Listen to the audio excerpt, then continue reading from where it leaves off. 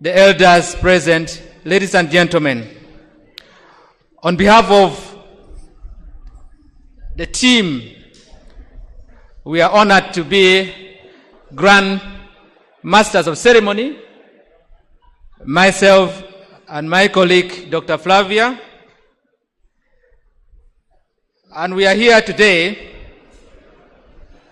for the 9th Grand Doctors Medical Conference and Annual General Meeting. We are ushering under our theme, Transforming Uganda Healthcare System for a Healthier Nation. Today we bring you the finest minds of this country and beyond in the area of medicine, public health, research, health leadership, and many more. As we will spend a lot of discussion today, we will be here hosted by the branch executive who are here, and we are going to have a wonderful introduction for all of us here. As you will look around, you will see clinicians, you will see scientists, policymakers, leaders of different organizations, different health systems, and also investors. They are all playing a vital role in transforming this country, in transforming the world. I would like to invite the Grand MC to give us a brief of this very area where we are, Mbarara as well, as you know. Dr. Flavia, you're welcome. Yeah, thank you for MC.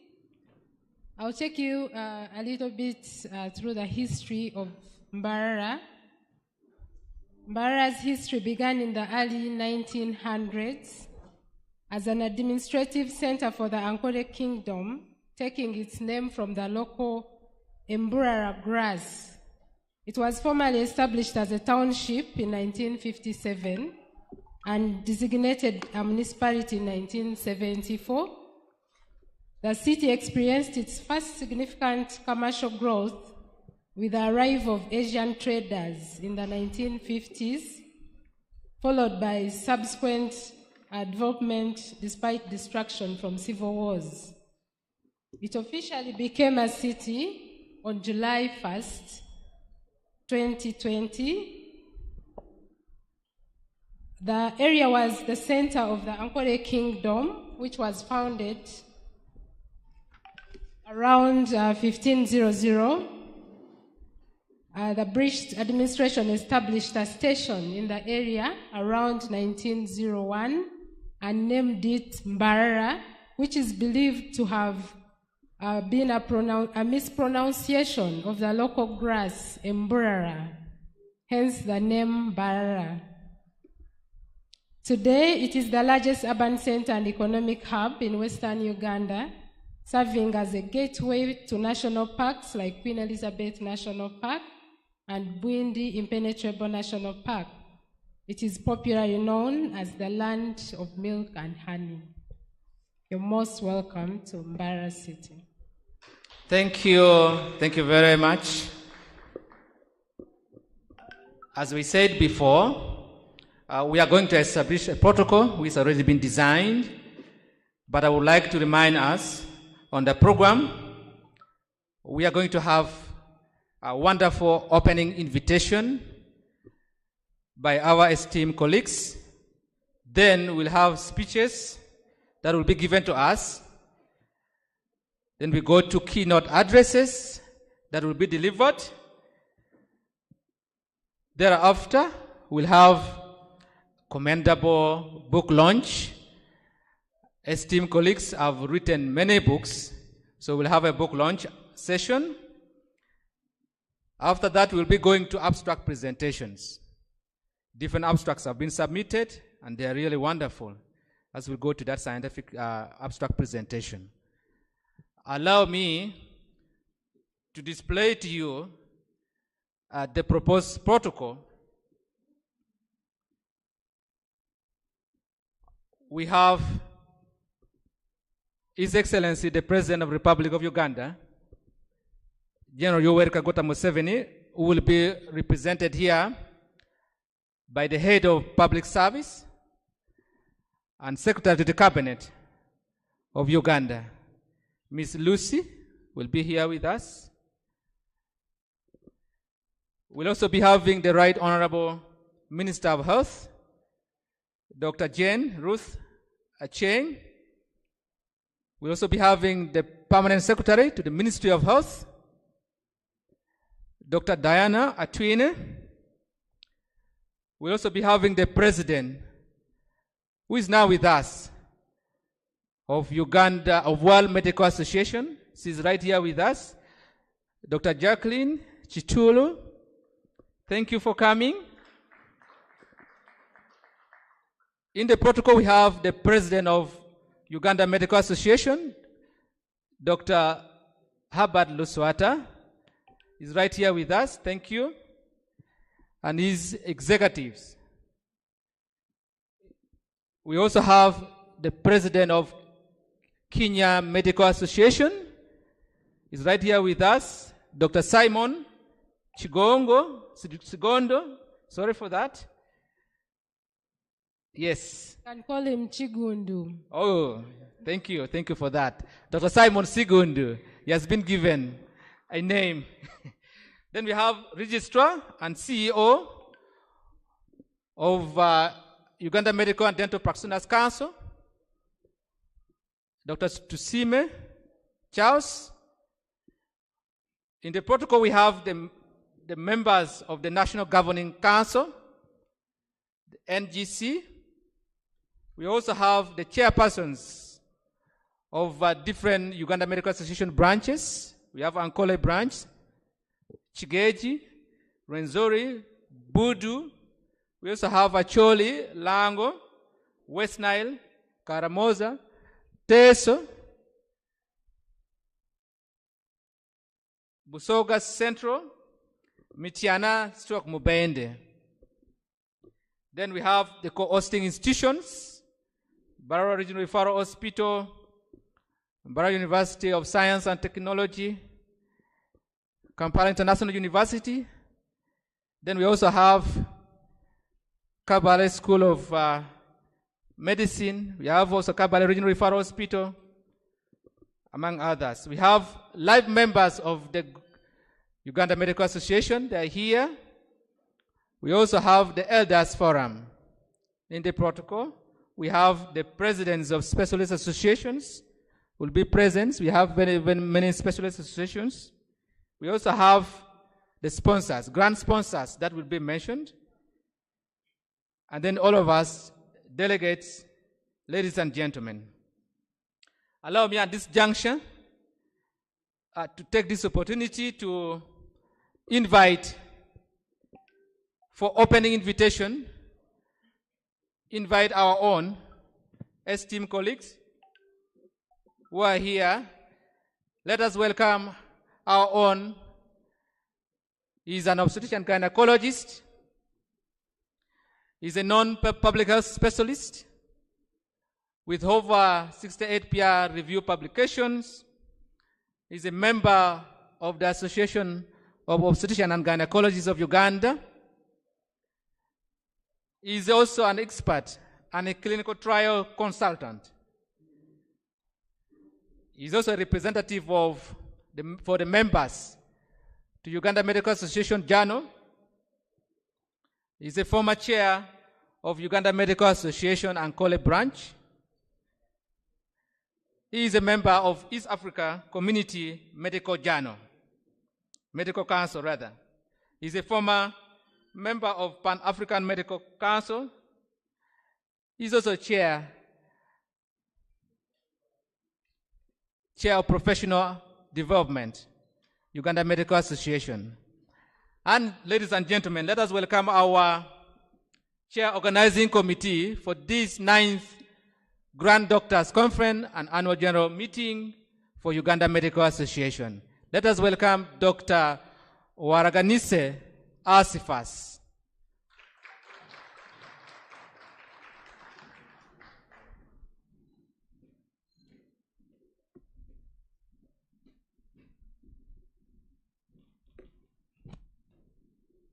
Thank you so much, Dr. Opi Jimmy, for that kind introduction. Mukije buhoro. Buhoro je. Agandi. Greetings, friends. Now, I want to take this opportunity to welcome you to Ankole, in this beautiful land of milk and honey in the western Uganda. I want to ride on the established protocol for efficiency gain, but I must mention that we are pleased to have Miss Lucy Nachovi representing His Excellency Yoweri Kaguta Museveni, who is our chief guest. But I also want to welcome in a special way Dr. Jacqueline Kituru, the President of World Medical Association, and your President, Dr. Kigundu, particularly, for being here. It's an interesting event to have the President of the World Medical Association. I must highlight that. Ladies and gentlemen, it's my privilege to welcome you to the 9th Uganda Medical Association Grand Doctors Conference.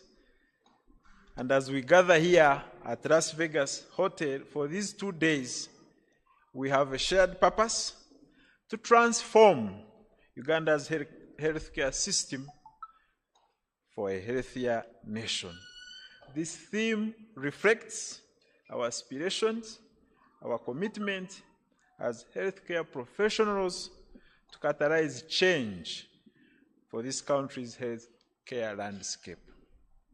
The challenges for our health systems are very complex and multifaceted, and therefore when we confront these realities in our daily practice as clinicians, we have resource constraints, emerging threats in healthcare, the geographical disparities in service delivery,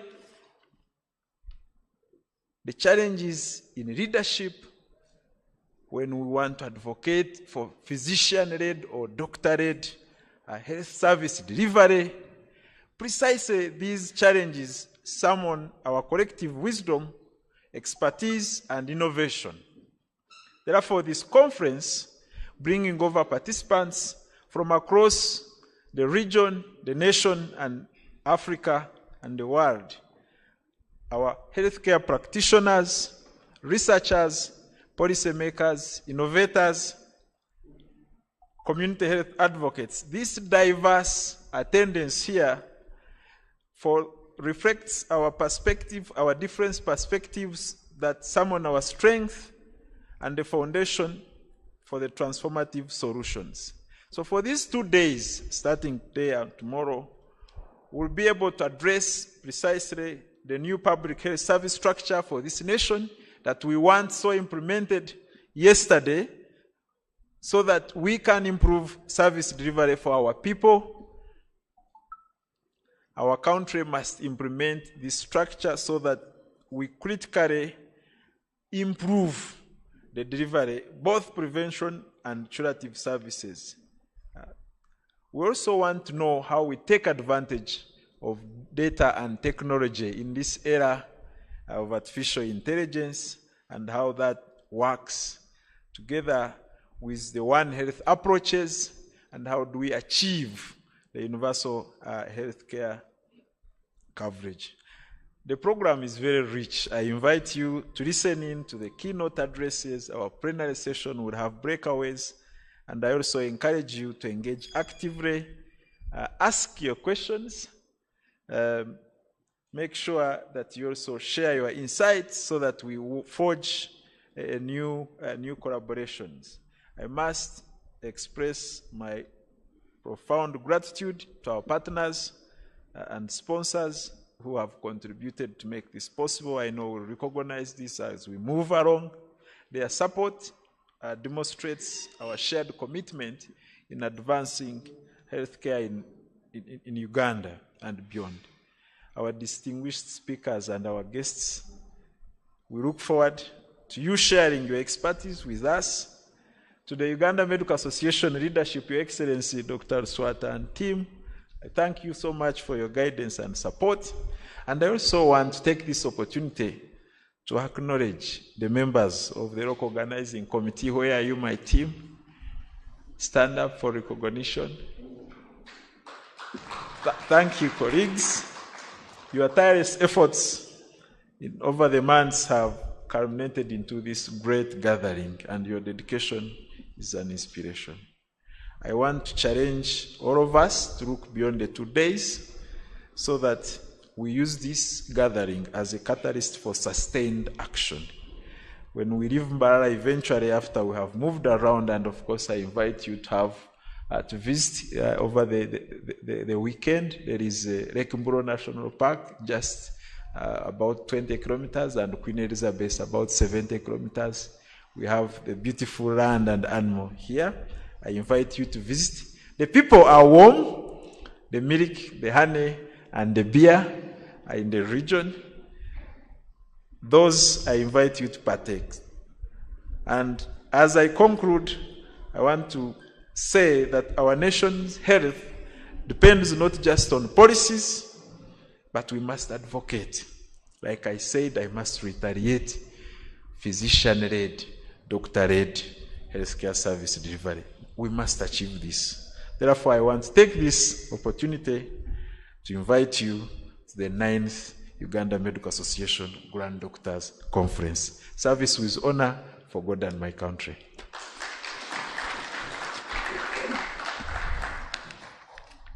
Thank you, Dr. Asifas Owarganise. Well done. Join me to give him a very huge applause. Thank you so much, Doctor.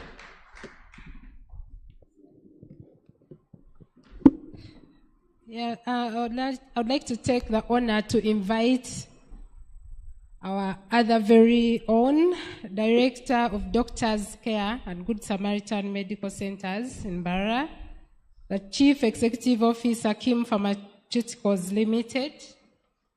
He served as the Publicity Chairperson, U.M.A. Ankole, 2021-2023. He's the Vice Chairperson, U.M.A. SPAC. SPAC is Strategy, Policy Advisory and Research Committee. And he's a member of the 9th GDC Organizing Committee. That is none other than the Chair, U.M.A. Ankole Branch, Dr. Chiza Elias. Put your hands together for Dr. Chiza Elias.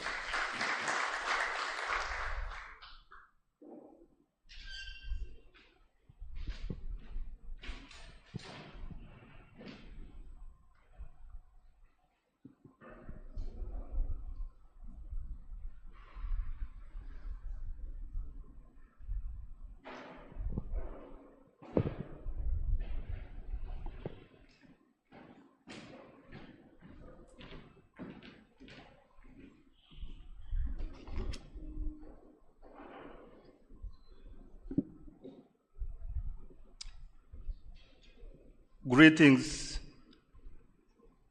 to you all, our invited guests, our delegates, and all doctors here present. I want to welcome you all to this great Ankole region, the land of milk and honey. And I want to congratulate you all upon this 9th Uganda Medical Association Grand Doctors Conference and AGM 2025 hosted by Uganda Medical Association Ankole branch here at Hotel Las Vegas Garden, Mbarara City.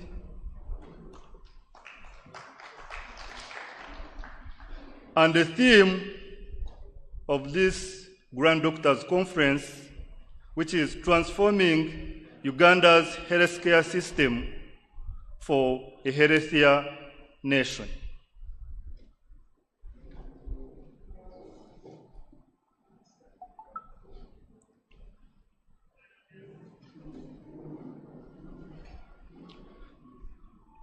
You are most welcome in Ankole,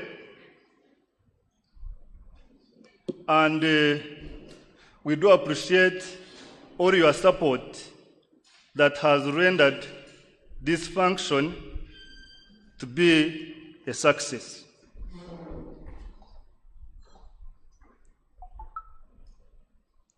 The Uganda Medical Association Ankole branch has 5% of the overall Uganda Medical Association membership, and you can see that the region is well braced.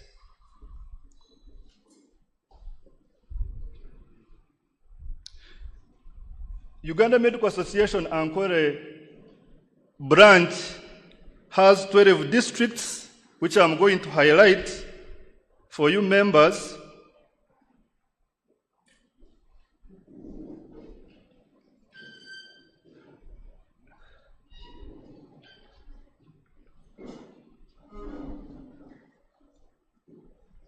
Our chief guest,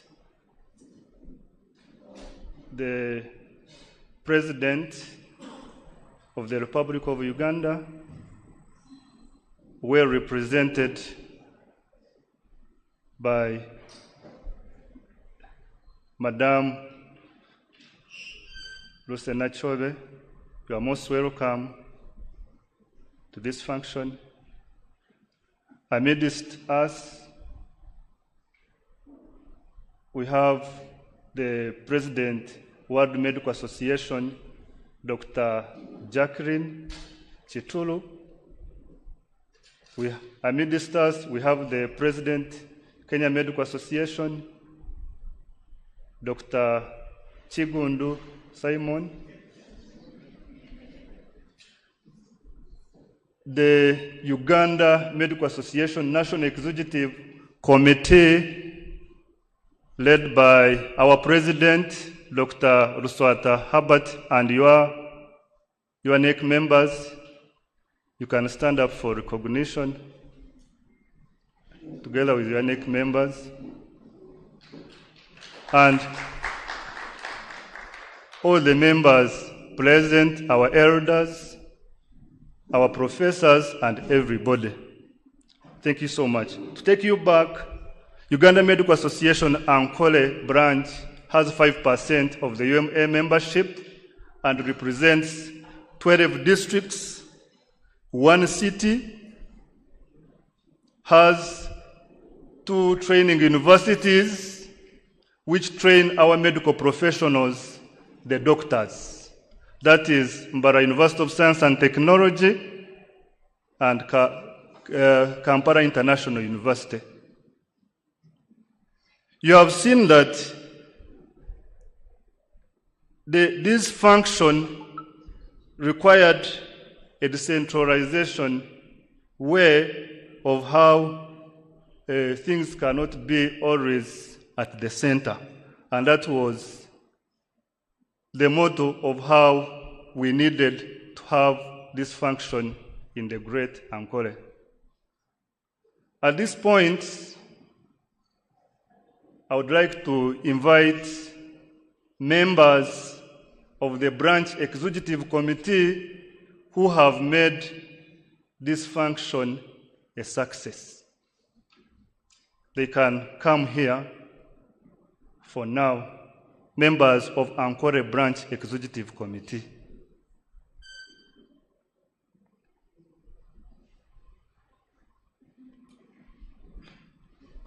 As they come, you are most honored to be with us in the Ankole sub-region, and we would love you to stay and be with us.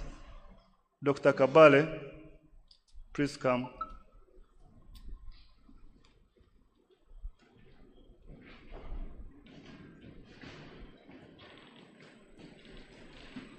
So as they come, these are the great doctors who have made this function a success. Thank you so much, my great members of the UMA Ankole branch. I'm called Dr. Chiza Arias, the chair for this branch.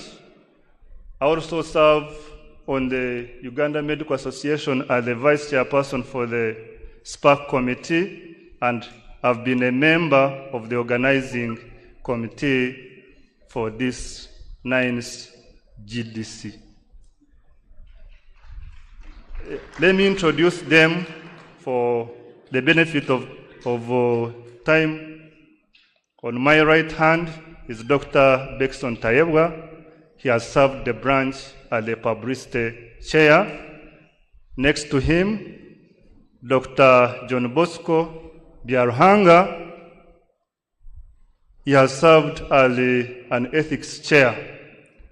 Dr. Ruth serves as the welfare chair. She's responsible for the welfare here in the branch and your welfare. Dr. Kabale, Dr. Kabale Salaj, he's our member for continuous professional development. You can go back. So I'll conclude that, members, you see it is a noteworthy to have such major UMA meetings and events outside the capital city. And this should demonstrate a great and successful precedent. We believed that by hosting this 9th GDC and AGM 2025 in Ankole, it would be a valuable opportunity to showcase the region, foster UMA membership growth, serve to strengthen the bonds with the UMA fraternity, and enhance the association's reach and impact across the country and globally. On this note, I would like to thank our sponsors and our partners. I cannot leave this podium without talking our local partners in this region. Mbara Doctors Plaza Hospital, I know it is represented and we have members here. Our other partner, NeoCare Specialized Hospital and Fertility Center, the only one in the Midwest and the Southwestern Uganda. Thank you so much, and all members who have been part of this, thank you, and I want to welcome you to this Ankole, the land of milk and honey. Service with honor, I'm Dr. Chiza Arias, Chair for UMA Ankole branch. Thank you.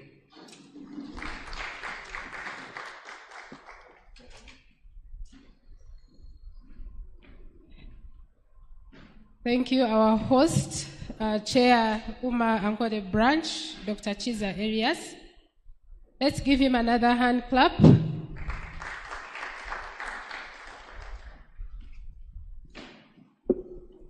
And my co-MC is going to invite our next speaker.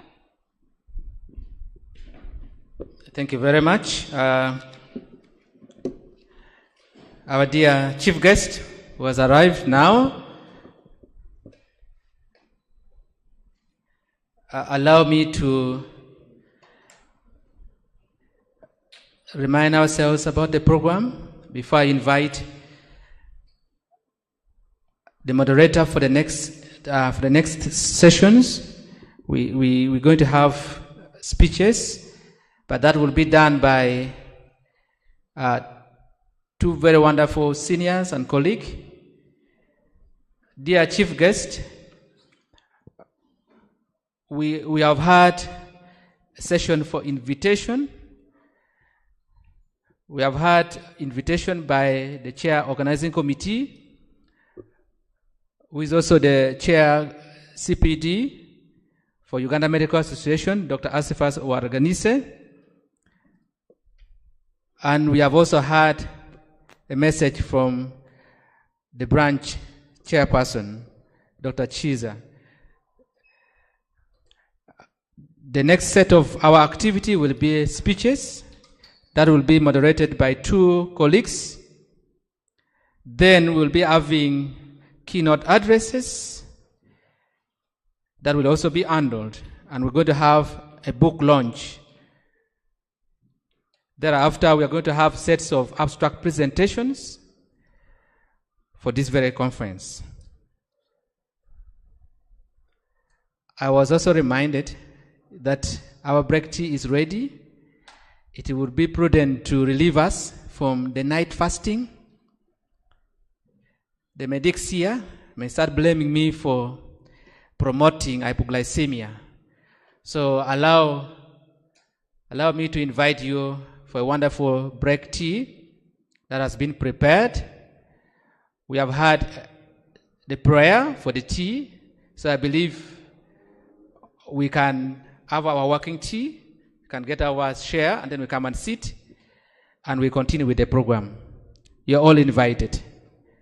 We request that the President, Uganda Medical Association, lead the team from the eye table and elders, and then we can go and have our break tea. Thank you. Thank you very much.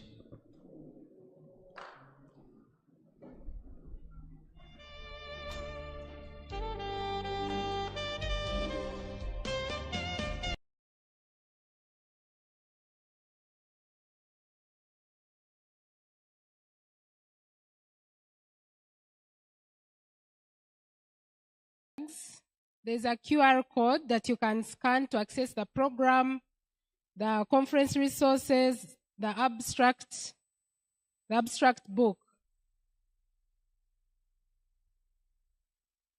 If you have a name tag, there's a QR code that you can scan to access these things. Thank you.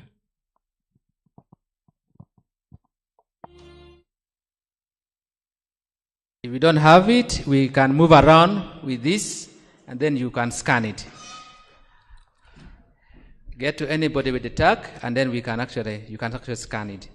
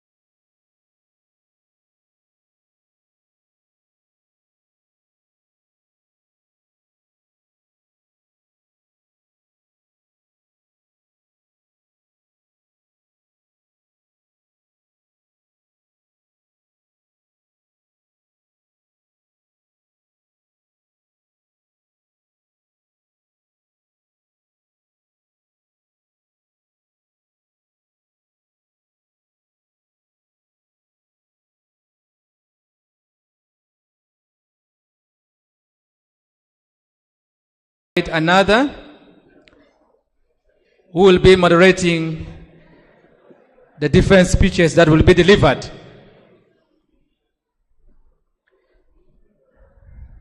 The guests of honor, delegates, members present, let me take this great honor to invite one of the esteemed colleague, one of the esteemed senior, who is a strong and remarkable academician. She has done a lot in the research world, in the area of clinical care, clinical trial, medical education, epidemiology, data analysis, and she has been able to publish more than 40 articles in renowned, remarkable peer-reviewed journals. She is an internist, she's a physician, a professor of internal medicine. She has been the former vice president of Uganda Medical Association. She's a lovely mother and currently the vice chancellor of Mbarara University of Science and Technology. Ladies and gentlemen, as I invite her, please can we give her applause?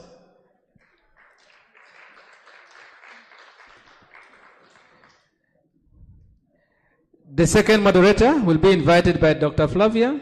Please go ahead. I take the honor to invite our next moderator, our second moderator.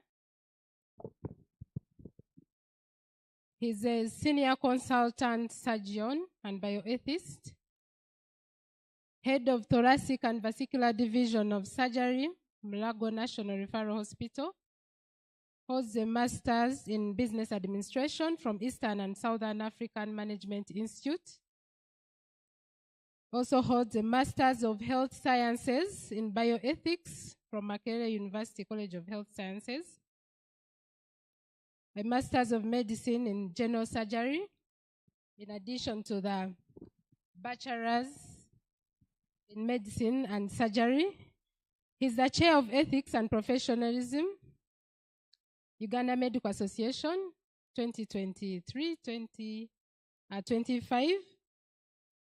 He's the upcoming vice president of the Uganda Medical Association, 2025-2027.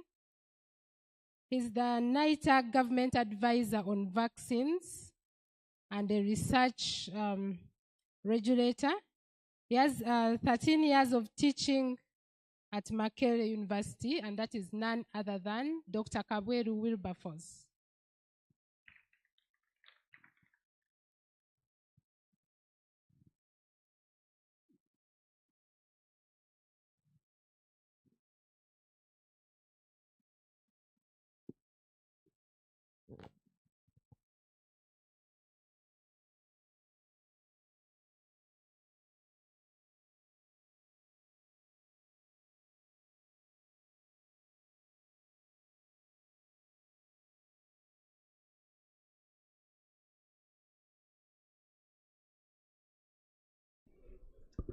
Thank you very much for that humble introduction, Dr. Flavia Tumwine.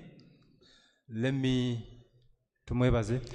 take this opportunity to invite you to the 9th GDC at Mbarara, and I want to take this honor to introduce to you our next key note speakers, and there are 3.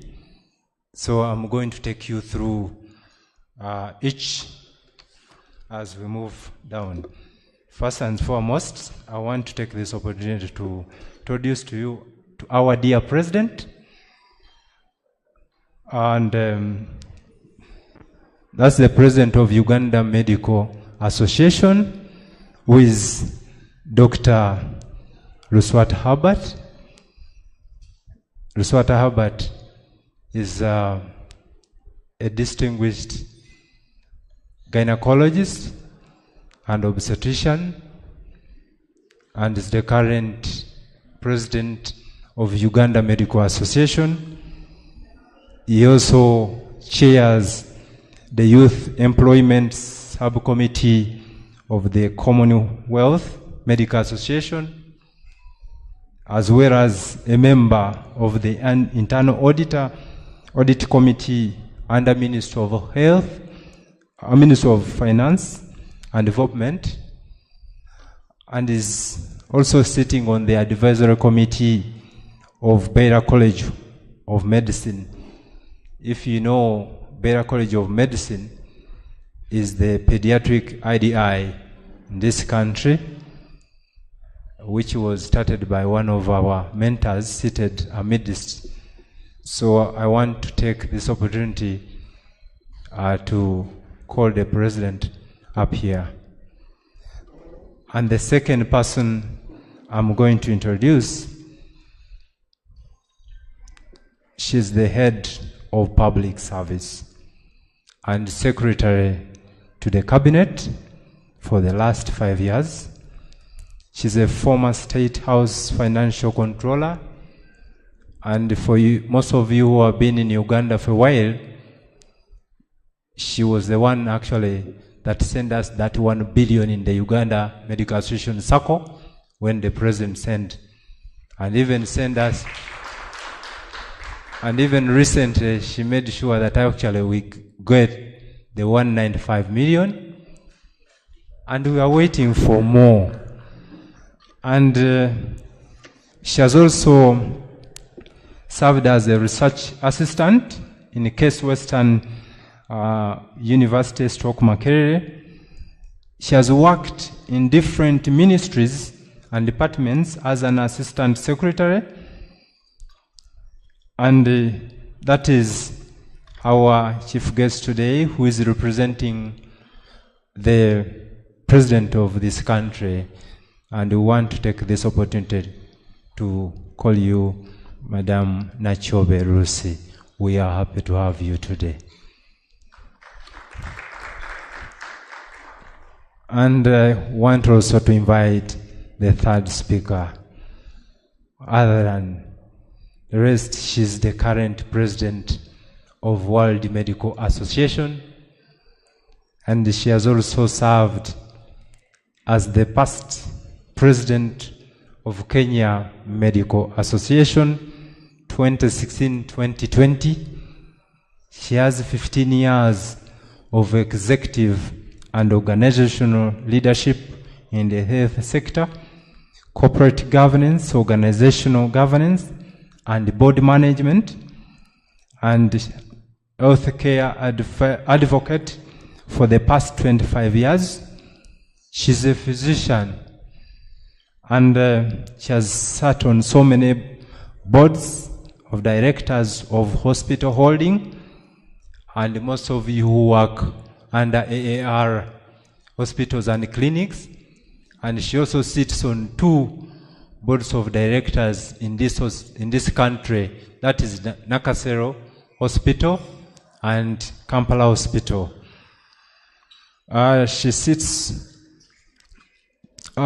She has also served as the Deputy Governor of Kenya Red Cross Society 2019-2022, and she has chaired the Kenya Medical Women's Association 2008 up to 2012, and she has served on very many and diverse advisory committees in our country and in other countries, and also she was the first woman president of Kenya Medical Association.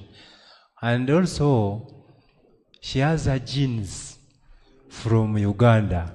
Her mother comes from Mityana, and she's always in and out of Uganda.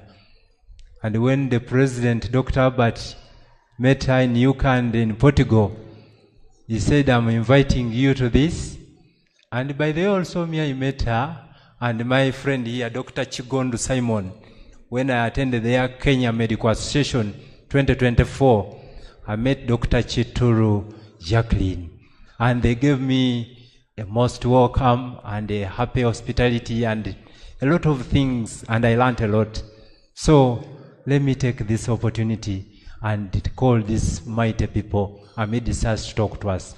Thank you very much. So I will invite Dr. Luswata to do the needful. I'm not big enough to call them here. Thank you very much. Let us keep our eyes on the podium. Thank you. So you are most welcome, Dr. Jacqueline Chitulu. This is home, and it will always remain home. Thank you.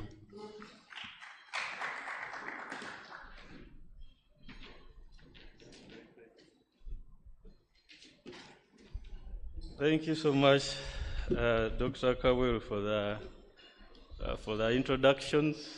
Maybe I will just correct one thing.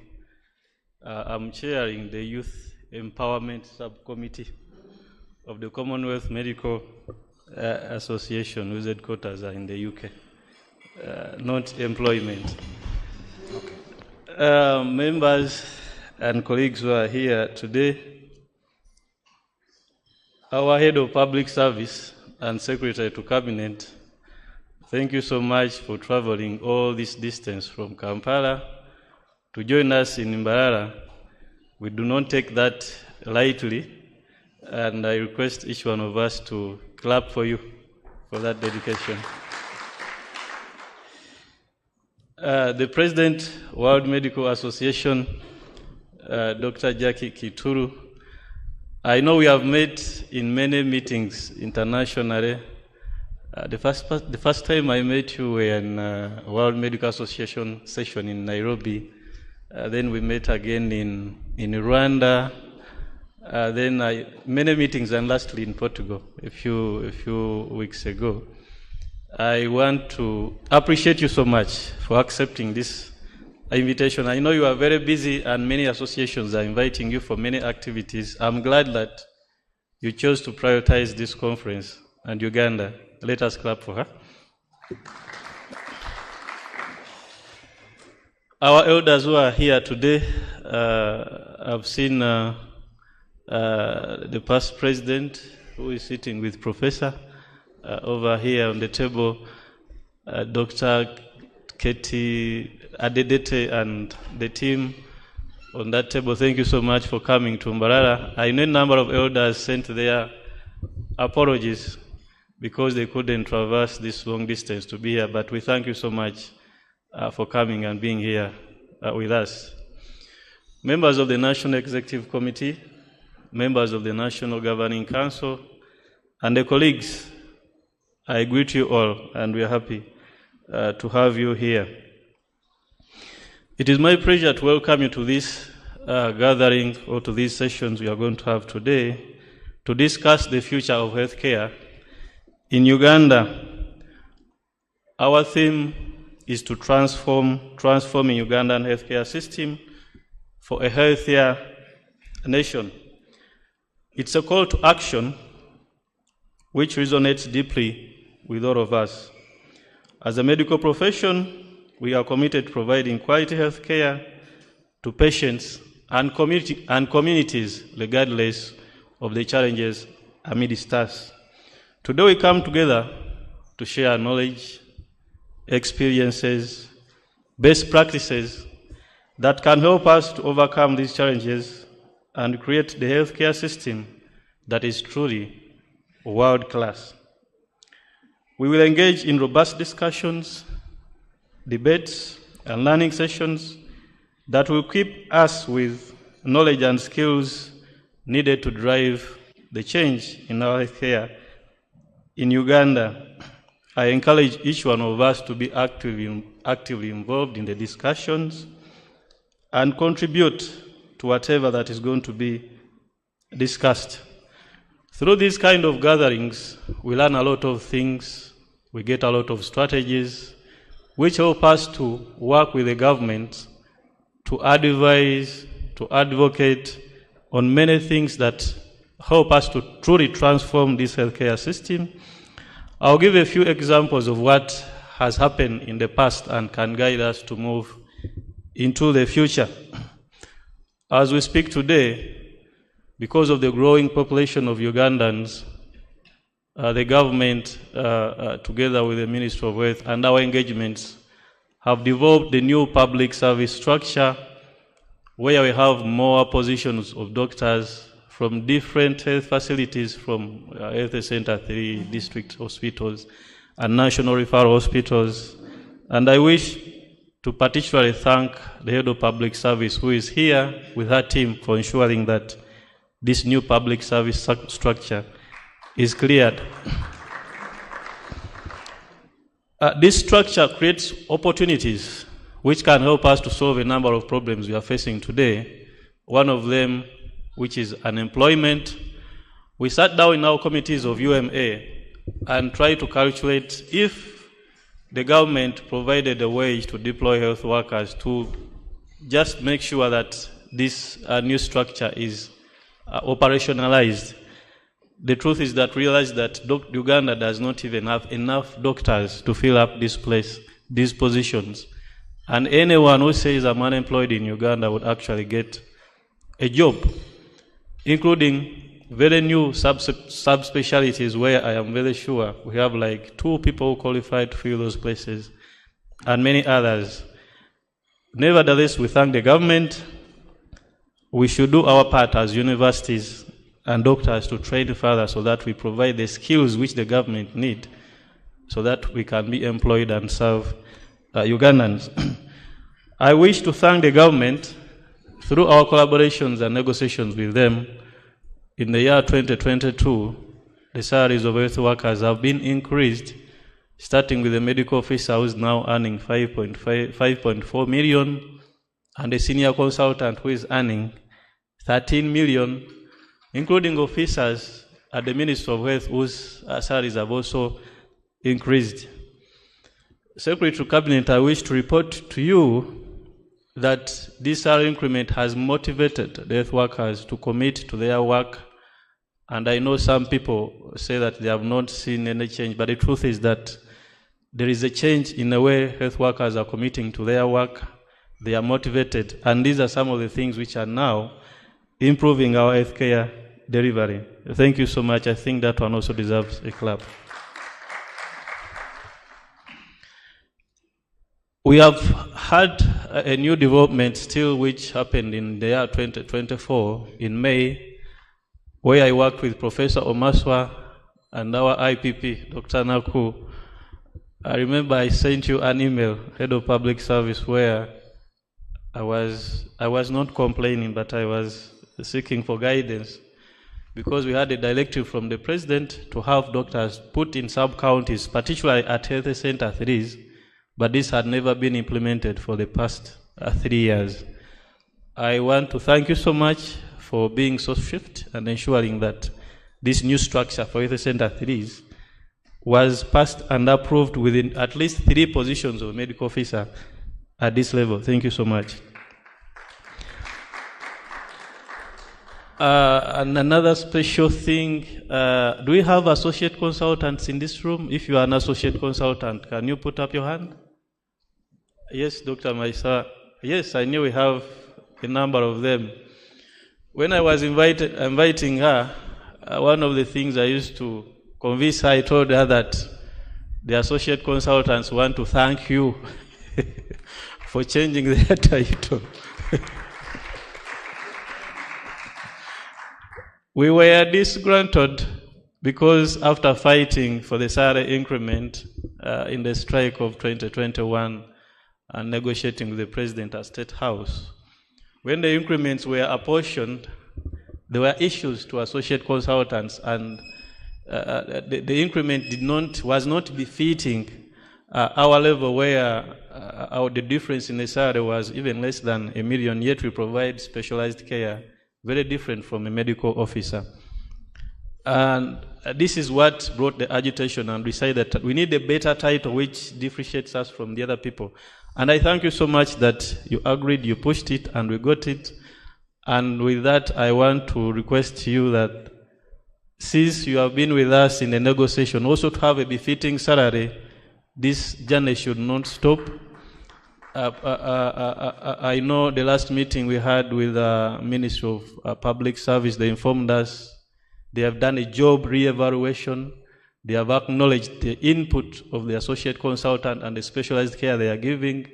And I know a new salary structure has been formed for us, which I may not mention here.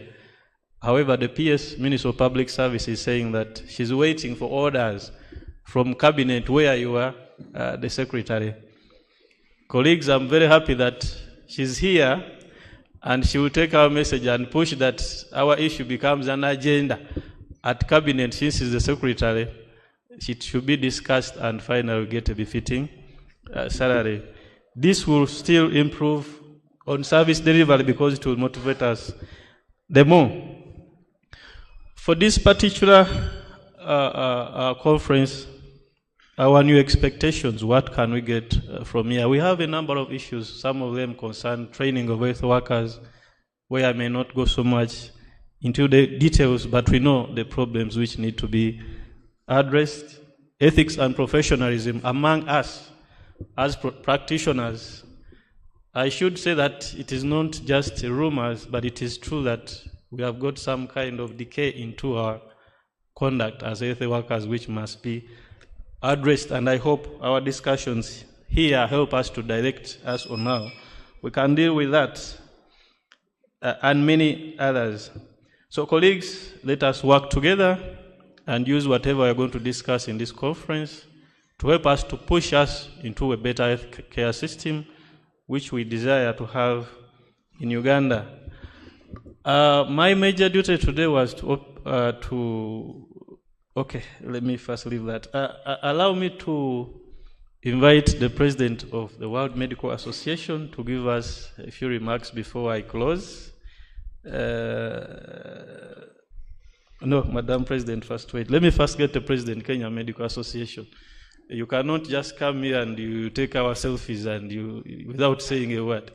Let us hear something from you before the President of the World Medical Association comes. So, Dr. Simon Chigondo.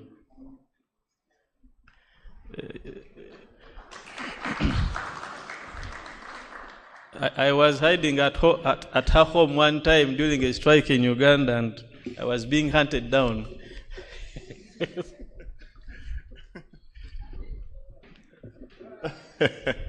Thank you very much.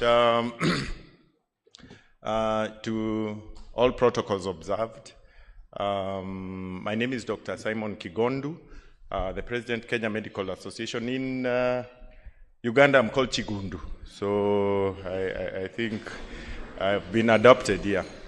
And UMA has always been my favorite medical association conference to come. I first came here in the year 2001. I was hosted by Dr. Margaret Mungerera, whereby the KMA chair there, Dr. James Nyikal, had been invited to this conference. And from that day on, one of the lasting moments of what medical associations treatment should be came from that UMA treatment by Dr. Margaret Mungerera. And that's the reason I am the president today of Kenya Medical Association. I think the inspiration from her was fantastic. The other contribution of Uganda Medical Association is that in 2012-2013, Dr. Margaret Mungerera again was the president of the World Medical Association. And it was her tenure that she actually invited all the Africans back to the World Medical Association 2013. So when we started coming back as a result of her pushing, she was very strong as an advocate. The government used to fear her a bit, I think.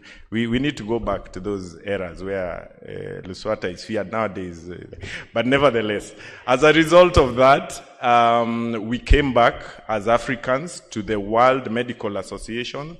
And as you can see, one of the side effects of that is that we managed to rally a campaign to get our very own Kenyan Ugandan, Dr. Jacqueline Kitulu, to become the president again. So we have had two Ugandans as the president of the World Medical Association, but we host her in Kenya.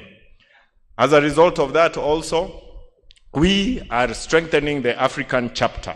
I'm the secretary of the Coalition of African National Medical Associations called CANMA. That is the African body with the national medical associations that helps national medical associations push agendas at the global stage, the World Medical Association.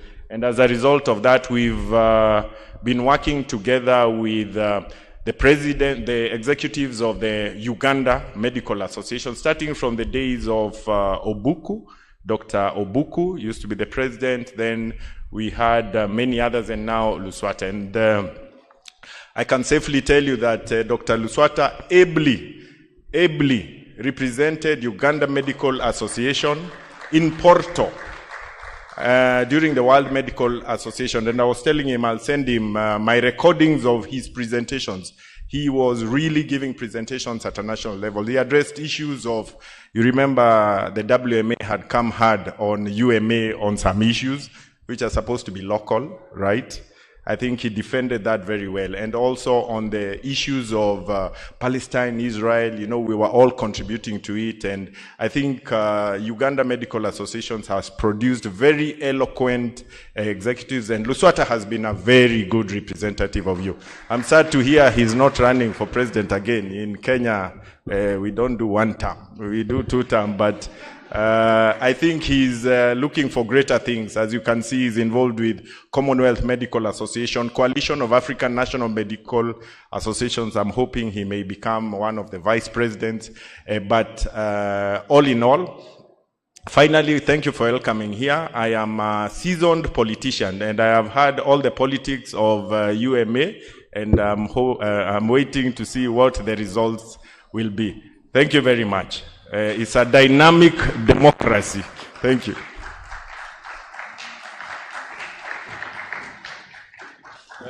Thank you, Dr. Shigondu. You forgot to tell us that you are the president to the president of World Medical Association.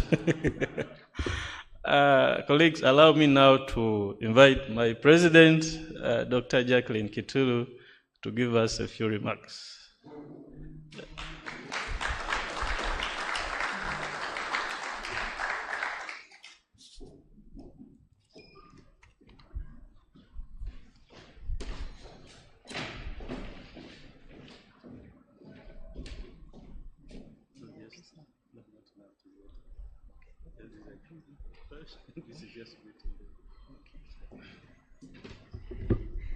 Mbalamusiza nnyo bassebo ne bannyabo. Good morning, everybody. I think you've all have been introduced by many as Kenyan Ugandan. I am Kenyan, but also strongly affiliated to Uganda genetically. Nolwecho Ruganda Ndumbanyi. But moving on.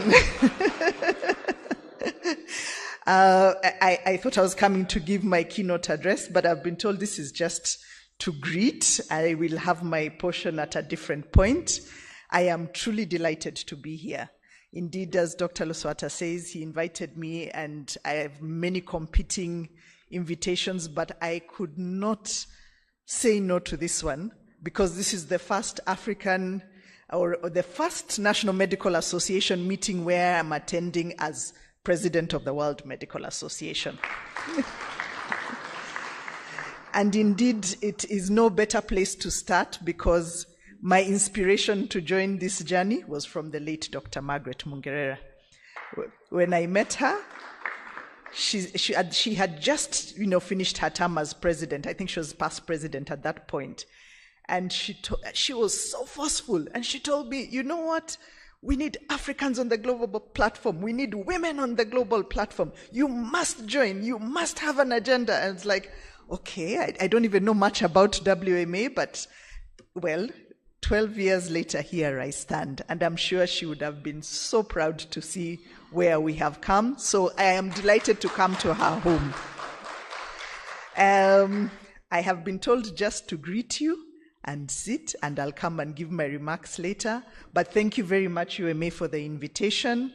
Thank you very much, everyone who is here, in terms of coming to, to make our profession better so that it can be what it is, the change maker in the health system. So thank you, and thank you to my president. You know, he says, he introduces himself as the president of the World Medical Association. Very important president. Thank you very much, everyone.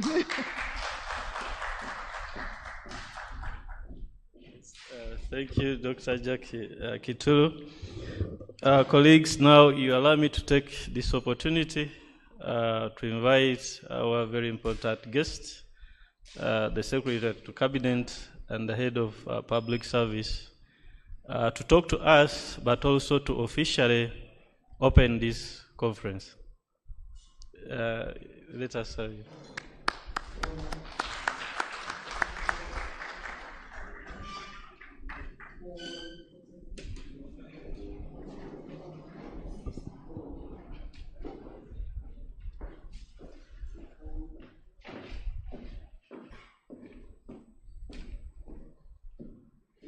Thank you, and have a seat.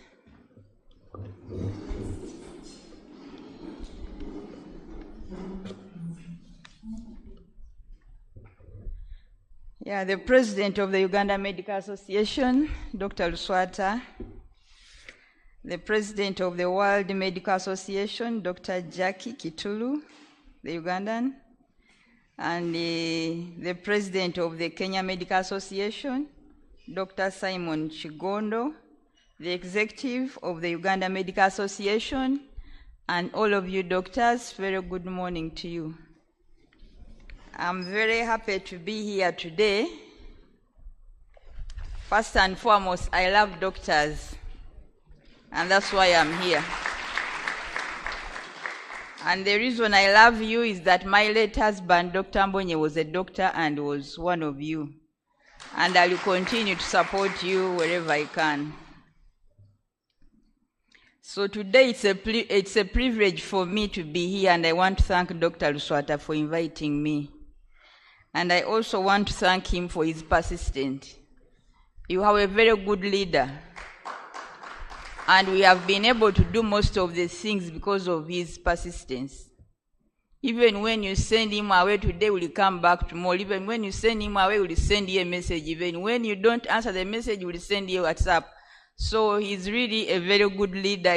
I don't know why you're not giving him another term, but to me, he's somebody who deserves to have another term. So I also want to thank him and his team for organizing such a meeting. And I also want to thank all of you for coming to be part of this meeting. It is at this meeting that you share both the good and the bad, the challenges, and also chart a way forward.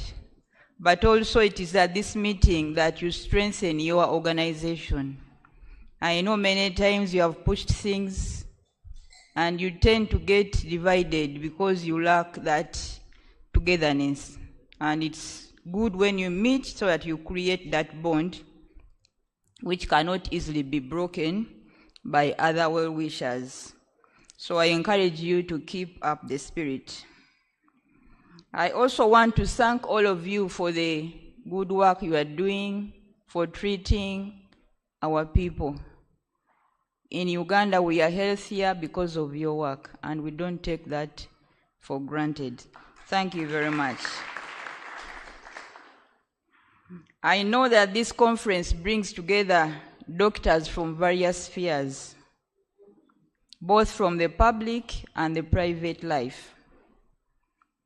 And all of you come here with a single mission, and that mission is to preserve life, restore our health, and protect the dignity of our patients. And I want to thank you for that mission. And all of us here today, our presence is a testament of our commitment to improving the health care. And I also want to thank you for that. Although I would expect to see much more people here, I don't know whether it's because it's a cold day or because it's in Mbarara and people are finding it difficult to be here. But encourage your people, give them calls. The conference is 2 days. If one is not here in the morning, can be here in the afternoon or can be here tomorrow. So try to reach out to them The bigger, the better. The bigger, the stronger. So I want to commend UMA for the good leadership, for the advocacy, and for the partnership we have had with government, and for advancing the health care for our people. I want you to become stronger. I was teasing Dr. Luswata that you used to own the building opposite, now where they are constructing La Rose apartments on Katonga Road. And you were chased away and you just cowed away and left. And my friend here, Simon, the doctor from Kenya, he said, if we are Kenyans, we wouldn't have moved. But Ugandans just shied away and they lost that property. That was a very prime property where you should have really stood up and you shouldn't have lost it. So as you are here, please let strategies of how to stand and defend your rights. Because the stronger you are, the stronger also you get and the better things you get. But if you are like shaked, then you will end up to lose many more things. So I also cannot forget, because I haven't seen you since COVID-19, I cannot forget to thank you for the role you played in combating COVID-19. Thank you very much. You were there for us as we all kept in our houses. You were at the forefront and you made sure this disease was defeated and people's lives were saved, despite that you were putting yours at risk. Thank you very much. We shall be grateful forever. And also for all the epidemics you have fought. There has been the Mpox, the Ebola, the whatever. You have always been there putting your lives at risk to ensure that Ugandans' lives are saved. Thank you very much. The profession of a doctor is highly valued. All of you know it in society. And it is one of the world's, I think, most sought after occupations. Many millions would like to be doctors. I think most children, all of us when we are young, when they ask you, what do you want to be when you grow up? Most children will say doctor. So doctors inspire us in society. And I want you to continue to inspire us. There are a few of you who make us say, but how I wish everyone would continue that aspiration, especially amongst our young people.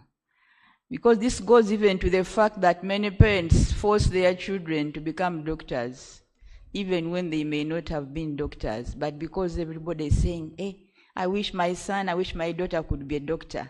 So I want you to clap for yourselves by virtue that you are the doctors of Uganda. It's something very good. And that's where Pastor Bujingo says that for being doctors. It's something great. We admire you. So, being a doctor has difficulties because to become a doctor, it takes long and you go through a lot. Maybe now it has become easier. But long ago, I think it used to be harder than it is now. The old doctors will testify to that. Long ago, there used to be only one medical school. So they used to take the cream de la cream. But even the course was so hard. I think when it came to exams, they would examine you from first year to fifth year, whatever you have studied for that period. You were expected to remember what you studied in anatomy of first year, and it could come in the fifth year. But I think now they made it easier with the Wanabasome business. They now, I think, segment it into sections. When you finish this semester, you can even throw away the books. And I don't know whether we are now producing better doctors or doctors with question marks. So, we now have very many medical schools. We now have very many doctors, and that's why we have the challenges of unemployed young doctors. But I want to say that despite all that, even if God has given you the chance and you have come through by chance, you continue to upgrade yourself. There are some of you, and you know yourselves, who are doctors, but they are, I would say, lukewarm. I think, is it true to say lukewarm? Something sure but not sure, eh? They pass through by chance.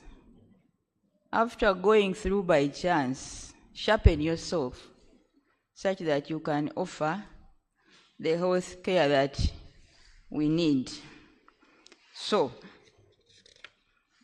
the career itself is challenging, and many people who come in, they experience a lot of challenges. Because as a doctor, you're expected to save lives. And I think that can give you happiness, or it can give you stress, depending on how you handle.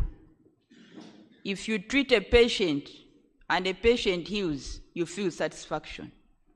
But if you treat a patient and a patient doesn't respond, or a patient dies, I think you feel depressed. So it is a challenge. You risk your lives by treating people with infectious diseases. You work for long hours. You work in poor environment that is not suitable for a human being in some cases. Recently, I visited Mbale Regional Referral Hospital, I think last month. And what I saw there was so depressing. I think it would depress any human being who has a brain. I saw something that I cannot believe is happening in this country. We went to something called a neonatal unit. How many of you have ever gone to Mbale Regional Referral Hospital? I went to the neonatal unit. The unit was a small room, maybe a fifth of this room. It had some small beds in, and on each bed, which is supposed to be occupied by one child, it had like 4 of them, put, I think, horizontally, not vertically. 4 of them, 4 or 5. Now, the beds were also occupied, but because these children needed oxygen, the mothers were standing around cylinders of oxygen. They have these black cylinders they were using during COVID. Cylinders of oxygen, they put it there, and I think there were like 5, 6 mothers. You stand around the cylinder and you hold your child because the child was on oxygen. I don't know how these mothers manage. And I don't know what happens when a mother gets tired of standing. You are holding your child around the cylinder. And this is not something you are going to do for 30 minutes. It's something I think that's supposed to be done, I don't know, maybe for a month or plus. And I don't know how many of those children make it. So, I was with the PS Health. I was with other PSAs. I led other PSAs to see what happens in Uganda in service delivery. And I said, these people who work here, the doctors, the nurses, these are our unsung heroes.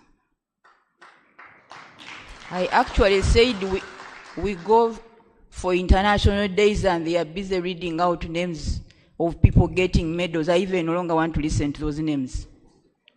They are reading people who have done nothing. And the people who have done something are those ones. I actually said people go to look for supplementaries. I hear there is a landslide in Bududa because 4 people have died, because 10 people have died. But how many of those babies die? And these are human beings, and nobody talks about them. So in some cases, it is so depressing. You can imagine a doctor or a nurse working in such a unit. What does he have in his head or in his heart as he goes home or as he comes to work? So I really want to thank you very much, those of you who work in such situations. Thank you, thank you, thank you. So your work involves a lot. You have to be compassionate and you have to support people. You have to smile even when you don't have to smile. You have to give hope even when there is no hope. Even when you know the patient is dying, you try to comfort the loved ones. So that's why I say that being a doctor, the career itself is a challenging career. Treating people in pain, you see somebody agonizing, but you are there, you have to treat. A child is fighting and you are there, you have to inject. So, and with this regard, I therefore want to say the medical profession, whoever is in the medical profession, the doctors, the nurses, the clinicians, whatever it is, they are our unsung heroes in Uganda and everywhere in the world. And that is why I want to say that being in the medical profession is a calling. To be there and you serve, you are serving humanity, and it is a calling. It's like the people who are in the convent, the nuns, the priests in the parishes. I want to equate you to those people. So, those of you who went to become doctors, or who became doctors because the parent pushed you, or because you saw Dr. so-and-so had a Benz, was rich, and then you said, let me become the doctor. You are in the wrong place, and you never make a good doctor. To be a doctor is to serve humanity. But if you are there thinking, when do I get a car? When do I build a storage house? Let me operate a woman even when she's not supposed to be operated. The things you are doing these days, even when a woman can deliver by natural means, you go in and do a Caesar because there is 2 million for cesarean. So, calling. Go back to that calling. And I want to say that those who don't have that calling, those who were there because they thought there was money and yet there is no money. Because there is no money, by the way, in being a doctor. There is no money. All you are supposed to get is your salary and you go home. So if you went there thinking there is that money because you saw Dr. So-and-so, it is not too late. Go and do another degree in public administration or in procurement, in accounting. Add it on to your medical degree and we deploy you where you will get some quick, easy money. And you leave the profession of doctors. So, and this is why now I want to remind you of your Hippocratic oath. That's why doctors take that oath. This oath is a lifelong moral compass to remind you to serve with empathy even when the work is very heavy. To preserve dignity even when the resources are limited. To act ethically even when challenged by circumstances. To put the patient first always, and to protect life under all circumstances. That is the oath you swore. That is why you are the only people who swear oath, because you deal with life of the humans. So therefore, this brings me to the point of candid reflection on professionalism and integrity. This matter weighs heavily on our nation's conscience. We are witnessing rising public concerns and allegations regarding unethical practices and corruption within some parts of the health sector. We hear of informal payments.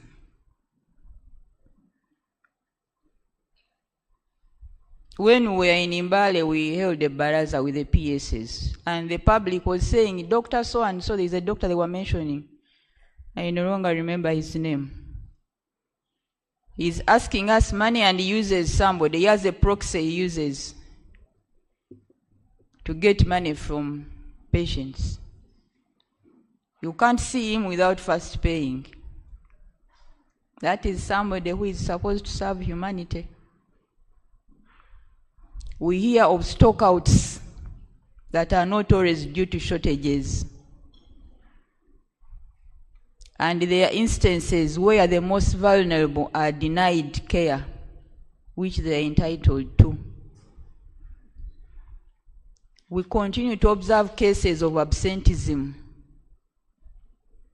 late reporting, and the worrying trend of moonlighting. You are working in a hospital, a government hospital, at the same time you have your clinic across the road. When a patient comes, you say, I can't see you here, I'll see you at this clinic. Because you know when you see the patient in the government hospital, they pay you zero money. Yet there they will pay you consultants 80,000. So why not the patient go to where they will pay you 80,000? So that means here you work a few hours, you run to your clinic. In your clinic you work forever, even past midnight. Yet you are supposed to go back to so by the time you come to government, you are tired. Because you are a human being. So then we have also been here, we have been seeing interns being left to handle patients unsupervised. You enter a health center and you find there are only interns busy doing the manyanga that they can do. And the people dying because the senior people are at home or they are in their clinics.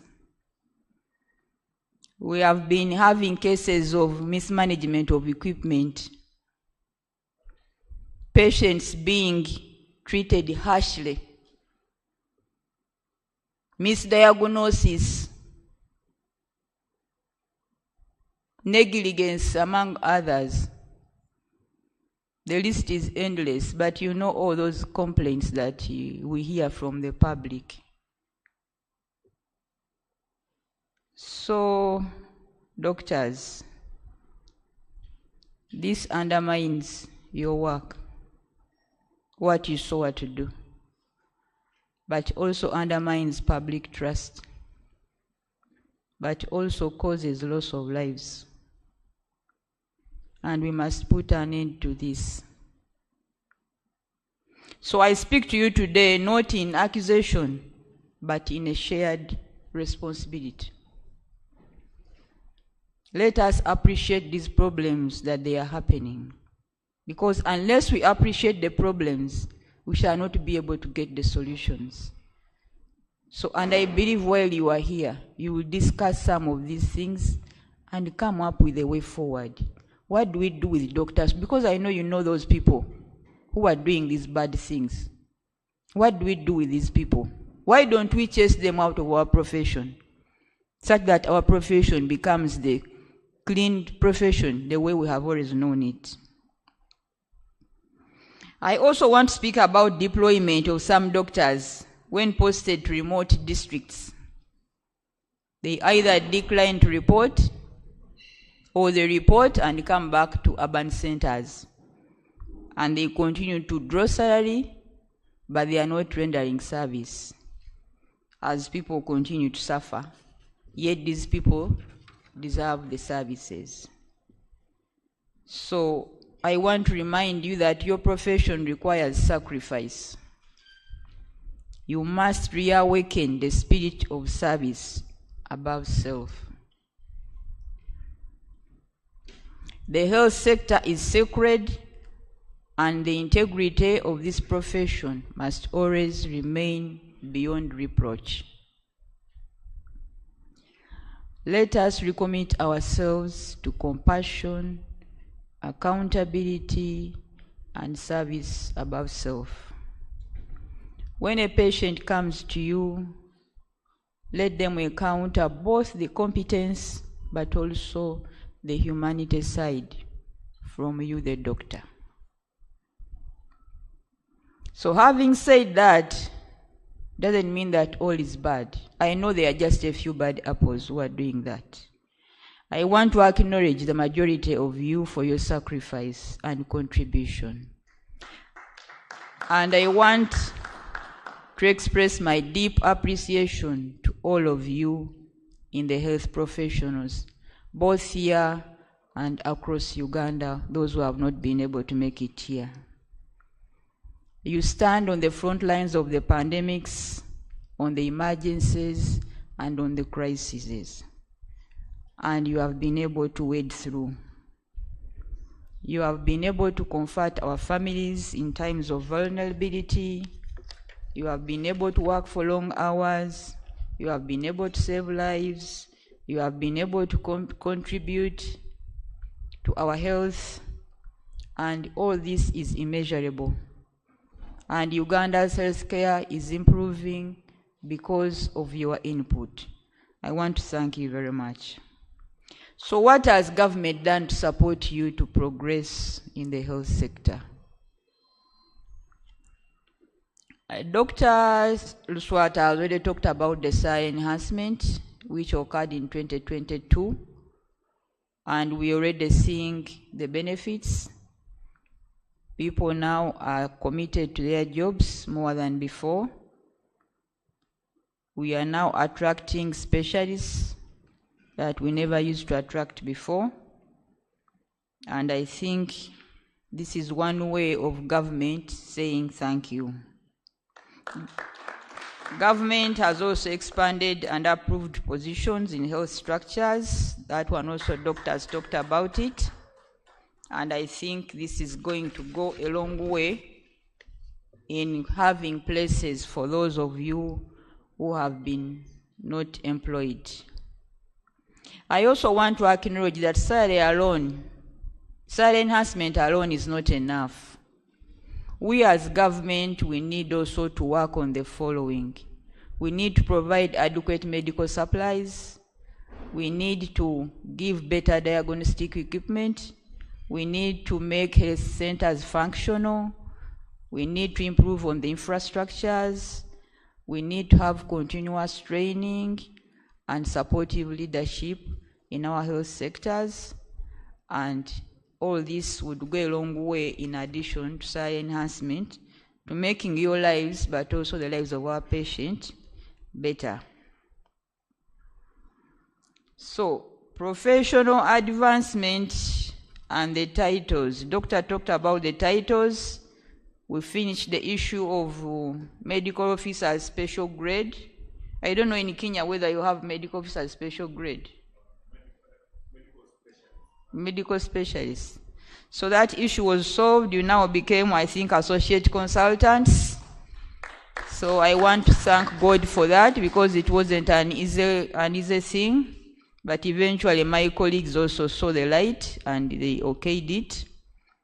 Now our next step is to fight for a salary that resembles that one of a person called an associate consultant. And I know we shall also win that war. We are going to have a meeting with PSST this week to look at the budget priorities, and one of the priorities is increasing wage for the health sector. We have actually singled out the health sector and the education sector. So I believe this is going to be tackled on.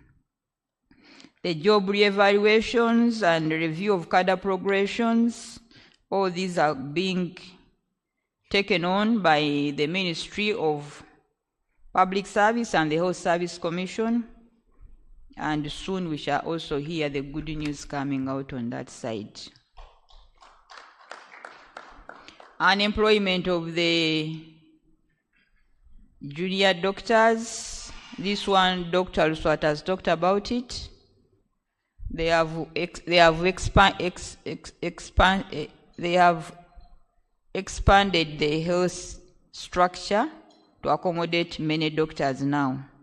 So we shall be having more doctors at Health Center 3s, Health Center 4s, and I believe this will help us sort out this problem.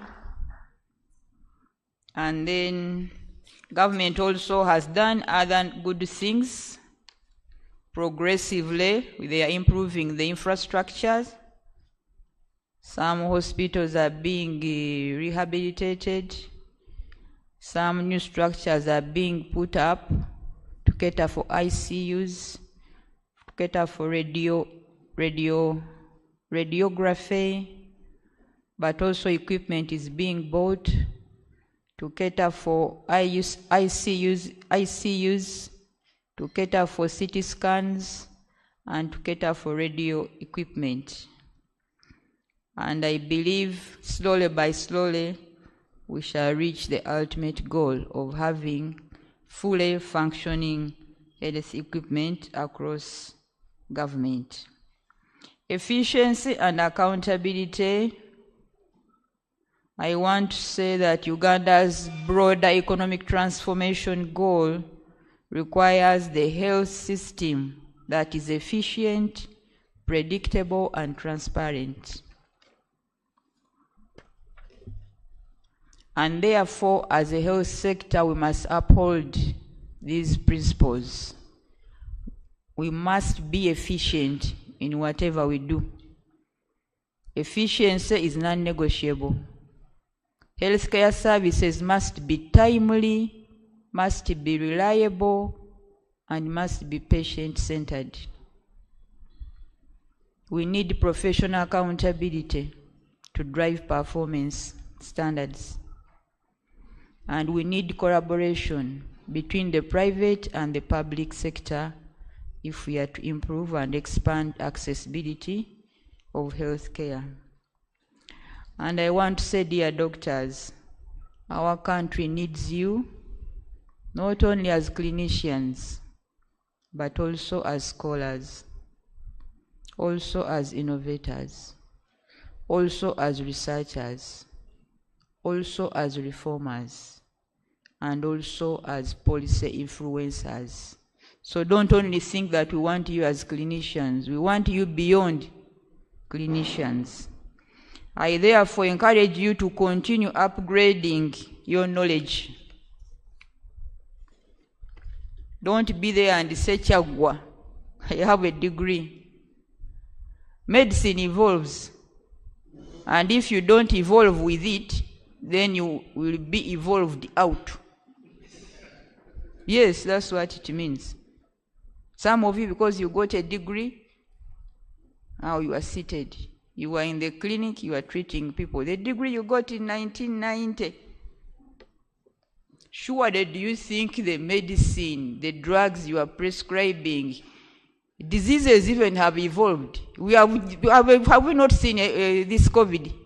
How many times has COVID evolved in just a few years?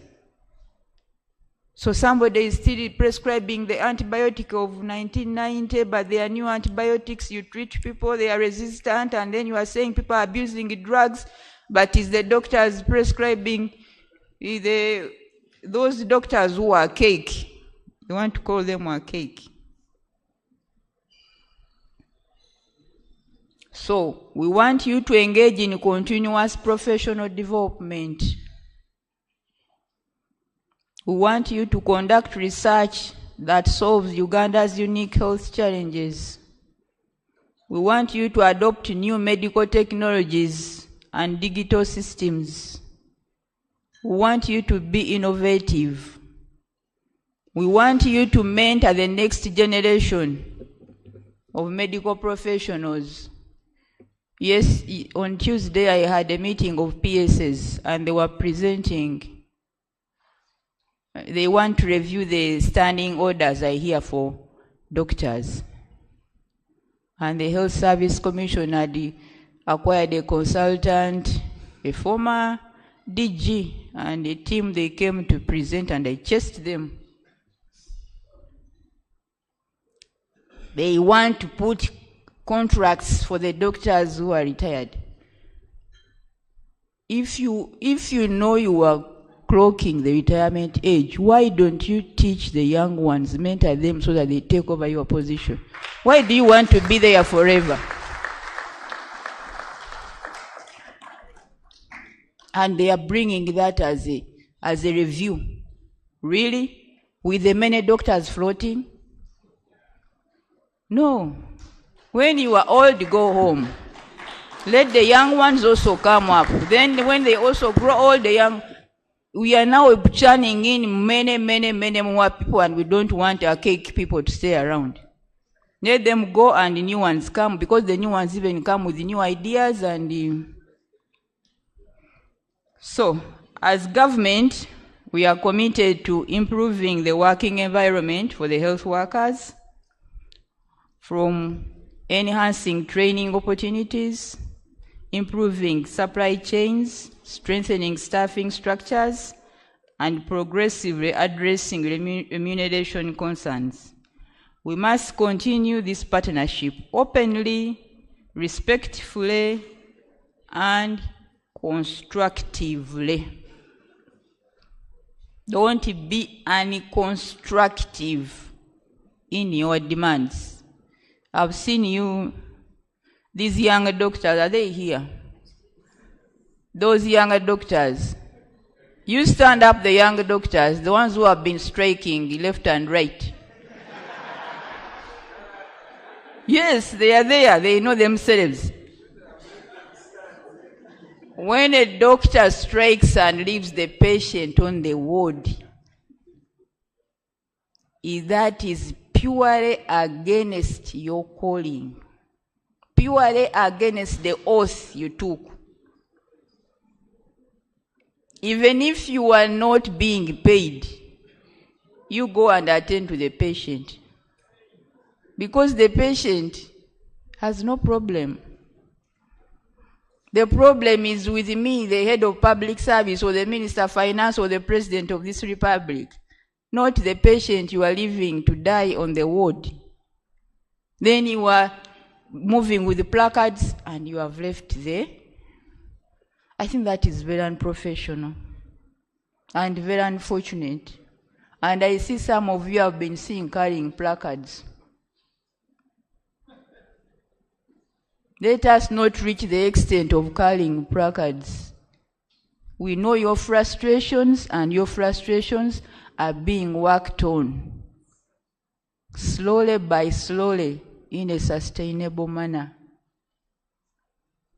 I've told you, if you came to be rich in this profession, you are at the wrong address. There is no money in being a doctor, and I know what I'm talking about. I was married to a doctor for 35 years before God called him. I never saw him make money. So you are there, it is a calling, accept it and be there, get your 11 million and go home. Or 2 million, I don't know, whatever salaries you get. But you will be rewarded in heaven. Because the reward, yes, we work for heaven. That's why we are here, we work for heaven. So, ladies and gentlemen, as I conclude, I want to say, let this conference not only review where we are, but let it shape where we are going. Let it reaffirm your identity as healers. Let it inspire your renewed purpose, and let it reignite compassion and empathy and service. To every doctor who is here and away, I want to say thank you for your service.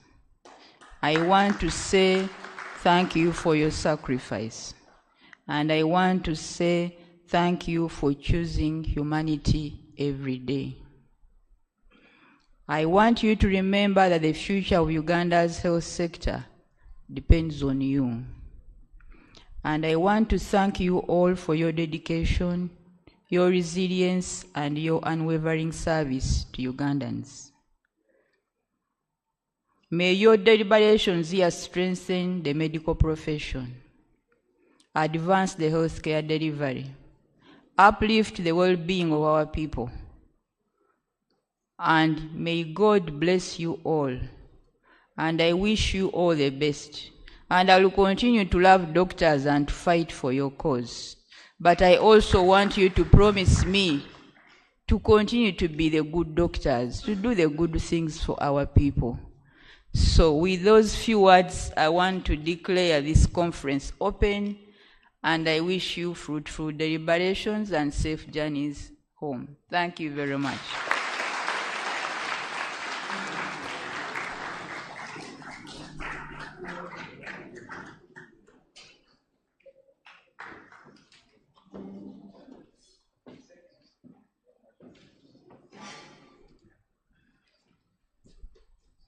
Thank you so much, the Head of Public Service, for that speech and for officially opening up this conference.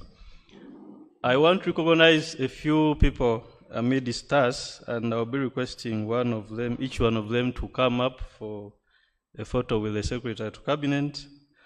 Our past President, Dr. Kenya Mugisha, kindly join us up.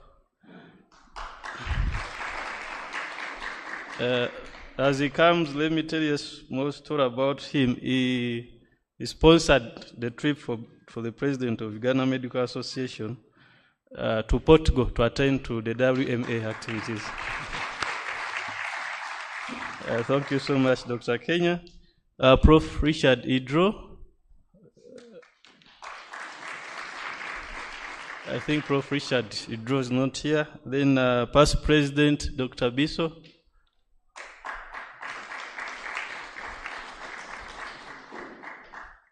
Our immediate past President, Dr. Edith Naku. Dr. Biso was the President of UMA when our Secretary to Cabinet, she was that time in charge of Treasury in State House, and she gave us 1 billion shillings to the circle. I also want to recognize some elders who are here with us. Professor Kanyesige.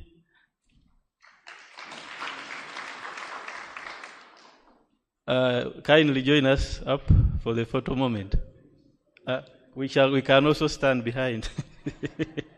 Professor Ngonzi. Then I've seen Dr. Bossa somewhere behind. Dr. Jane Bossa, one of our elders. Yes, thank you so much.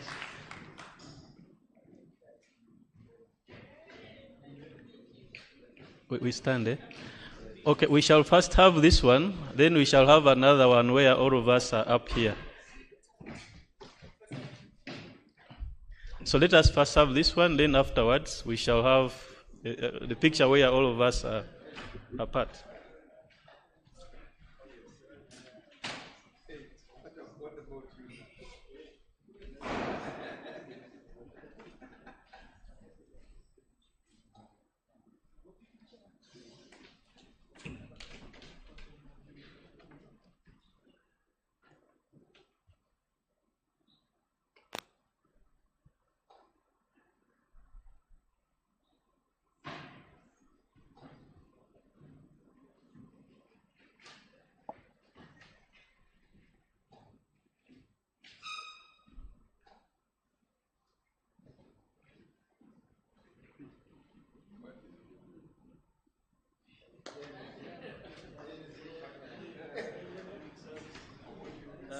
You can now organize us so that we have a group photo with everyone. You can organize us.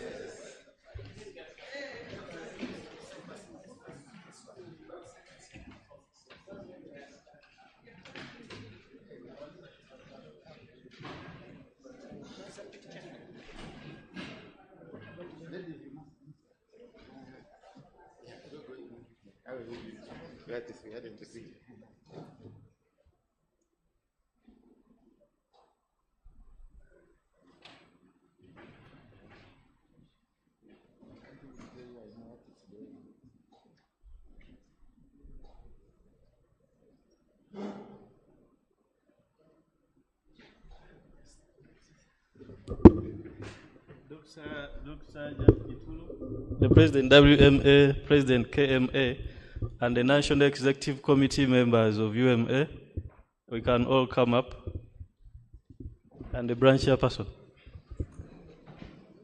NEC members of UMA, Prof. VP, Dr. Asfas,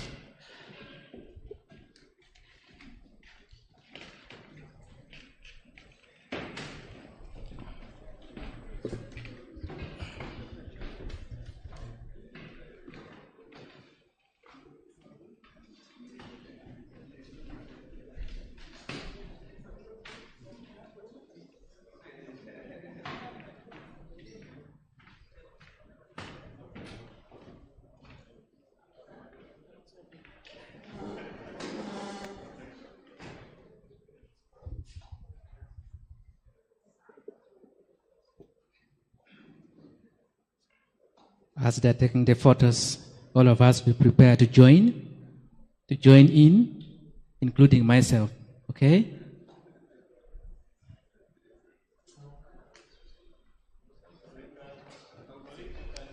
We would like the members on the podium there to remain. The space, I think, will be adequate. The photographers have guided that we take it from outside on the steps. Okay.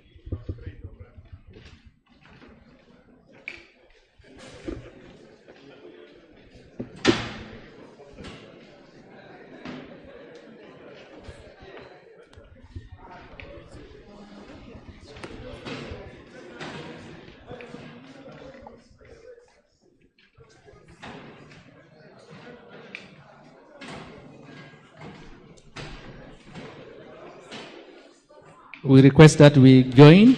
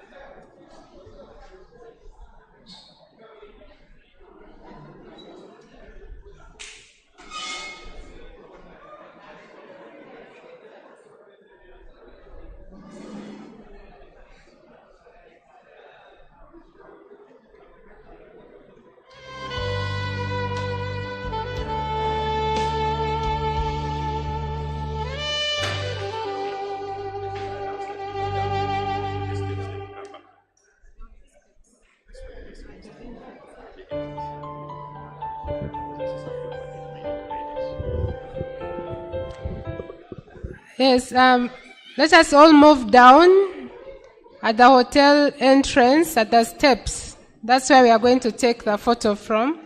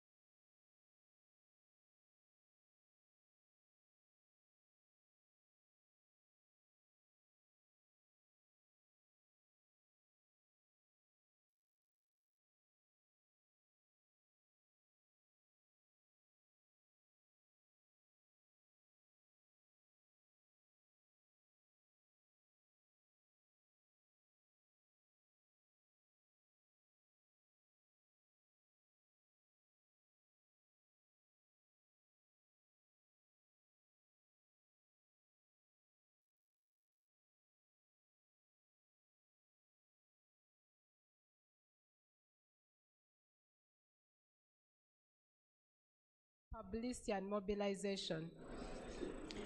Thank you. Dr. Spence. Dr.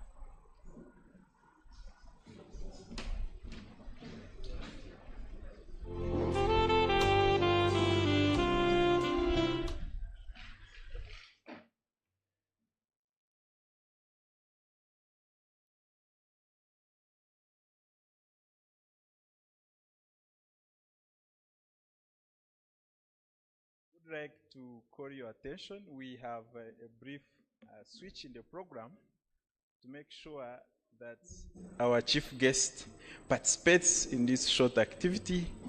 We have doctors writing books, and one of the greatest today to hear the Hearts of Resilience, which reflects the lives and triumphs of women doctors in Uganda. And we are honored that we have great ladies on the high table. So we will invite her to come together with, where is Kathy? And your team. Please come at once, since we want to save time, because you also be able to hand over copies. Then I also invite the World Medical Association President and the Kenyan Medical Association President to escort her to launch these two great books. The second one by our own teacher, Professor Imelda Tamwesigire, on the masculinity gauge. Now this is really talking about the gender issues. The third one, we have Living with a Purpose by our own Dr. O.P. Jimmy. So to save time, I would ask that we all come here. The authors and the ladies, please, our women come, so that once the chief guest comes, she launches the first, we take pictures, then we give her copies, we launch the second and the third, and then we save time, perhaps in 5 or less minutes. Please, Kathy, move, join us on the stage. And I also would like to kindly ask the president to stand up so that she joins us on stage as well. The camera team, the camera crew, please tell us how we position ourselves to make sure that this happens very fast. So we'll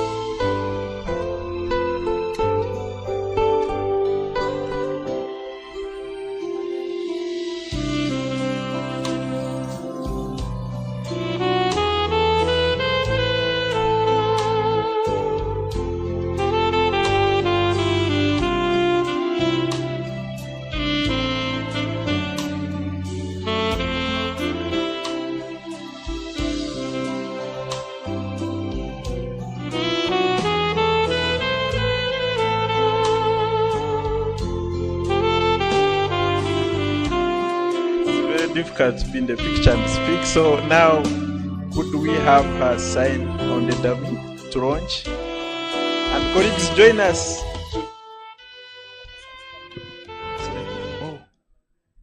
Please, Dr. Bosa, say 1 or 2 words.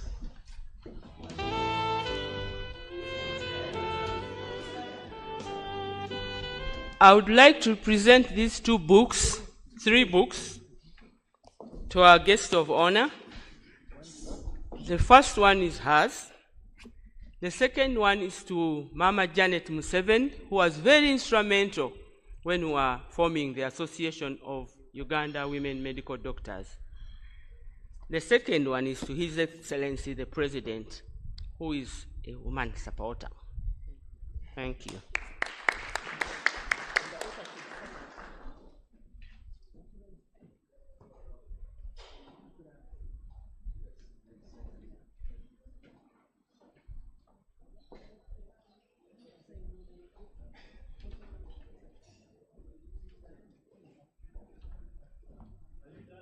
Okay, so this the first one is done. The next is the masculinity gauge.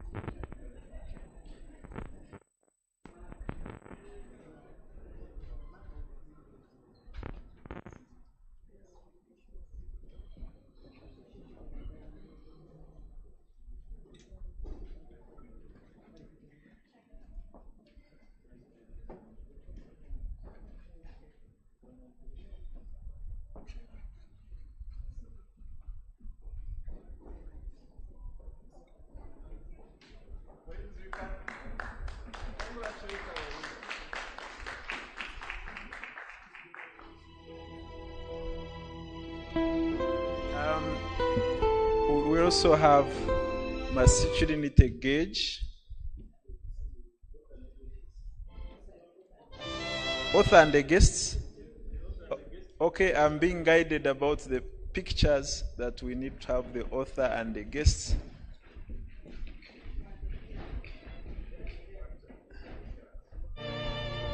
Doctor,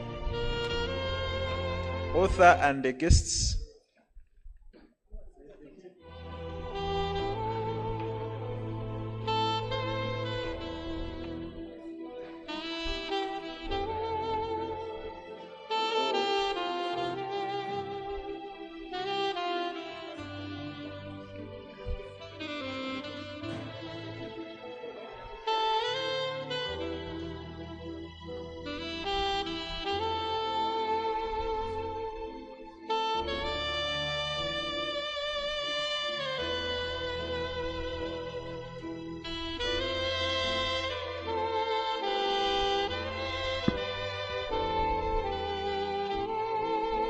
Okay.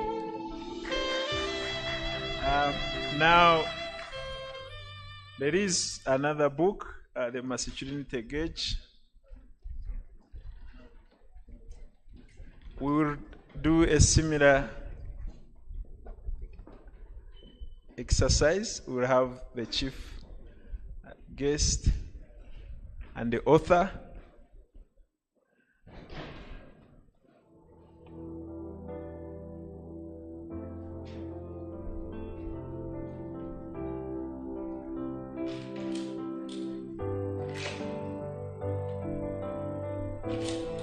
Thank you. And also receive copies of the same.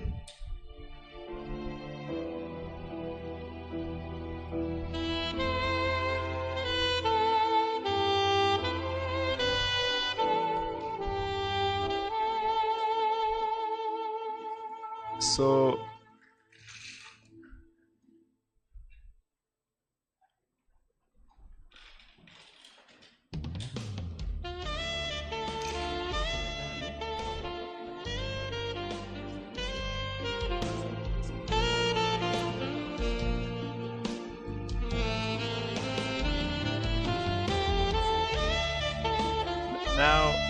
now that we have gotten this opportunity, I would like to invite Dr. Kabweru Wilberforce to appreciate our chief guest before she leaves. Oh, there is one more book. Apologies, my apologies.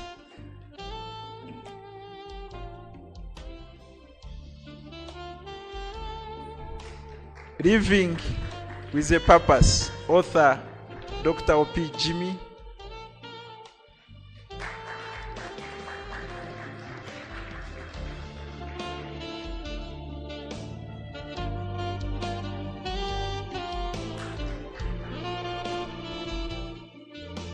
Now, we'll talk about these books in the afternoon. The authors will interact with us, but we opted to have this ceremony before the chief guest leaves.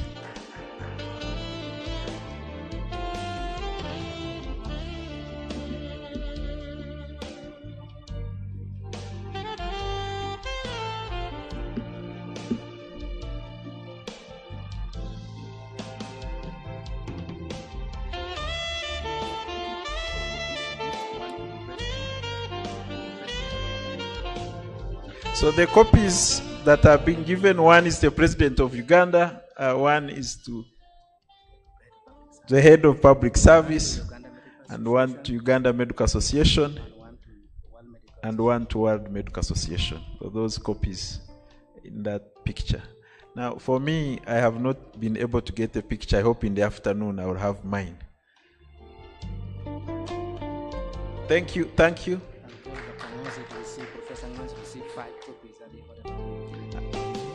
And Professor Ngonzi, thank you for ordering them in bulk, the student.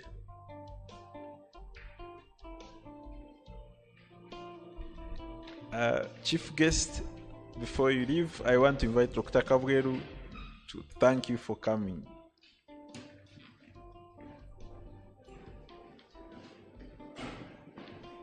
Please, some remarks. Thank you very much. But I think before I give a vote of thanks, I want just to make some small wrap-up of the session. I want to take this opportunity to thank you, our head of public service and secretary to cabinet, and the President World Medical Association and the President of Uganda Medical Association. Let me just give a small narrative, probably to paint a good picture why some younger doctors may be a little be seen in the other picture that sometimes may not be taken in the good scenario. First and foremost, I want to thank this country on my own behalf that I have 4 degrees as a doctor, and all of them have been paid by the government. I have a bachelor's of medicine, which I did from Makerere on government sponsorship. From King's College Budo, I did it 4 years, and by that time we used to pay 50,000 Ugandan shilling as registration. After that, I did my first master's in surgery, and I did a second master's in bioethics. And 2 weeks ago, the government of Uganda paid for me to do a master's in business administration, which actually I got as the best student in ESAMI, and I have a CGPA of 4.6, and my research was actually nominated as the best research, and I was looking at the planning function of theaters in Mulago, how it affects performance, and some of the gaps that actually identified, if I could summarize, they were actually alluding to what you are talking about, Madam Nachove. That one, the government has done a lot in terms of infrastructure. Mulago has out of the art theaters, and we are doing transplant and the rest of the things. 2, we have the best equipment. 3, we have the best human resource. But in my research, that I did and conducted and just finished 2 weeks ago, we are still in need of the human resource, especially the human resource for health, and our staffing is not the best. When I was looking at only main operating theater, where we are meant to have 3 or 4 nurses, we have 0 point something. What does it mean? That Mulago has 16 theaters, and during the operation, we may have 3 nurses. 1 nurse the other side running 6 or 8, 1 nurse the other side. That causes the 0 point something.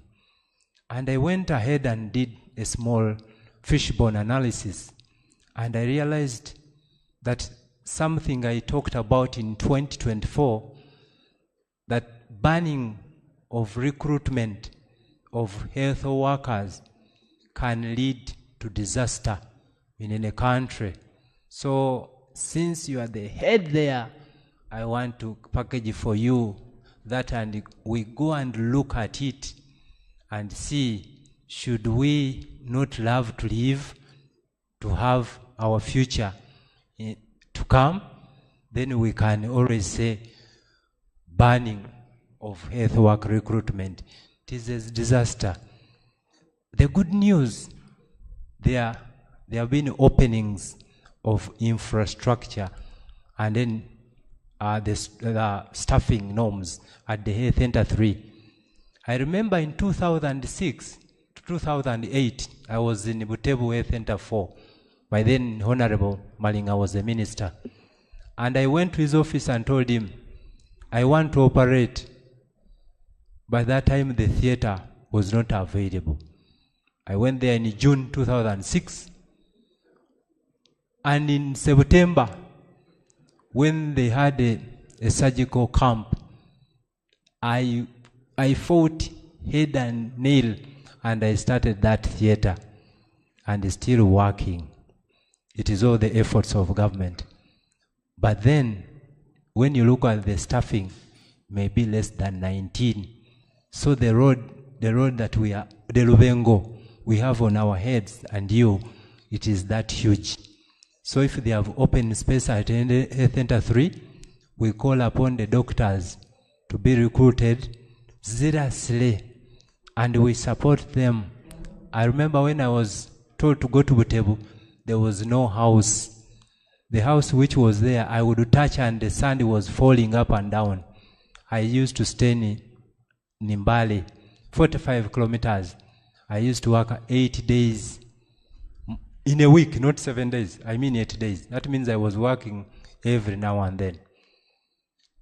One of the biggest dilemmas we have, I just want to talk about the conundrum, why health workers strike. There is that conundrum of negotiation, that when you go to office at policy level, we negotiate. And then in between there, we keep talking. When the worst comes the worst, that's when you see the younger men strike. But it's not because they are bad doctors, but the environment we are working in may not facilitate everything. So what have been some of the solutions? I did my internship in Mulago after training there.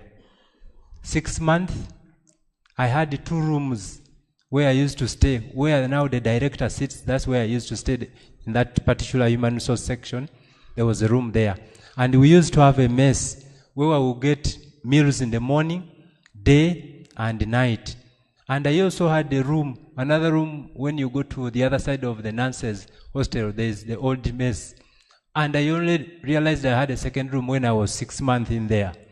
I was given 600,000 per month. I just kept it because it was facilitating. The interns in this room and the SHOs have a very big challenge, that all the 4 degrees I have, I feel sometimes saddened when I'm teaching students at Makerere. I had too much privilege. That's why I give back this country all what I can. But how have we helped the younger doctors? One, we are asking that if we could touch, in Uganda we touch the constitution and can't touch what we are now asking, if we could touch the training policy which is housed in Uganda Medical and Dental Practitioners Council, and we say doctors at all levels of training, we can make the structures available, paying structures, because doctors, when they are training, they do three things. They give the service, they treat patients, whether an intern, SHO, or doing fellowship or PhD. 2, they also train other doctors for continuity. 3, they do research that actually answers the health questions we have. So, Honorable Madam Nachove, we are asking, when we come, as you have said, Dr. Luswata was one of the best leaders with his gentle persistence. He has done a great thing. He has left mentees. Even when he was my student, I am now his mentee in leadership. We shall knock on those doors. When they come, please let the 6 doors open, not one. And we are going to talk for you to be, your future to be bright, and you have these younger doctors. Get jobs, get training that is facilitated. An allowance, I know from public service standing orders, which I've also learned when I was doing strategic human resource management, that if you employ a doctor who is dying, he cannot give life to a dignitary who is well catered for. So these doctors, they have a small allowance of 1 million. We're even asking if it can be improved 2.5. And we're also continuing, it will be great that if they can be housed in a house, they sleep sometimes in Katanga to come, and Katanga, you know it. They jump water, trenches and whatsoever to come and treat us. Because even when I fall sick, I can never treat myself. My intern doctor has to treat me. The SHOs, they are working 24 hours. These guys don't sleep. Day and night they do. So if we could give them that allowance, or if it allows, we put them in the structure and we make them paid positions, it will actually be in that policy and it will save a lot. So I want to take this opportunity and thank you for sparing your time. Me, I will say that I've gotten a lot from this government, and that squeezes my heart to always even leave my sick mother. I have a very sick mother, it's not doing well, but I said I'm going to go to Mbarara against all odds. If she's stressed, I will pass on the message to the doctors that it's good to sacrifice. I have sacrificed. During Ebola, I was there. During COVID, I went and operated patients in Kabale when people ran away. And I told the DG, don't fire any doctor. We are sacrificing. But also I want to thank the president that he appointed me as a consultant, promoted me to a senior consultant, and even gave me a Nile Grade 2 award that they give the topmost civil servants. I am grateful. But the question still stands.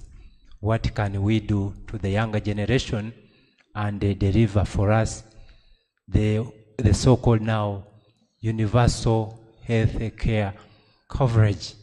Because if we look at the national health insurance, the cover is 1%.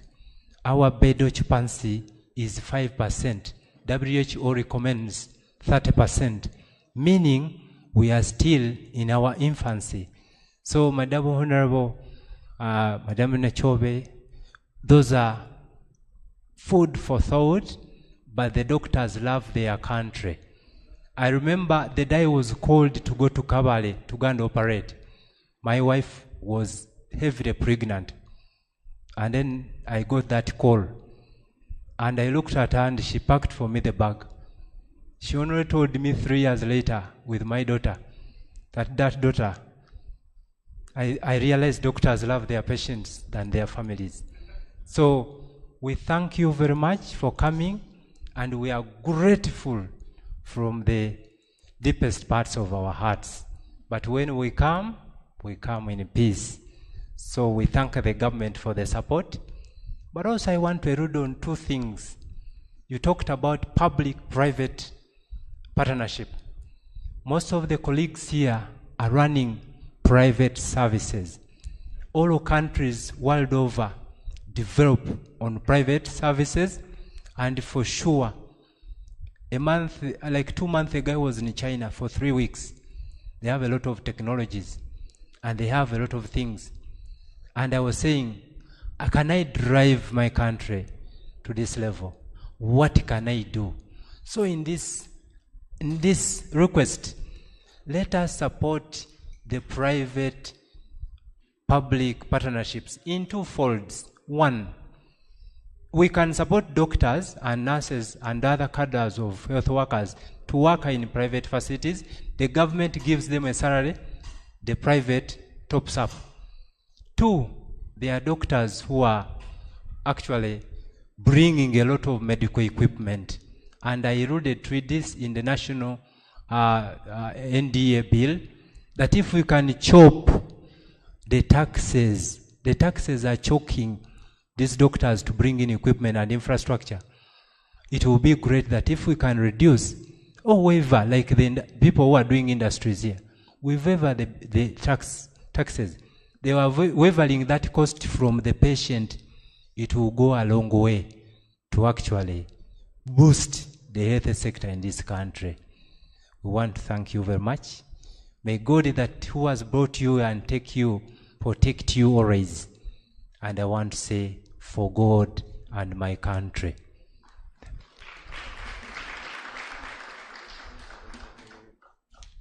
Thank you, Chair. Ethics and professionalism.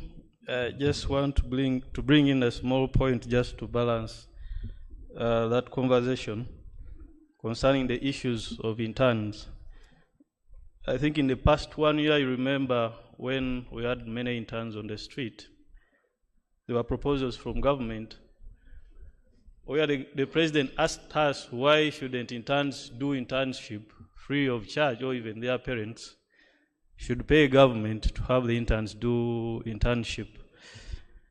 We had discussions as Uganda Medical Association.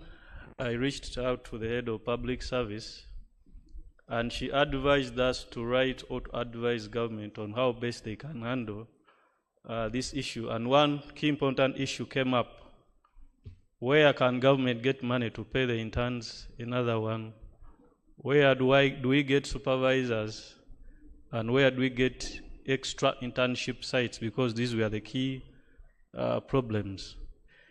She guided me like that, and I came back to Uganda Medical Association, and through a series of meetings in UMA and at Ministry of Health, we came up with very important advisory notes, and one of them was to allow private facilities to take up interns and they supervise them, to expand internship sites. Number two, I remember I told her that these private facilities, they charge money from the patients, and one of the resources they use are these interns. So actually interns contribute to their income, and so they should contribute to the internship allowances. And she said it was a very good idea. Now, through all these discussions, colleagues, we got very good results and outcomes. And I know her and the cabinet and the president had a hand in this issue. As we speak today, because of our interactions with her and the Minister of Health and the president, we do not have any medical intern on the street. All medical interns have been deployed with pay. I think we need to thank for government. And again, I need to thank her. I know he has talked about many things, but I wanted to bring out that positive so that it doesn't look like government has not worked on any issues of interns. Thank you so much.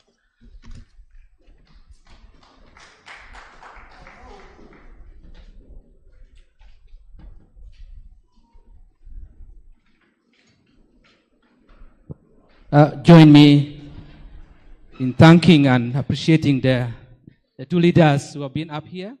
Please, can you clap for them?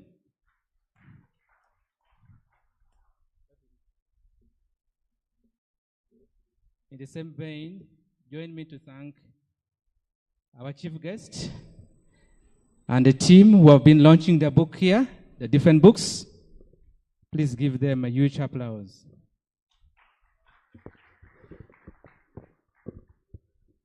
Let us also thank those who made the effort to write different books. And these are wonderful. They spared their time.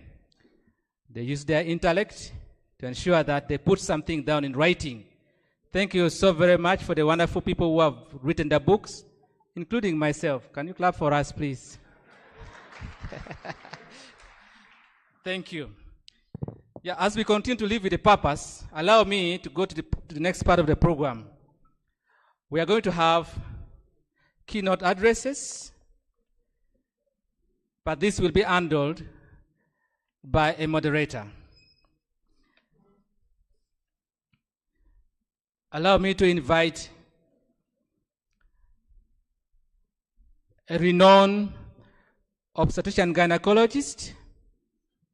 He is a urogynecologist as well, and a public health specialist who has done a lot of research in the area of medicine, with so many publications in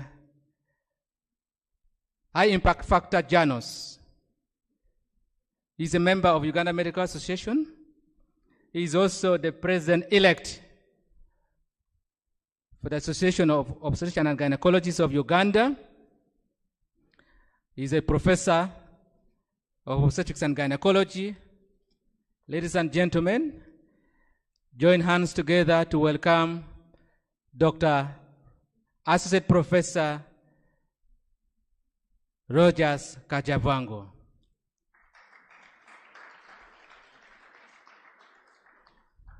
You are most welcome to invite the keynote speakers.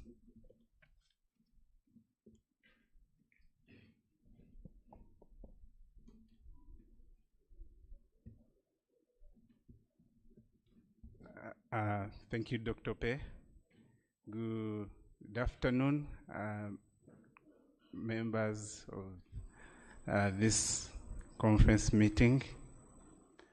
I would like to thank you all for coming. In the following protocol, our chief guest, the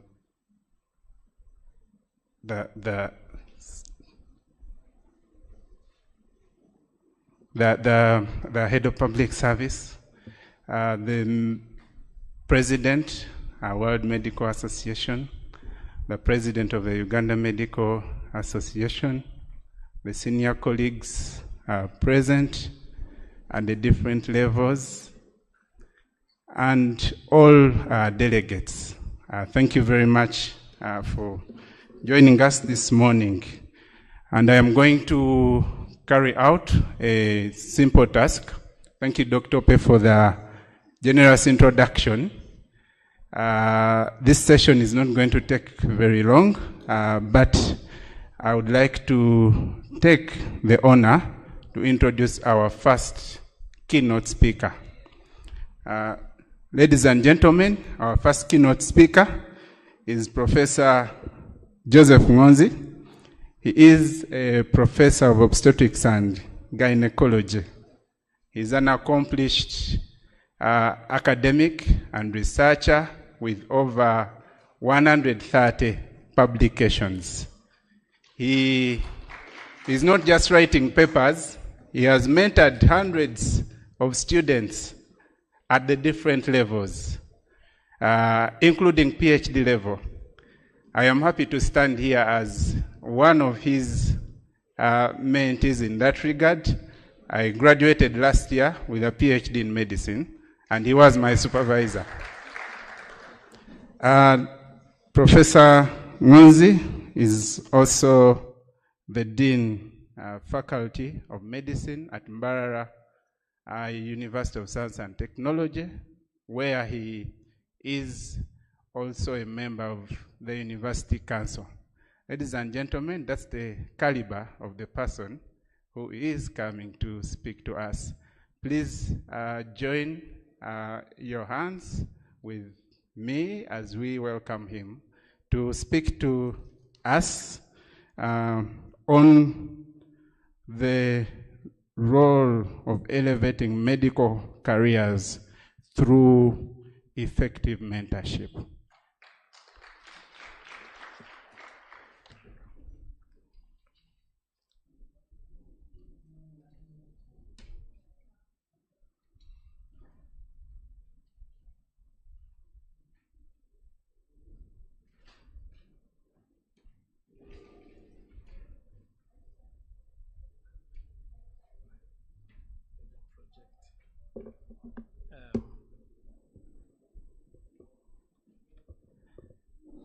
Good afternoon. Good afternoon. I don't want to be the reason between this presentation and your long-awaited lunch. My name is Joseph, and as I walked in, I saw tangible evidence of mentorship all over the room. I was able to see some of my teachers in the room. I was able to see colleagues in the room, but also some of the people that have been able to teach.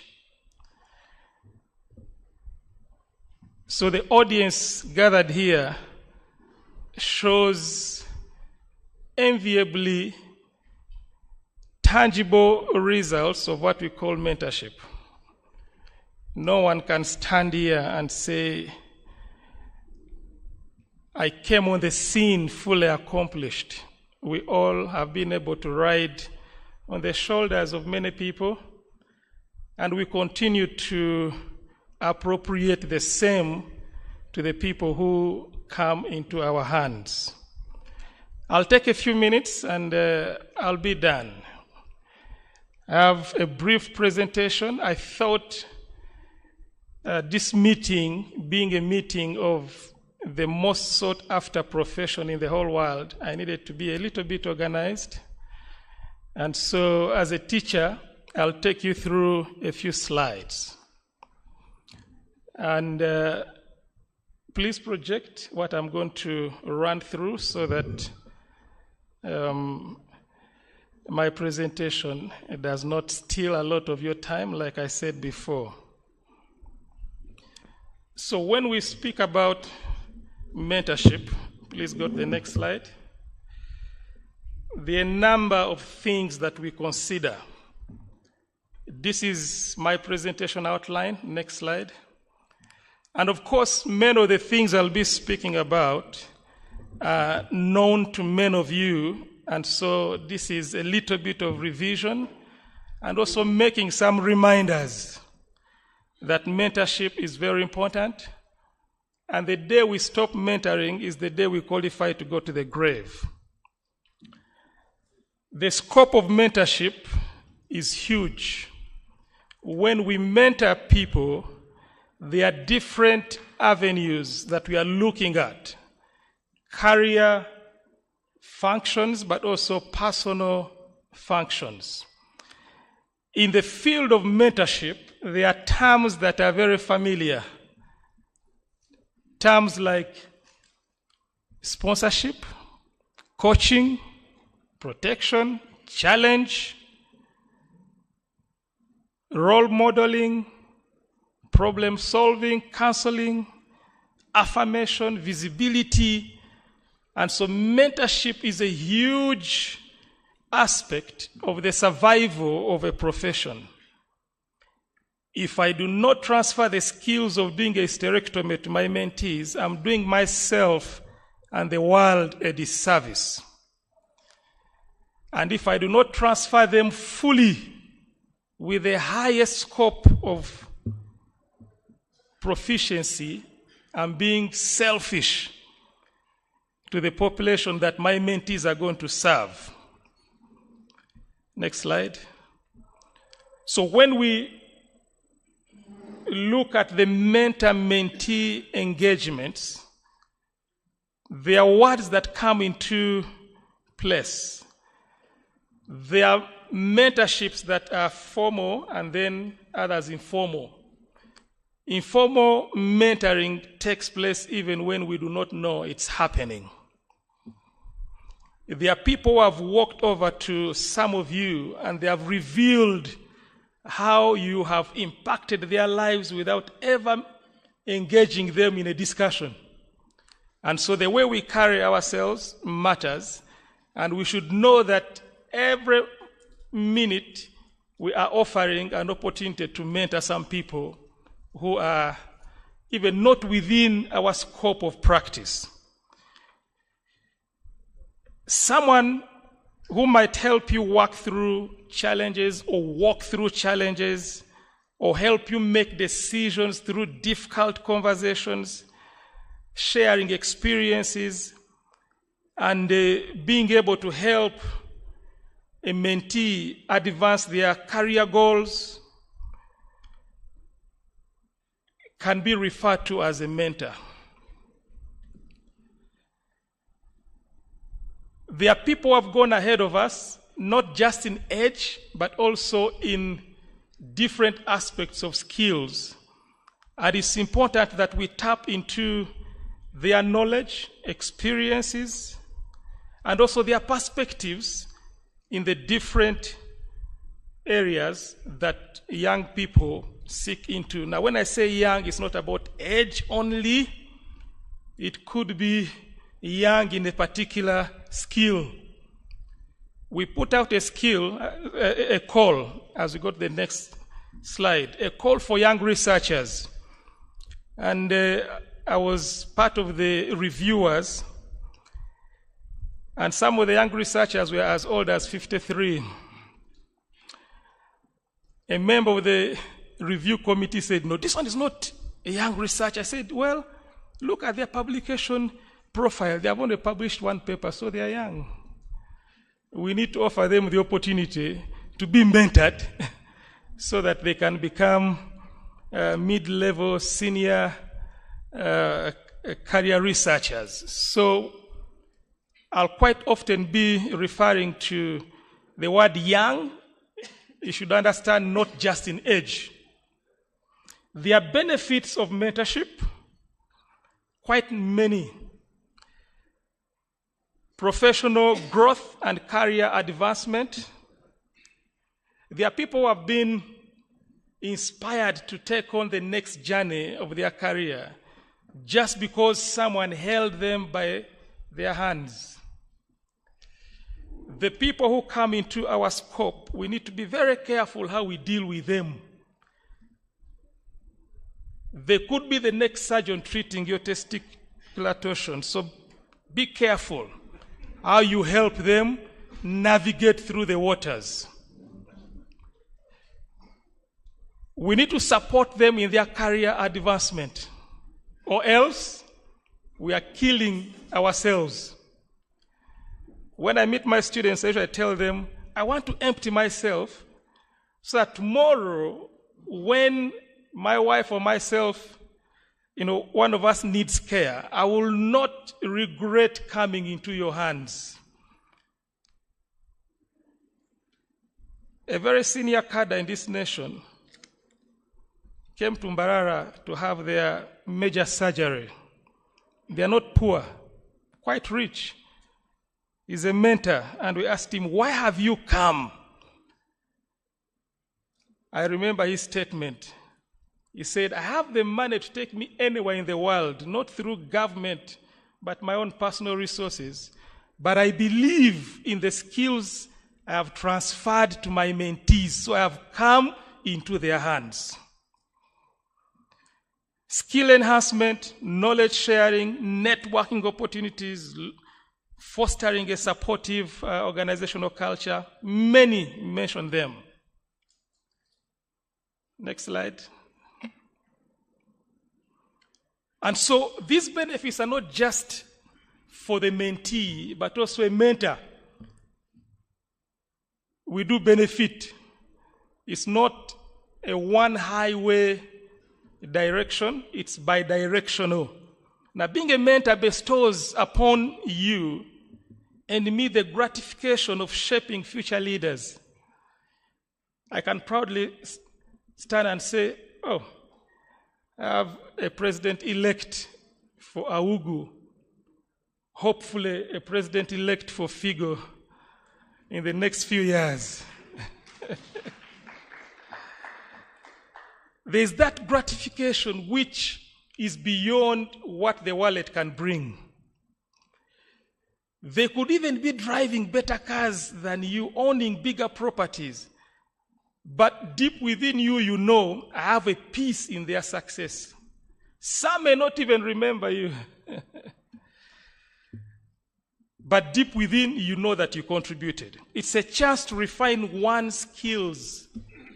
I'll keep saying it. Whenever you have the opportunity to transfer the skills, the best of the skills, you will have contributed to the welfare of the world. It also helps you gain fresh perspectives. I have two of my mentees in South Africa. They are slowly becoming a global force in artificial intelligence. And I took them on in one of my research projects funded by NIH. And very quickly they gained skills that were almost 50 times more than the skills I had. And when we meet, they usually tell me, teacher, listen, this is the newest idea around that subject. You must be careful enough not to allow pride to kill your fresh perspective. Sit back and listen. The world is moving faster than you. And so you need to embrace the new perspectives that are coming on board. Of course, it helps you to solidify your legacy by passing on knowledge, experience, skills, and your life. A life not given out is a life not lived positively. Next slide.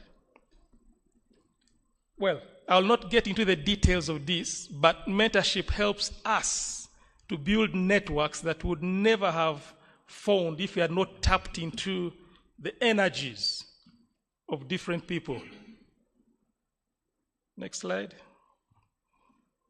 I'll not get into the details of this because of time, but there are elements of a mentoring relationship. Long-term professional development over a long period of time. One of my leadership coaches has worked with me from the time I was aspiring to be a guild president at a university until now. And I appreciate that long-term development in that perspective of leadership. A mentoring relationship is dynamic. It changes as the mentee advances and also as the needs evolve. It's reciprocal, it's active, it's voluntary. A true, impactful mentorship relationship should ideally be voluntary. If you attach a cost to it, there are a number of things that are compromised. Next. There are skills that we do not learn from school. Now, being the teacher I am, let me ask us here, how many of us in the journey of our medical school had a course unit called Navigating Work-Life Balance? And it had, okay, good, a few people. I'm seeing 2 people. Meaning the majority of us, there are things that we never learned in the formal training. And when we are counting the credit units, some of these things we did not see. Negotiating skills. Okay, after biochemistry, the next lecture from 9 to 10 is negotiating skills. And yet those are the things that matter. Okay, they add value. Let me just make this statement as I plan to wind up. The world will not buy the degrees that you have. The world will buy the value you bring to them. Next slide. Same thing in medical school. Crucial conversations, confrontations as a lecture, as a tutorial. How do I deal with this lecturer who is always on my case? I try to do things, but then they have never believed that I'm able.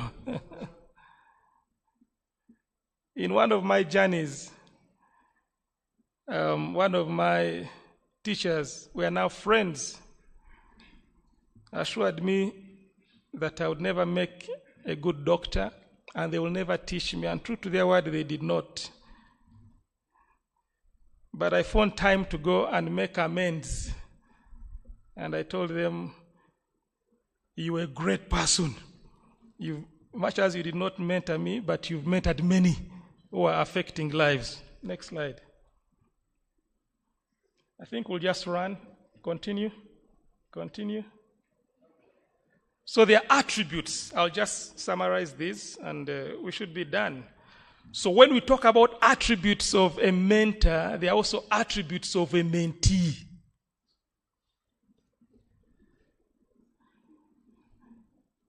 Please run with me. I need to finish this. Next slide. So there are responsibilities, there are roles, there are rights of either party. It's important to set clear expectations, set specific goals. It's important to encourage strategic thinking on either side. A mentor is not always the most updated, and so it's important for us to always do homework even after a mentoring session. Go back and read. One of my mentees who I'm following through formally came with new information, a new article that had been published 4 days in the New England Journal of Medicine. And I was here giving him information that was 3 years old. And he told me, you know what, have you read this? I said, no. And I, of course, challenged him, why didn't you share it with me at least before this meeting? It's important to keep in touch with your mentees and make sure that there's written communication as much as possible. Make reviews, get timely feedback. Next. And it's important to provide different and broader perspectives and also focus on individual learners by stimulating their personal and professional growth. Provide feedback that is going to build this mentee. Okay, there's feedback that leaves you crushed. Okay, like, were you dreaming when you came into medical school? You deserve to be on the street, riding a border. The feedback should be aimed at building this mentee, not killing them. Next slide. The mentees have got a role to play when it comes to this relationship. They must communicate clearly. They need to communicate their purpose. When a person comes to you, it's not enough for you as a mentor to say, now you've come, let us start. This is what I think. Get their perspective of how they think they'll be helped. And also encourage active participation. Next. Their responsibilities. Now, these I'll not get into each one of them, but the broader perspective is the mentor has responsibilities and rights. The mentee has the same, and these should be communicated very clearly. Next. Keep moving. And so there are scholarly deliverables and articles around the subject. Articles that speak into successful mentorship and unsuccessful mentorship. There are stories all over, within Uganda, locally in Imbarara, and the world over. And there are reasons why certain mentorship relationships plummet, go down the drain. When there are unclear expectations, things will not materialize. Please go down.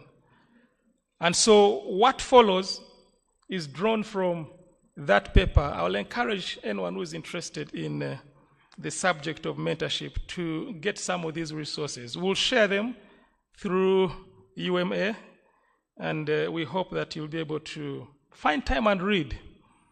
Refresh your perspective, refresh your knowledge. I'll just run us finally to a mentorship program that we started with some of our mentees here. And please go down. Go down. Next. So there's what we call the must-med ex-mentor. I'm not the leader of this program, but as a mentor, I participated in stimulating students to think on how they can do peer-to-peer mentorship, but also seek out for senior mentorship. And there's scholarly output from this that is being referenced the world over. Many of the people who have participated in this program, medical students, they've gone on to achieve, succeed in their different areas. Not just in Uganda, a number of them have won individual grants. Okay? There's one of them, even as young as 26 years, was able to win a 250,000 USD grant as a primary applicant. Okay? And when you hear that, you're excited as a mentor. And of course, they put your name there. We acknowledge the mentorship of ABCD. For me, that's enough. Next. So one of the papers is this, which I will encourage you to read, Implementation and Insights from the ex-mentor structured mentorship program for undergraduate health science students at Mbarara University. There are a couple others. So in summary, I would want to end by this one slide. Slide 27, please go there. 6 competencies, which I'll remind us. 1, maintaining effective communication. It's hard for a mentor to say they are mentoring successfully when they are keeping quiet. All they are expecting is whether he comes or she comes, I don't care. It's up to them. Maintain effective communication. Align expectations. Assess understanding. Foster independence. Now, one of the roles of mentorship is to grow the mentee to become an independent thinker in that field where you're mentoring them. There are a number of people that we work with in some of our researches or research groups. And if I tell them, if you're coming in to get a seed grant, next year don't apply for a seed grant. Move on to the next level. If you apply and out of 10 grant applications, you get none, do not give up. Don't come back to apply for a seed grant. And we've seen them grow. If Dr. Rogers had time to tell you, now that he's slowly becoming a mid-career researcher, there are stories that are encouraging, others are discouraging, but you keep moving on. Addressing diversity, promoting professional development. As a mentor, and I believe many of us here are mentors, I see people who have lived for many decades. It's important that we continue emptying ourselves. And the day we are fully empty, we can even ask, please come and bury me, because I no longer have anything else to put forward. For the mentees, do not allow pride and unclear expectations to dent your mentorship journey. Remember, we move upwards on the shoulders of those who have gone ahead of us, not just in age, but also in knowledge, skills, and experience. Thank you for listening.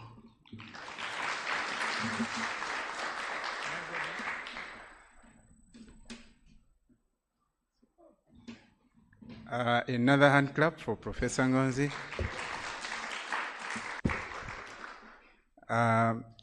It's very good when you can look around and see people you have mentored, but it's also good to ask yourself who is mentoring you. I was happy to hear him saying he also has a mentor, when I also look to him as a mentor. So, very, very good session. Thank you very much, Professor Ngonzi. Ladies and gentlemen, I am going to ask you to be a little bit patient as we stride through the program. The next speeches are hopefully going to be shorter, but we are also in touch with the hotel to set up our lunch. I have looked at the faces and I saw some questions coming through. But at this moment, I would like to introduce another senior colleague, very experienced researcher and academician, Professor Edward Kanyesije. Professor Kanyesije completed medical school in 1979. I was looking at some tables and I am tempted to ask where they were in 1979, but I also don't want to be asked where I was in 1979. Professor Kanyesije has served faithfully all that time.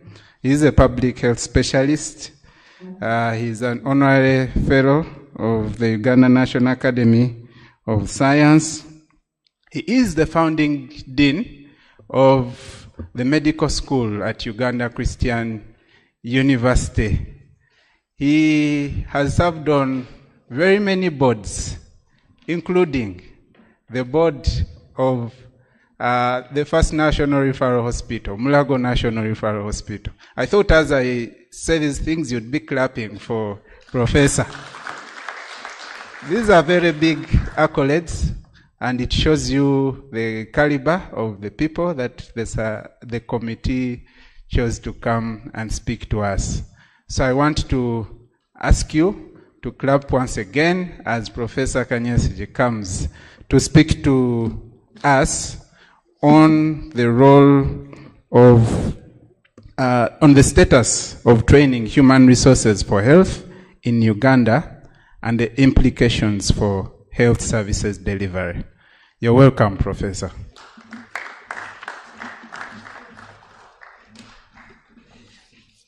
Thank you, moderator.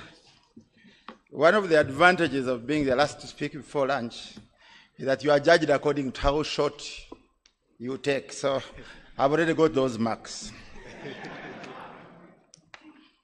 Probably what I was asked to add on my introduction, and that is probably the reason why I was given this topic.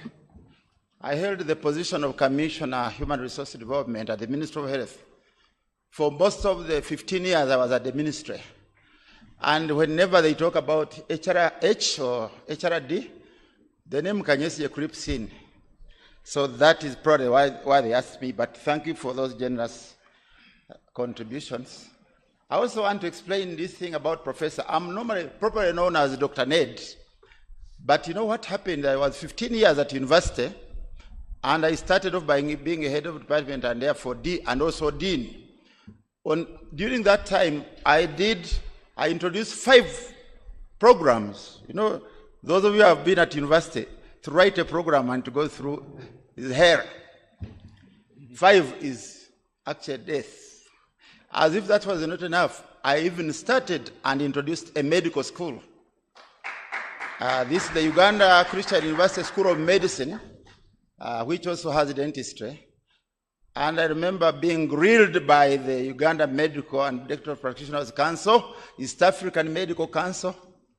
So because of all that, my position as senior lecturer could not move, because you are supposed to have publications. Most of my publications were like the reports of dissertations I wrote, my curricula which I developed, refuting unfair regulators. So recently, when I was already in retirement, an international university called the Equator University of Science and Technology, which is based actually here in Masaka, but it's a medical school and it has got funding from the Aga Khan, recognized my input and actually appointed me a full-time professor of public health. So that's how I became professor. So when you are introducing me, don't worry about the number of publications. Of course, I have my basic publication to make me teach at university, but that is it. I'm not an economic law professor. Now, I promise a keynote address should be didactic. I should be reading you a story, but because we don't have time, I've done slides. Next slide.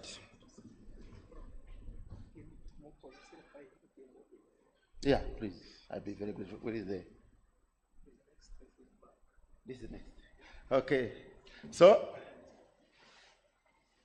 in this program, do you mind if you allow them to read my thing? In this, my presentation are those 5. I've already mentioned my invitation and protocol list. I don't normally read them. I'll navigate you through a brief history of public health, and I encourage you, please look out on the online materials and read my presentation, because the history of training in Uganda is very interesting and very easy to understand. It's summarized, but I'll just give a summary. Then I'll go to these other things which I don't have to read through, so that we are quick. History of public health in Uganda. It starts with the colonial time, when the British Imperial East Africa Company was here. They actually decided to train health workers in order to reduce the disease burden so that it does not kill the colonialists. According to literature, they did not have an intention to treat anyone, but they discovered that there were lots of laborers who had especially epidemics of cerebral meningitis. If they did not treat them, then they were going to be infected themselves. So they started off by training the people they called native medical assistants. These were trained at Mengo by Sir Albert Cook. But because the disease burden was so big, they discovered that actually they couldn't train enough, they couldn't treat those diseases alone. So the graduates of that who were getting a certificate were the ones now treating these diseases.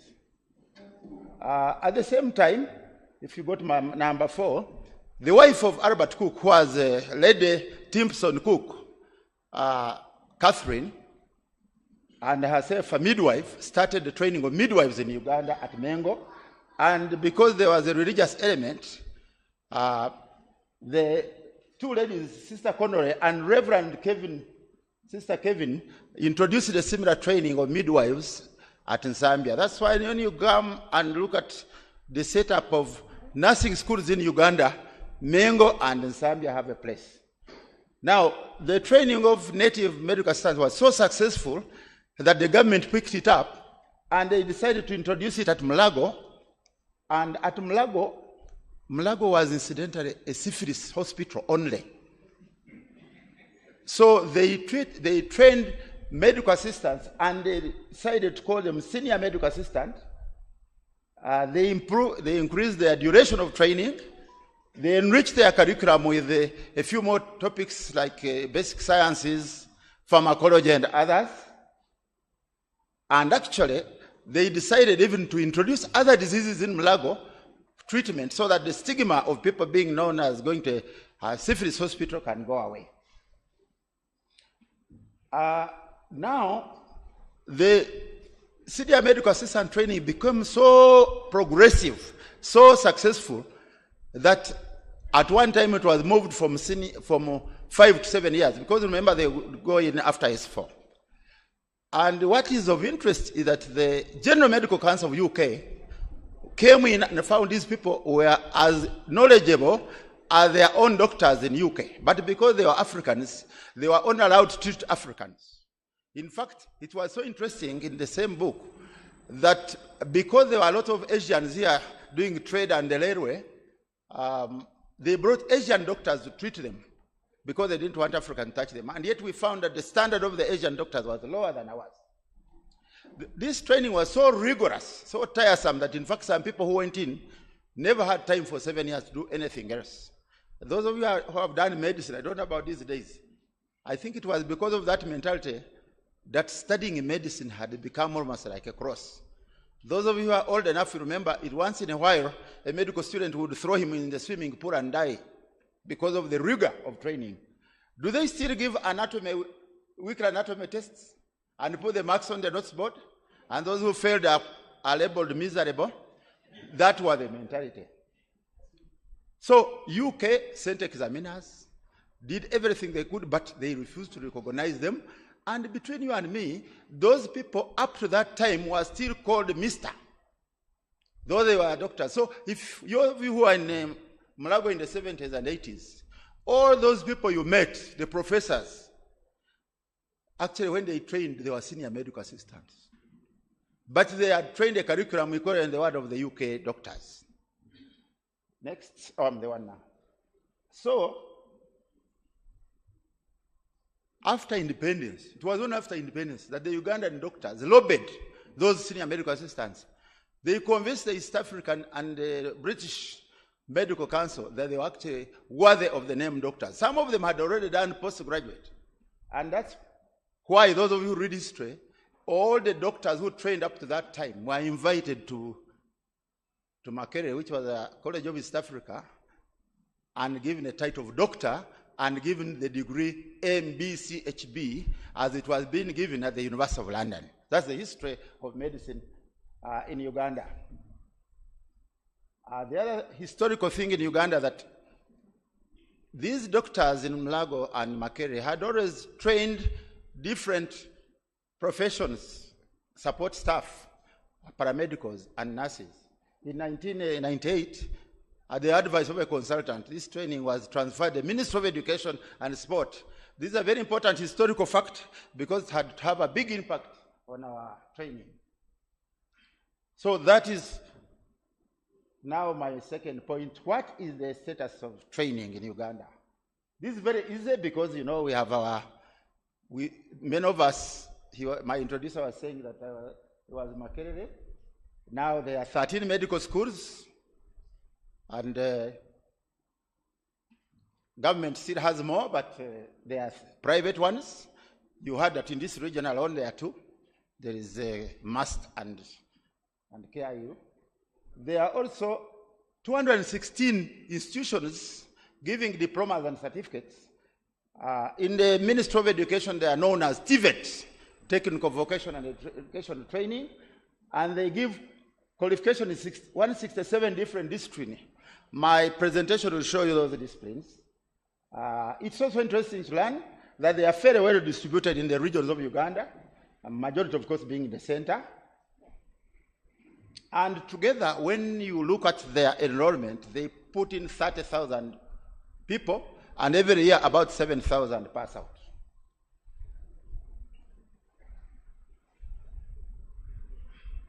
So that was training. Now we go to the status of human resources for health. How is our human resources?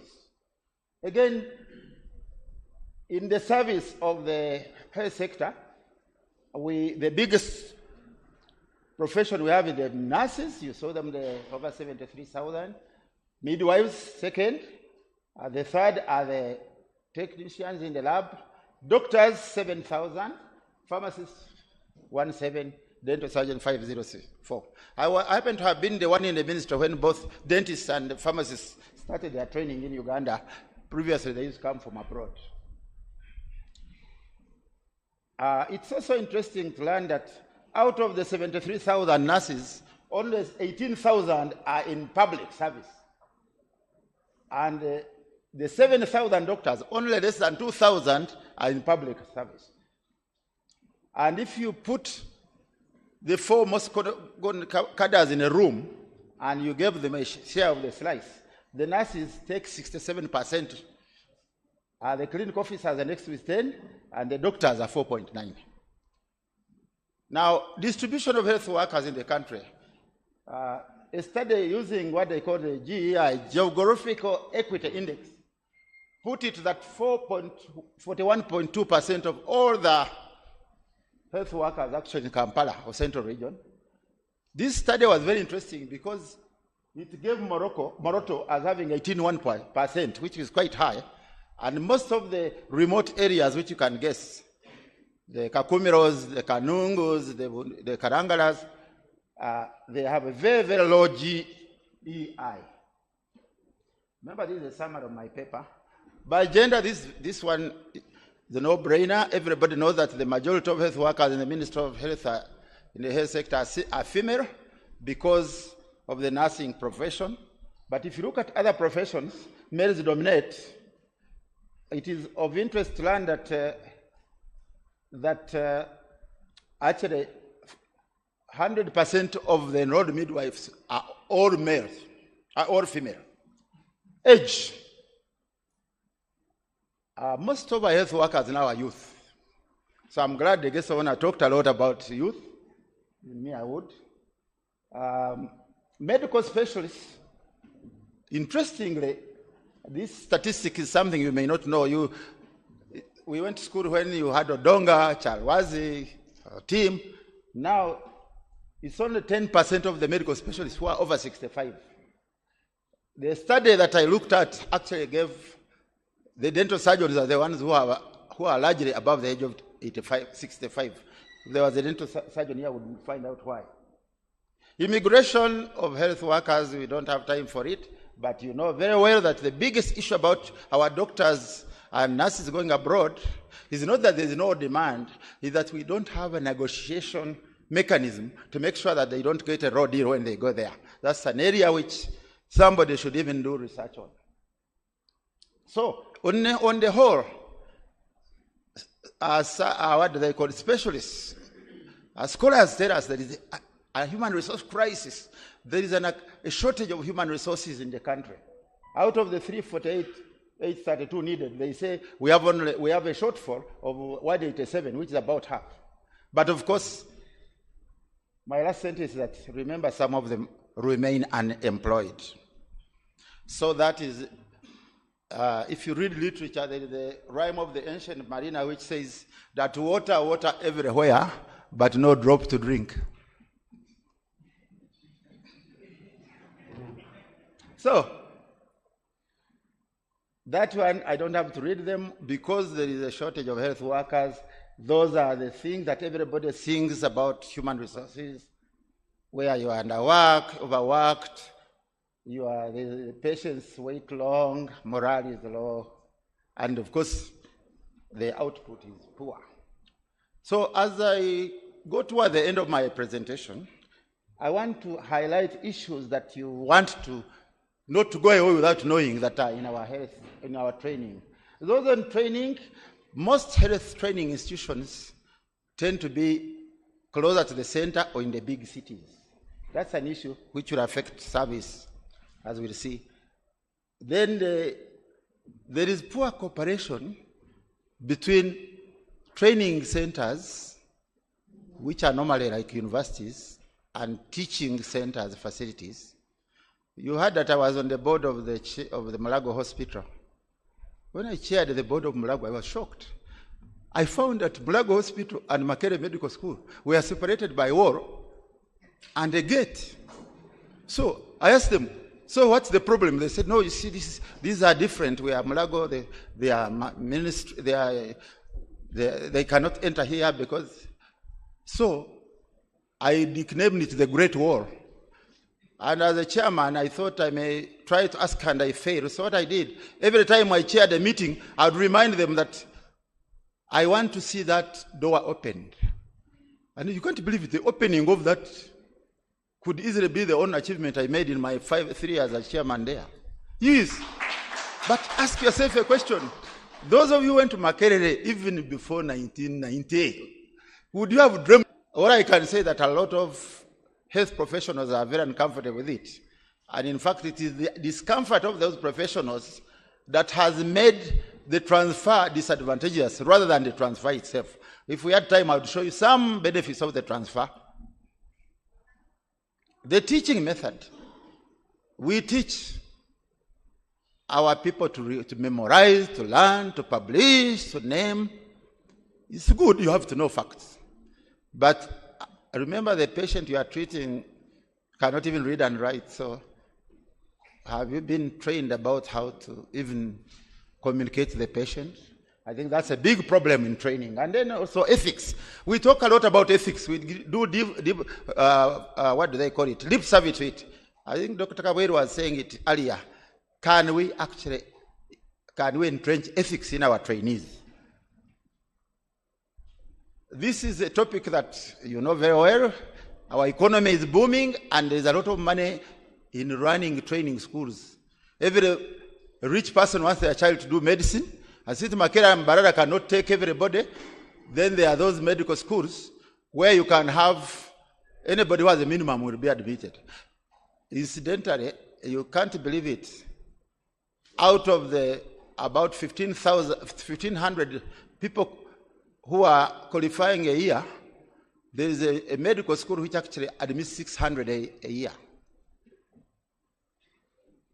And of course, there is a central selection of students to medical schools. The disadvantage of that is that you can end up getting 90% of your students being from well-off to do districts. And then these unprivileged people from your Morotos and from your Kanungus and your Kalangalas are left out because they may not have got the aggregate, but they are going to be the ones that you need to work there, and the attitude may even be better than the bright ones. So those are the issues on training. There are few issues on service. I've said fewer because I'm talking about training.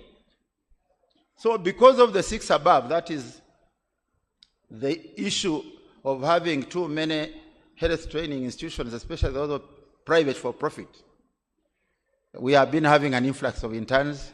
President, I'm glad that you told us that the problem of interns has now been solved, and congratulations. Only that I see 2 things. One, the interns need to have some form of allowance. Those who can't, in fact, any of you who has any method of helping one intern, please help that intern. When I opened the center here, I used to have a young lady who was after waiting for internship, she was staying with me at my center, which I have here. And she told me she had not got 3 months salary. I was so sympathetic that I looked into my pocket and what I had, I just said, you take it at least. Before you die, maybe somebody else will have compassion. Yeah, it's okay. And please, you can do it. Of course, not all health workers who qualify, even after internship, are absorbed, but I'm glad again we talk about these openings. The ministry budget is always the bottom line. It's a problem. That's why it's a big constraint. So briefly, and this will be my last formal presentation, how do we mitigate against these things?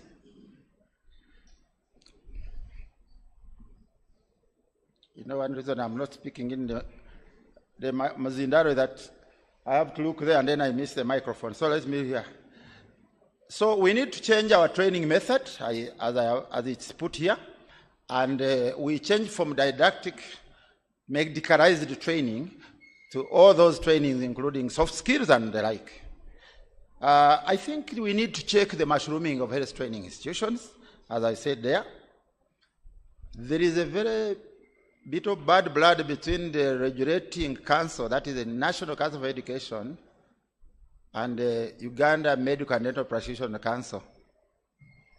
You know, those two people can actually work together. And if they work, there will be miracles. Because as you say, there's a school is being accredited, one body accredits it, the other one refuses, then the school goes to court, then they take the chairman of the council to court. That should never happen. President, I don't want to go into politics, but I was not happy before I came to this meeting when I heard that somebody was even talking about court for an electoral process here. But that's not part of my presentation. Centrally managed exams. This has been proposed that when Makerere was the only medical school, it was okay because the whole medical creme de la creme was in Makerere. So there was no way those professors would teach their students and they don't examine them. I remember the late Professor Sam Kajubi, who was a professor of physiology. On the day of physiology exam, he would come with his exams in his shirt and go to the typewriter and type them, roll them, and bring them to the class. So the methods, they were airtight. So now people think that with all these mushrooming programs, where even the results may help to advertise your university for more candidates, lecturers being examiners may be a conflict of interest. So we need to do something which I believe the nurses and the nurses and paramedicals are already doing. Members, did you know that the nurses and paramedicals of Uganda, every exam, every semester, they have a national exam? Did you know? They have a national exam which is moderated, supervised, invigilated, marked, and released centrally at the government budget. If they can do that for the 10,000 support staff, why can they do it for 1,500 medical? Yeah, thank you. You know, I work a lot on those councils, and when they want to thank you, they say, Asante sana. Then you say, Asante mwisho. Yeah, I'm about to finish. You collaborate between the minister. This one, you know there is a lot of bad blood that flowed between these two ministries. I can say this year, one day I went to the Ministry of Education. We used to go there for interministerial meeting. And there was a gentleman in the Ministry of Education, I don't want to mention names, who was chairing the meeting. He was not the PS. Then I went there with my DG. A Director General is the most senior public servant in the country. So when we sat waiting for this man of education, when he arrived, everybody stood up. And my DG said, I'm not going to go back to that place. The people are standing up for an undersecretary. So the problems are personal, they are not technical. So I've finished my presentation, but I want to do what I do best. When they are talking about our inadequate young practitioners, they reminded me of a story I read about a young surgeon. He went to operate a patient, and the patient said, I'm nervous. The surgeon said, don't worry, I'm also nervous because this is also going to be my first operation. On a serious note, didn't you like Ruth Nachove's presentation? I was amazed. I felt so bad that she did not hear me because she talked down to us. She hit us on the raw nerve. And she used a method called appreciative inquiry. She did not come to lambast us. She would say where we are doing well, and then throw in some, the Rwanda paper called Akabamba. He would just sneer you. So I think I was saying, when I headed my medical school at Mukono, I started with those 3 C's. I thought if a doctor can complete when they have competence, commitment, and compassion, surely they would not fail to treat their people.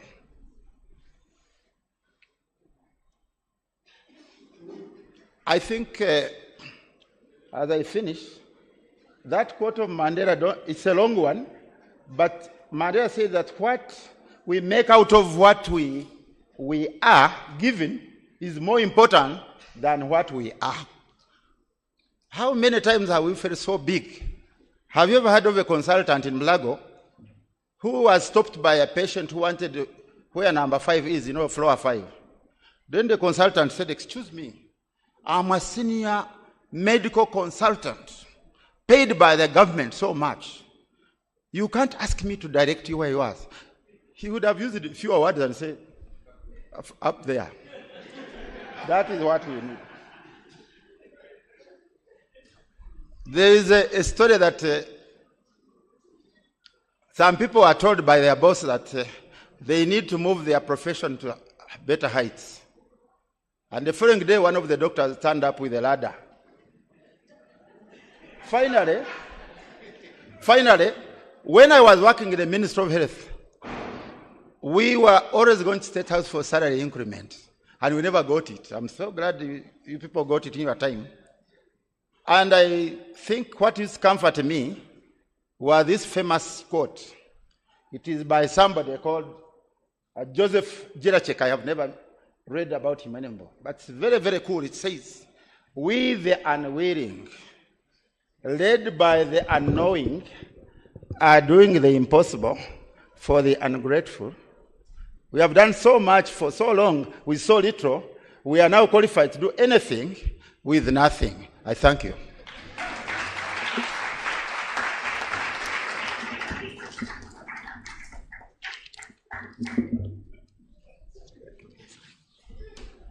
I wish you had given him a bigger hand clap than that. I enjoyed especially the parting shots. But if you're training or are being trained, I hope you keep thinking about the 3 C's. Anyone remembers them? Yes. Yes? Competence, commitment, and compassion. Competence, commitment, and compassion. I think that can get us moving. As we come to the end of this session, and I know we are all looking forward to finishing and going for our lunch, I would like to invite just one more person, our last keynote speaker. Ladies and gentlemen, her accolades go before her. She's the past president of the Kenya Medical Association, where she was awarded with a Lifetime Achievement Award. She is a medical doctor with an MBA in healthcare management from Strathmore University. She sits on several boards, including for some of the institutions we know, like AAR, Medical Services. I wish, as I read these accolades, would stand up and clap for our speaker. She sits on several boards, including AAR, Medical Services, Safaricom, Health Care Advisory, and quite a number of others. You may think she is visiting Uganda, but I have information that she has very close ties to Uganda. Ladies and gentlemen, please welcome Dr. Jacqueline Chituro, the President of the World Medical Association.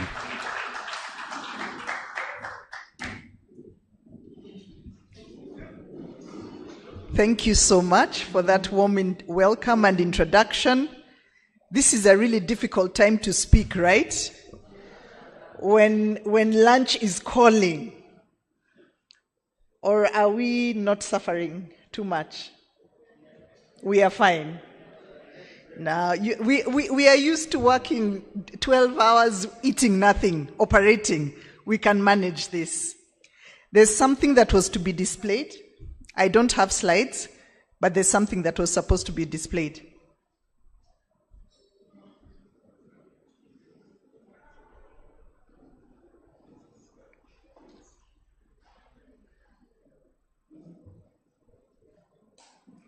Can we have it in the visible more so that it can be clear?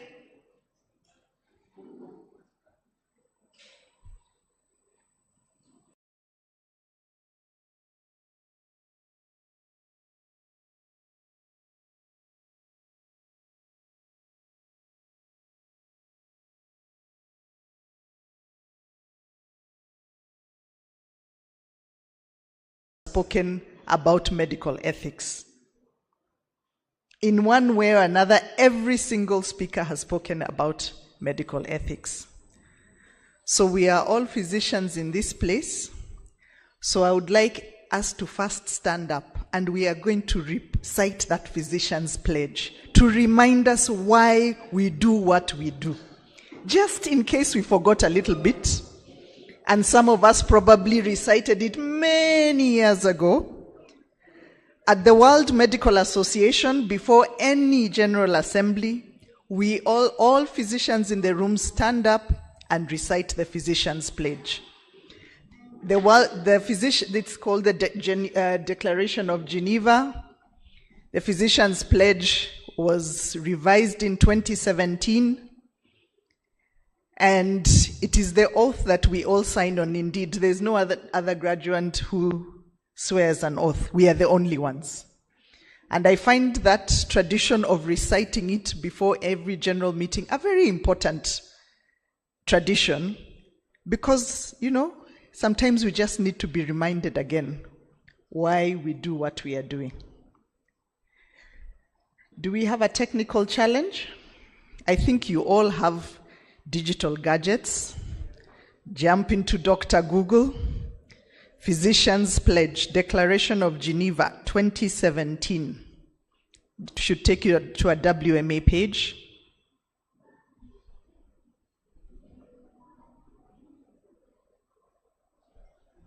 Technical team, are we able to, or we are still stuck?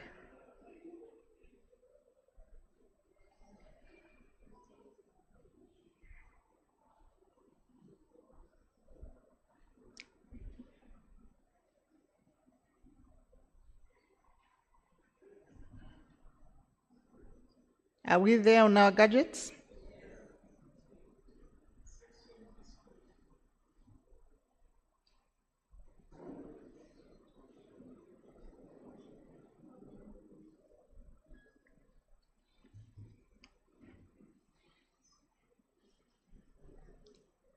Nay, technical team, you have really let me down.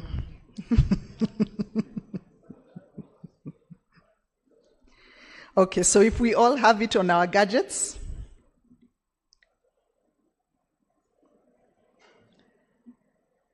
are we ready? Great. With your right hand up. I believe we are all at the WMA Declaration of Geneva, the Physician's Pledge, which starts as a member of the medical profession. Are we there? So let us go. As a member of the medical profession, I solemnly pledge to dedicate my life to the service of humanity. The health and the well-being of my patient will be my first consideration. I will respect the autonomy and dignity of my patient. I will maintain the utmost respect for human life. I will not permit considerations of age, disease, or disability, creed, ethnic origin, gender, nationality, political affiliation, race, sexual orientation, social standing, or any other factor to intervene between my duty and my patient. I will respect the secrets that are confided in me, even after the patient has died. I will practice my profession with conscience and dignity and in accordance with good medical practice. I will foster the honor and noble traditions of the medical profession. I will give to my teachers, colleagues, and students the respect and gratitude that is their due. I will share my medical knowledge for the benefit of the patient and the advancement of healthcare. I will attend to my own health, well-being, and abilities in order to provide care of the highest standard. I will not use my medical knowledge to violate human rights and civil liberties, even under threat. I make these promises solemnly, freely, and upon my honor. Thank you very much. Someone says hallelujah.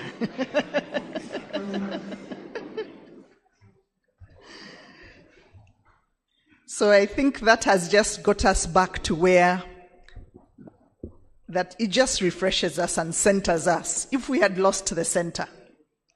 And thank you very much for inviting me to speak on empowering the medical workforce to uphold professional ethics and leadership of the future, nationally and globally. So good afternoon, my distinguished colleagues and esteemed members of the UMA, honored guests and fellow physicians. It's both a pleasure and a privilege to stand before you today here in Uganda, the Pearl of Africa, a country whose medical fraternity continues to inspire the continent and the world through its commitment to service, resilience, and innovation in the face of challenge.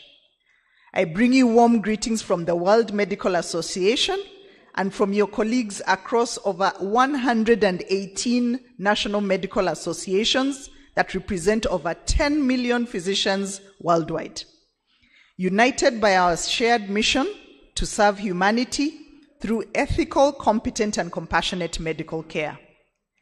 Indeed, allow me to pay tribute to one of Uganda's finest daughters of medicine, Dr. Margaret Mungerera, who inspired me and is the reason I am in this position at this day and at this time. So her courage, vision, and unwavering advocacy inspired many of us, including myself, into this journey of global medical leadership, and her legacy continues to light the path that we walk today. I also extend heartfelt appreciation to the leadership of UMA for this invitation and for curating a theme that could not be more timely or more urgent: transforming Ugandan healthcare system for a healthier nation. So we gather at a time when our profession, the noble art and science of medicine, is being tested as never before. Across the globe, doctors and other health professionals face mounting pressures, pandemics that strain systems to breaking point, conflicts that devastate health infrastructure, misinformation that erodes public trust, and economic and political forces that compromise clinical independence. The world looks to us not only as healers of disease, but as voices of conscience, as defenders of science, and as custodians of human dignity. And yet, amidst these challenges, we must ask ourselves, how do we sustain integrity, compassion, and professionalism when the systems around us seem to pull us in opposite directions? The answer lies in empowerment, rooted in ethics, sustained by leadership, and guided by our shared professional values. So when we talk of empowerment in medicine, what are we talking about? Empowerment is not merely about opportunity or resources. Empowerment is about agency. That is the ability of every doctor, nurse, and healthcare worker to act accordingly to conscience, guided by ethical principles, and supported by systems that value their professional judgment. So it means creating environments where doctors can speak truth to power without fear. Young professionals are mentored, not exploited. Women and minority voices are heard and respected. Health policy is informed by evidence, not by politics. Empowerment, therefore, begins with values, with ethics, and it flourishes through leadership. How do we uphold professional ethics in this changing world? Ethics remains the soul of medicine, and without it, science just becomes sterile and technology becomes dangerous. As the World Medical Association, we anchor our work in the Declaration of Geneva, which we have just recited, our modern version of the Hippocratic Oath. It reminds us that medicine is not just a profession, it's a moral calling. And it echoes what the head of public service said. But in today's world, ethics is not static. It's constantly challenged by new realities.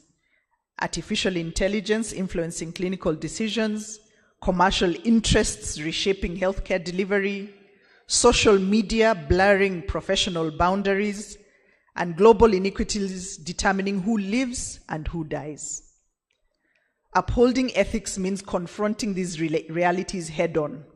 It means reaffirming that the patient must always come first, that our clinical judgment must be free from undue influence, that we must protect patient data as sacredly as we protect patient life, and that we must advocate for systems that uphold fairness, justice, and universal access to care. In Uganda, in Kenya, and across the world, doctors must be the moral compass of health systems, the ones who remind society that medicine without ethics is medicine without humanity.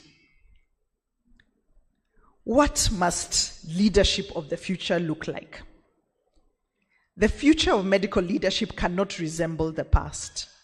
It must be more inclusive, more adaptive, more global, and above all, more values-driven.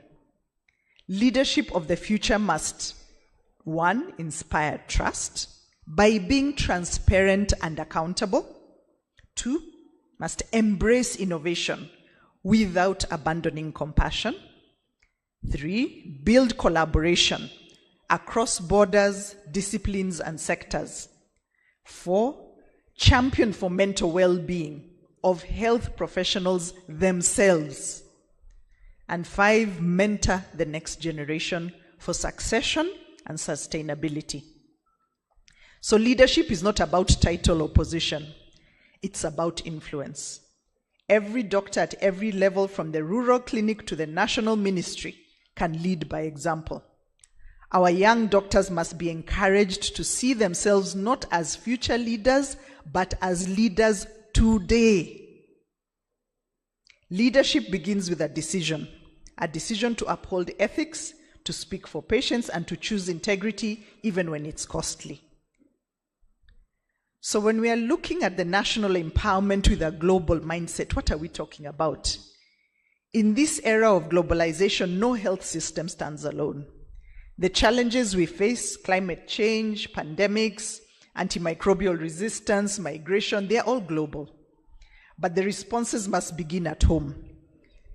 So empowering the medical workforce nationally requires investment in continuous professional development, fair remuneration and safe working conditions, strengthening regulatory and professional bodies, and promoting research that addresses local realities.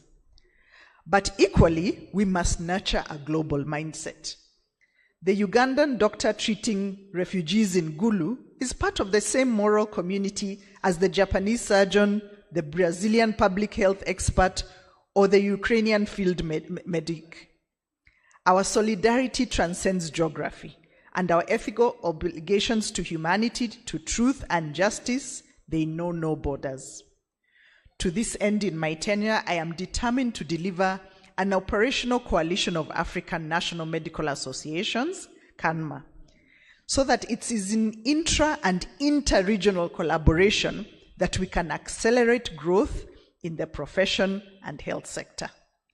That is why at the World Medical Association, we continue to advocate for the protection of healthcare workers in conflict zones, the ethical use of technology in medicine, the reduction of inequities in global health, the empowerment of doctors as agents of change in their societies. So what's the role of the professional association? What's the role of UMA, KMA, all these associations? Professional associations such as the Uganda Medical Association are the backbone of the empowerment journey. They serve not only as advocates for members' welfare, but as guardians of professional standards, custodians of ethics, and incubators of leadership. Your association must remain the voice of conscience in health policy, the defender of doctors' rights and patients' dignity, the hub for mentoring young professionals, and the bridge connecting national realities to the global platforms. But above all, UMA must continue to stand united. Unity, collegiality, and the simple discipline of listening to one another are what keep our profession intact. When we fracture, we weaken our ability to advocate effectively. And sometimes the system likes it when you fracture. When we stay together, grounded in mutual respect, we become an unstoppable force for better health systems and a healthier society. A divided profession creates room for dysfunction. A united profession shapes national destiny. So as we strengthen national associations, we strengthen the global medical movement, and together we strengthen the covenant between medicine and society. So what is my call to action for you as colleagues? Colleagues, the time for passive reflection is over. The time for transformative action is now. If we want an empowered, ethical, and visionary medical workforce, we must teach ethics as a living practice, not as abstract theory. Reward integrity, not conformity. Create leadership pipelines for young doctors and women in medicine. Stand united against corruption, exploitation, and discrimination. Speak out against the erosion of professional autonomy. Each of us carries a spark of responsibility to shape the future of the profession.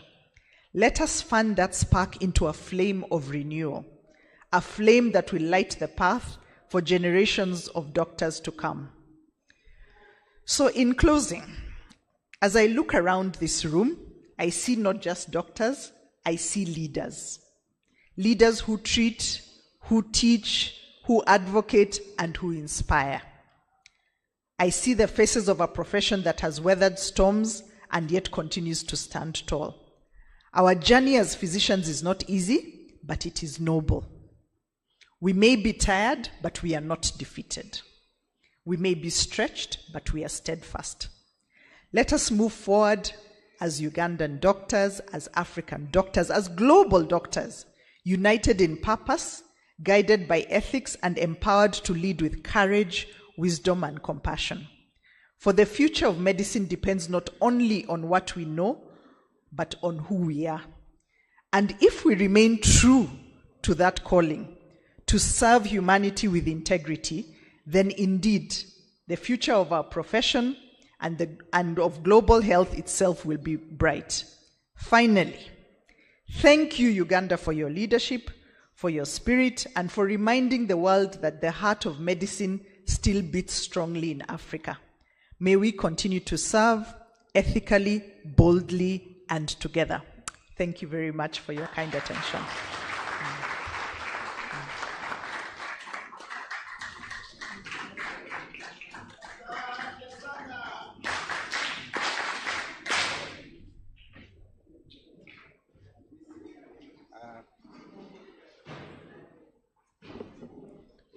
Madam President, thank you very much. What an encouragement for us to stand together, united, and advance the cause of ethical health service provision together.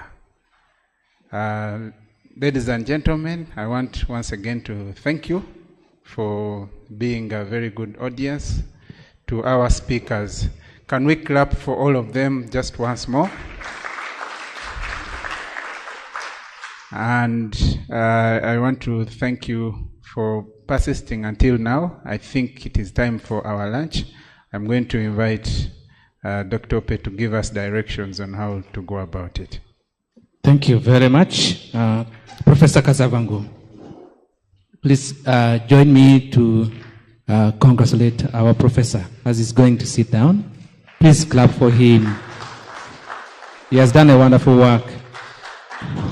When I grow up, I want to be like Professor Kajavango. I want to be like Professor Ngonsi.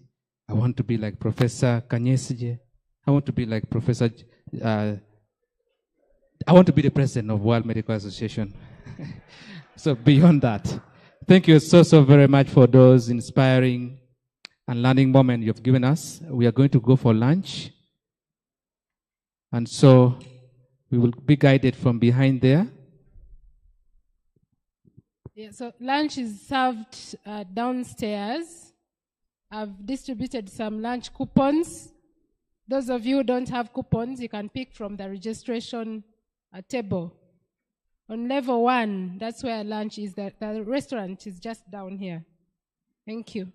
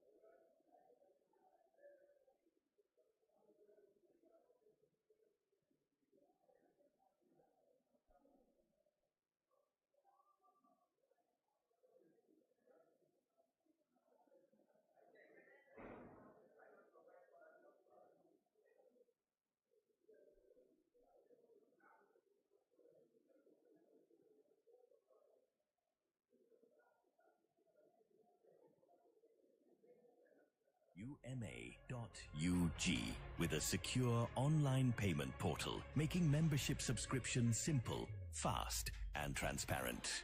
These achievements reflect our shared journey, strengthening savings, recovering debt, supporting branches, and growing membership across the nation. As we embrace our new home and digital future, we invite all members to join us in shaping the next chapter towards sustainability, towards UMA Towers, towards a stronger voice for doctors in Uganda. Uganda Medical Association, 60 years of legacy and a future of growth, service, and unity.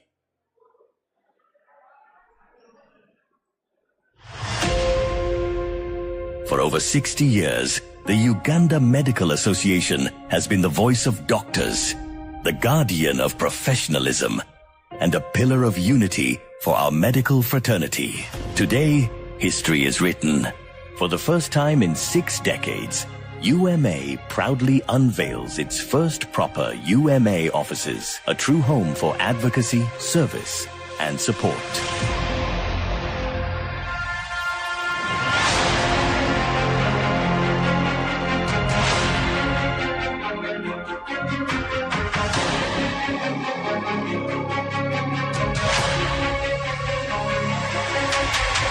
Alongside this milestone, we launch a modern interactive website, UMA.UG, with a secure online payment portal, making membership subscription simple, fast, and transparent. These achievements reflect our shared journey, strengthening savings, recovering debt, supporting branches, and growing membership across the nation. As we embrace our new... Kindly, let's all move down to level 1 for lunch. Those who don't have coupons, Prosi, where are you? Kindly pick up a coupon from the registration desk from Prosi. We have a lot to cover according to our program, so please, let's go for lunch.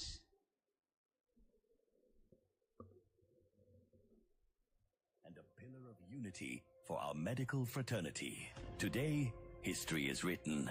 For the first time in 6 decades, UMA proudly unveils its first proper UMA offices, a true home for advocacy, service, and support.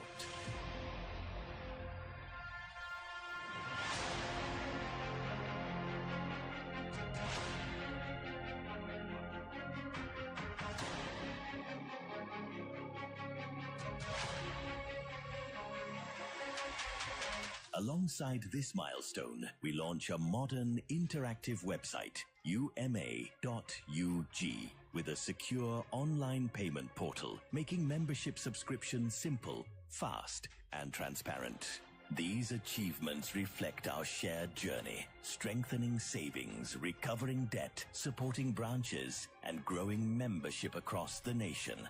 As we embrace our new home and digital future, we invite all members to join us in shaping the next chapter towards sustainability, towards UMA Towers, towards a stronger voice for doctors in Uganda. Uganda Medical Association, 60 years of legacy and a future of growth, service, and unity.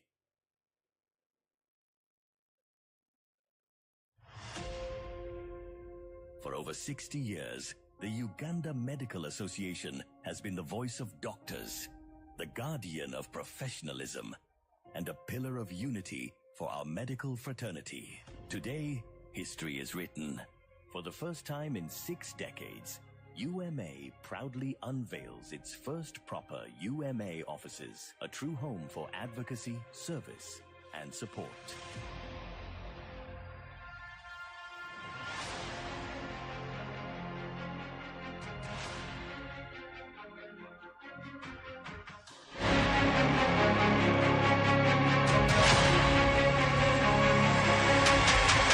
Alongside this milestone, we launch a modern interactive website, UMA.UG, with a secure online payment portal, making membership subscription simple, fast, and transparent. These achievements reflect our shared journey, strengthening savings, recovering debt, supporting branches, and growing membership across the nation. As we embrace our new home and digital future, we invite all members to join us in shaping the next chapter towards sustainability, towards UMA Towers, towards a stronger voice for doctors in Uganda. Uganda Medical Association, 60 years of legacy and a future of growth, service, and unity.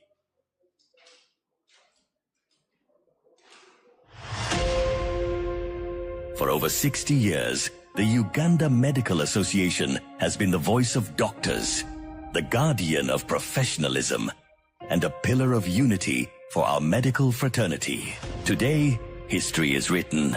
For the first time in 6 decades, UMA proudly unveils its first proper UMA offices, a true home for advocacy, service, and support.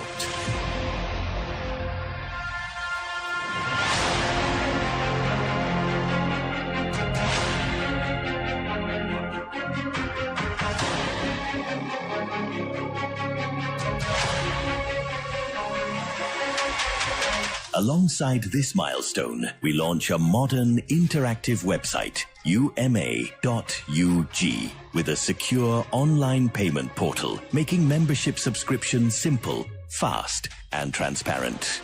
These achievements reflect our shared journey, strengthening savings, recovering debt, supporting branches, and growing membership across the nation. As we embrace our new home and digital future, we invite all members to join us in shaping the next chapter towards sustainability, towards UMA Towers, towards a stronger voice for doctors in Uganda. Uganda Medical Association, 60 years of legacy and a future of growth, service, and unity.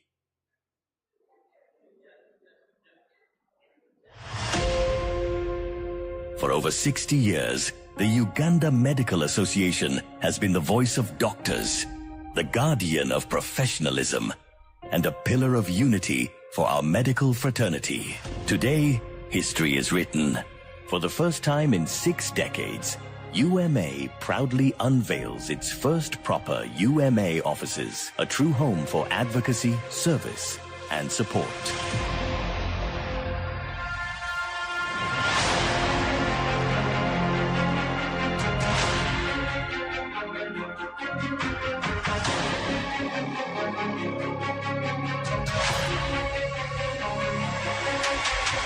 Alongside this milestone, we launch a modern, interactive website, uma.ug, with a secure online payment portal, making membership subscriptions simple, fast, and transparent.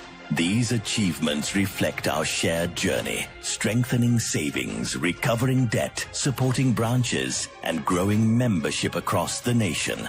As we embrace our new home and digital future, we invite all members to join us in shaping the next chapter towards sustainability, towards UMA Towers, towards a stronger voice for doctors in Uganda. Uganda Medical Association, 60 years of legacy and a future of growth, service, and unity.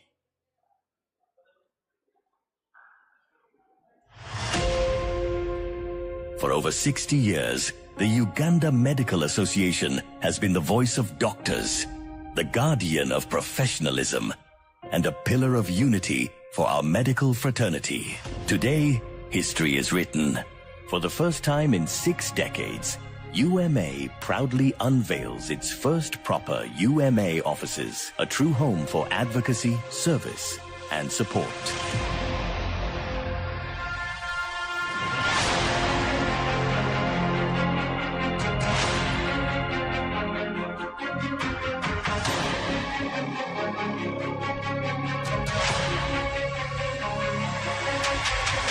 Alongside this milestone, we launch a modern, interactive website, uma.ug, with a secure online payment portal, making membership subscriptions simple, fast, and transparent. These achievements reflect our shared journey, strengthening savings, recovering debt, supporting branches, and growing membership across the nation. As we embrace our new home and digital future, we invite all members to join us in shaping the next chapter towards sustainability, towards UMA Towers, towards a stronger voice for doctors in Uganda.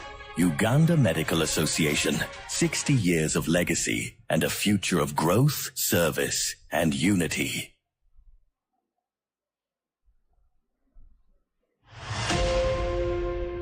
For over 60 years, the Uganda Medical Association has been the voice of doctors, the guardian of professionalism, and a pillar of unity for our medical fraternity. Today, history is written. For the first time in 6 decades, UMA proudly unveils its first proper UMA offices, a true home for advocacy, service, and support.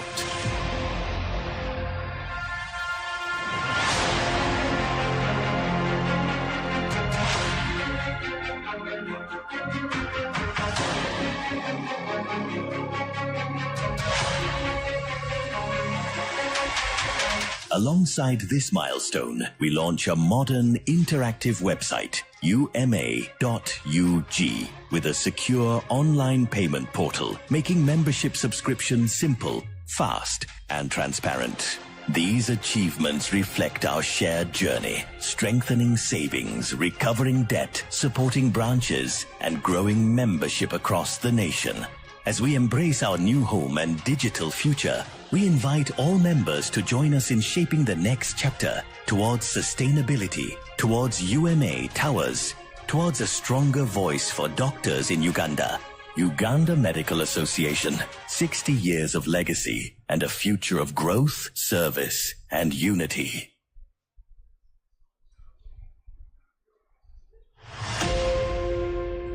For over 60 years, the Uganda Medical Association has been the voice of doctors, the guardian of professionalism, and a pillar of unity for our medical fraternity. Today, history is written.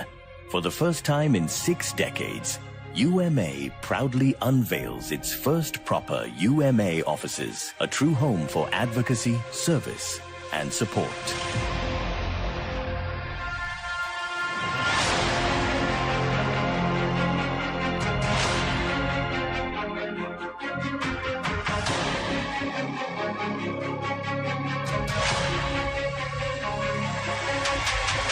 Alongside this milestone, we launch a modern interactive website, uma.ug, with a secure online payment portal, making membership subscription simple, fast, and transparent. These achievements reflect our shared journey, strengthening savings, recovering debt, supporting branches, and growing membership across the nation. As we embrace our new home and digital future, we invite all members to join us in shaping the next chapter towards sustainability, towards UMA Towers, towards a stronger voice for doctors in Uganda. Uganda Medical Association, 60 years of legacy and a future of growth, service, and unity.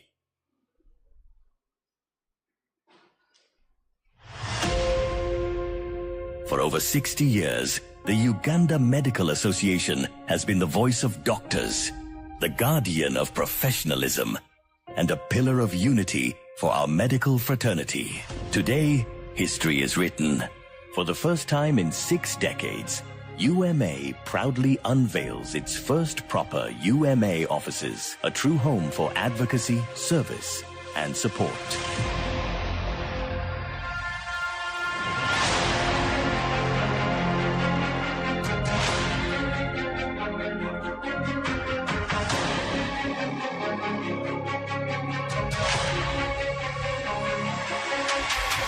Alongside this milestone, we launch a modern interactive website, uma.ug, with a secure online payment portal, making membership subscription simple, fast, and transparent.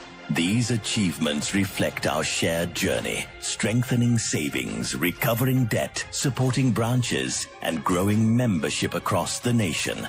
As we embrace our new home and digital future, we invite all members to join us in shaping the next chapter towards sustainability, towards UMA Towers, towards a stronger voice for doctors in Uganda. Uganda Medical Association, 60 years of legacy and a future of growth, service, and unity.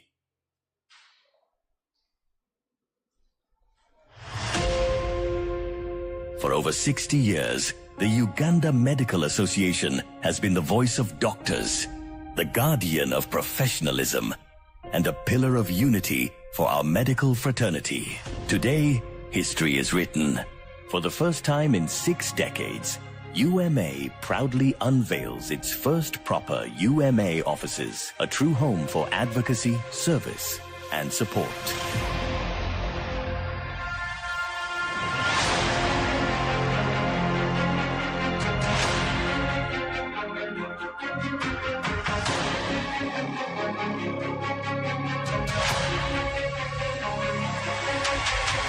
Alongside this milestone, we launch a modern interactive website, uma.ug, with a secure online payment portal, making membership subscription simple, fast, and transparent.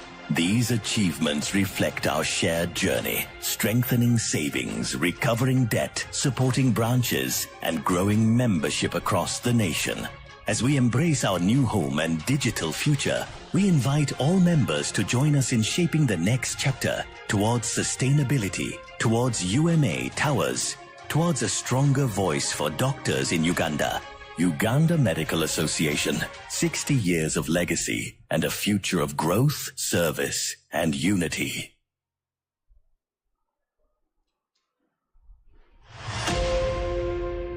For over 60 years, the Uganda Medical Association has been the voice of doctors, the guardian of professionalism, and a pillar of unity for our medical fraternity. Today, history is written. For the first time in 6 decades, UMA proudly unveils its first proper UMA offices, a true home for advocacy, service, and support.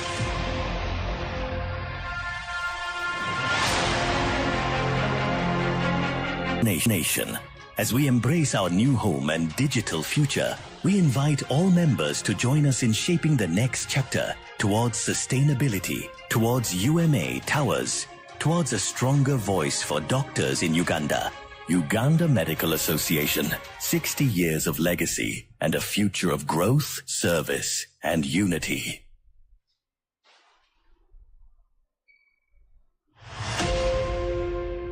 For over 60 years, the Uganda Medical Association has been the voice of doctors, the guardian of professionalism, and a pillar of unity for our medical fraternity. Today, history is written.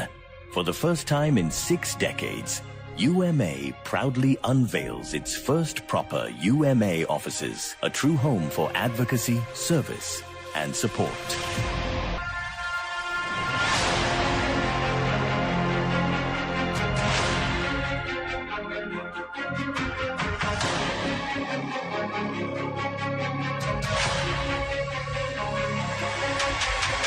Alongside this milestone, we launch a modern interactive website, uma.ug, with a secure online payment portal, making membership subscription simple, fast, and transparent. These achievements reflect our shared journey, strengthening savings, recovering debt, supporting branches, and growing membership across the nation. As we embrace our new home and digital future, we invite all members to join us in shaping the next chapter towards sustainability, towards UMA towers, towards a stronger voice for doctors in Uganda. Uganda Medical Association, 60 years of legacy and a future of growth, service, and unity.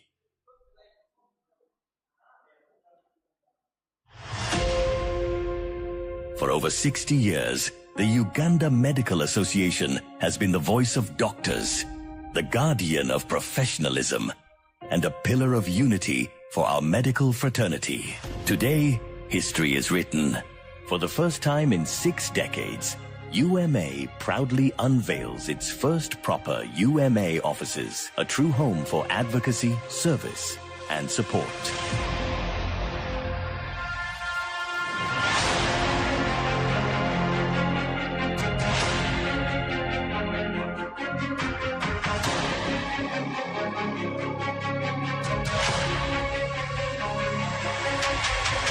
Alongside this milestone, we launch a modern interactive website, UMA.UG, with a secure online payment portal, making membership subscription simple, fast, and transparent. These achievements reflect our shared journey, strengthening savings, recovering debt, supporting branches, and growing membership across the nation. As we embrace our new home and digital future, we invite all members to join us in shaping the next chapter towards sustainability, towards UMA Towers, towards a stronger voice for doctors in Uganda. Uganda Medical Association, 60 years of legacy and a future of growth, service, and unity.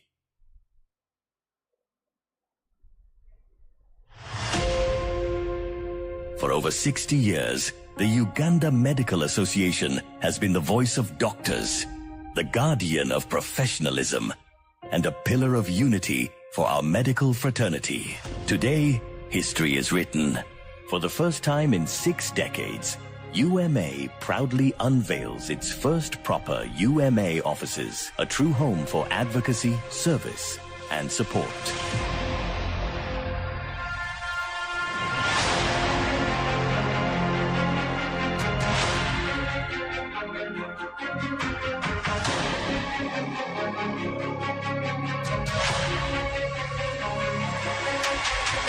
Alongside this milestone, we launch a modern interactive website, UMA.UG, with a secure online payment portal, making membership subscription simple, fast, and transparent. These achievements reflect our shared journey, strengthening savings, recovering debt, supporting branches, and growing membership across the nation.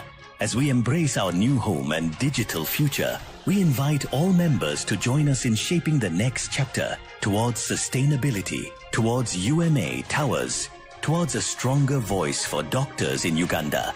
Uganda Medical Association, 60 years of legacy and a future of growth, service, and unity.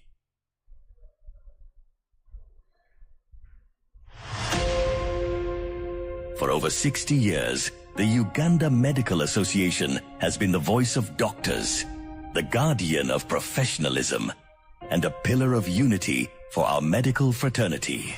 Today, history is written. For the first time in 6 decades, UMA proudly unveils its first proper UMA offices, a true home for advocacy, service, and support.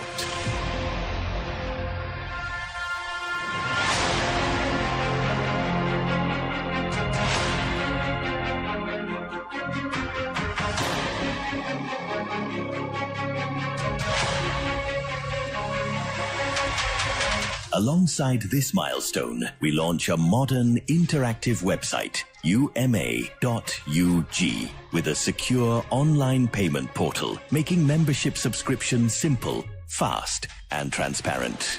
These achievements reflect our shared journey, strengthening savings, recovering debt, supporting branches, and growing membership across the nation. As we embrace our new home and digital future, we invite all members to join us in shaping the next chapter towards sustainability, towards UMA Towers, towards a stronger voice for doctors in Uganda. Uganda Medical Association, 60 years of legacy and a future of growth, service, and unity.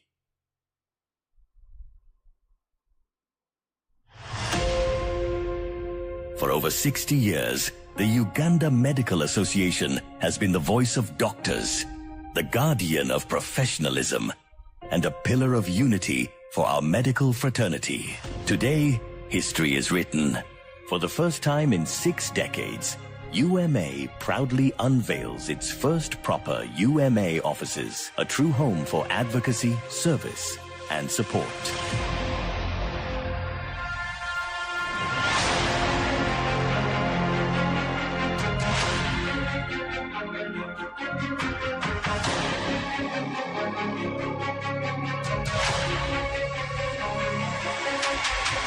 Alongside this milestone, we launch a modern interactive website, UMA.UG, with a secure online payment portal, making membership subscription simple, fast, and transparent.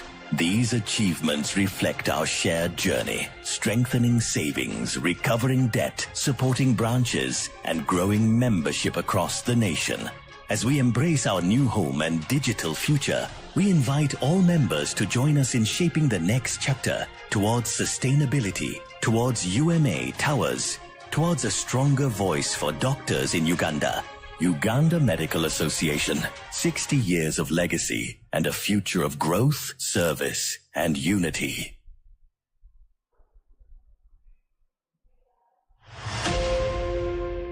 For over 60 years, the Uganda Medical Association has been the voice of doctors, the guardian of professionalism, and a pillar of unity for our medical fraternity. Today, history is written. For the first time in 6 decades, UMA proudly unveils its first proper UMA offices, a true home for advocacy, service, and support.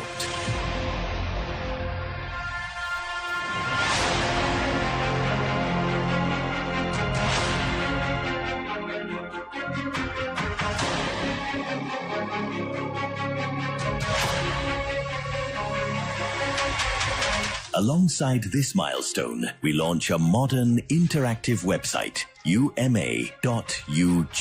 with a secure online payment portal, making membership subscription simple, fast, and transparent.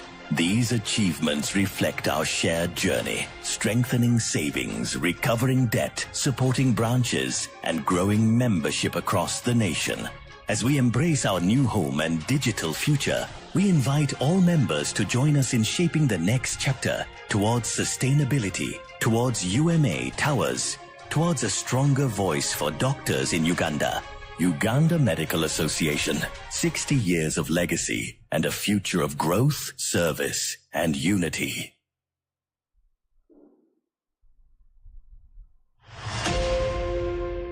For over 60 years, the Uganda Medical Association has been the voice of doctors, the guardian of professionalism, and a pillar of unity for our medical fraternity. Today, history is written. For the first time in 6 decades, UMA proudly unveils its first proper UMA offices, a true home for advocacy, service, and support.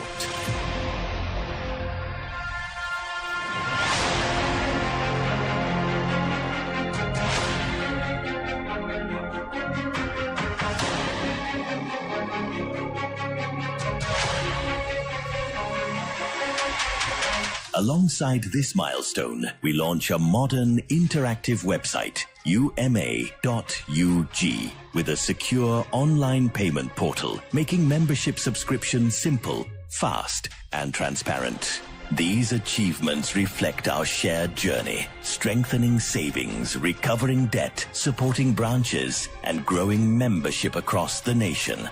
As we embrace our new home and digital future, we invite all members to join us in shaping the next chapter towards sustainability, towards UMA Towers, towards a stronger voice for doctors in Uganda. Uganda Medical Association, 60 years of legacy and a future of growth, service, and unity.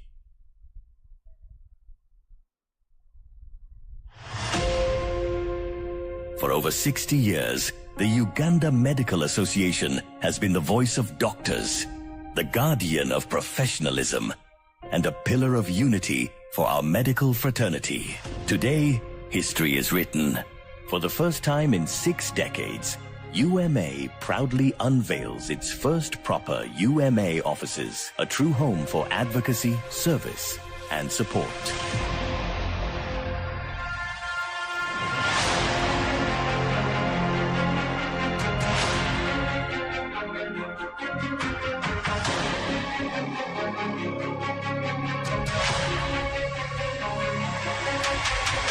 Alongside this milestone, we launch a modern interactive website, uma.ug, with a secure online payment portal, making membership subscription simple, fast, and transparent. These achievements reflect our shared journey, strengthening savings, recovering debt, supporting branches, and growing membership across the nation. As we embrace our new home and digital future, we invite all members to join us in shaping the next chapter towards sustainability, towards UMA Towers, towards a stronger voice for doctors in Uganda. Uganda Medical Association, 60 years of legacy and a future of growth, service, and unity.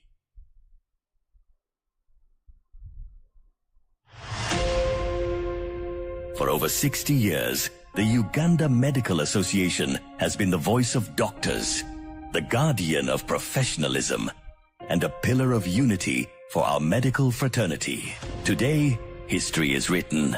For the first time in 6 decades, UMA proudly unveils its first proper UMA offices, a true home for advocacy, service, and support.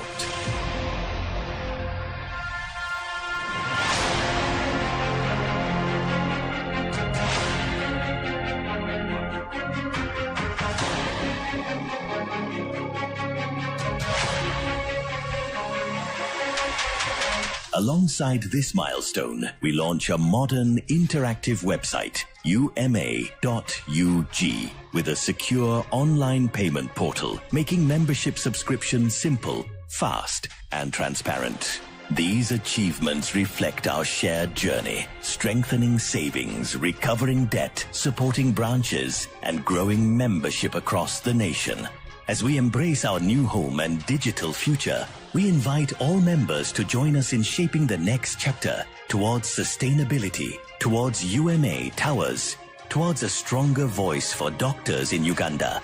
Uganda Medical Association, 60 years of legacy and a future of growth, service, and unity.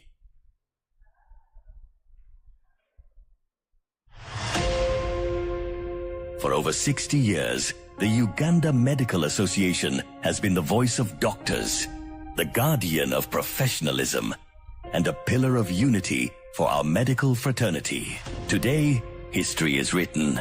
For the first time in 6 decades, UMA proudly unveils its first proper UMA offices, a true home for advocacy, service, and support.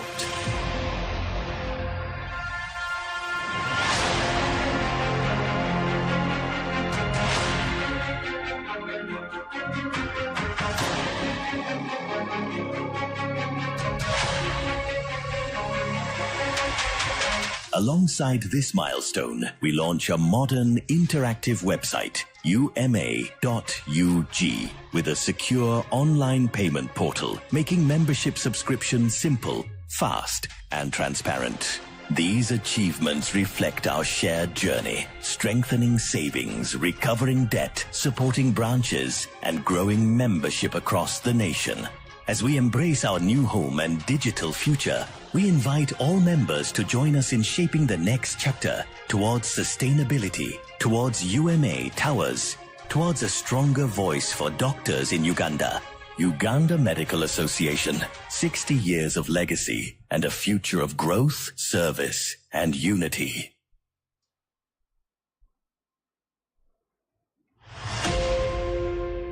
For over 60 years, the Uganda Medical Association has been the voice of doctors, the guardian of professionalism, and a pillar of unity for our medical fraternity. Today, history is written. For the first time in 6 decades, UMA proudly unveils its first proper UMA offices, a true home for advocacy, service, and support.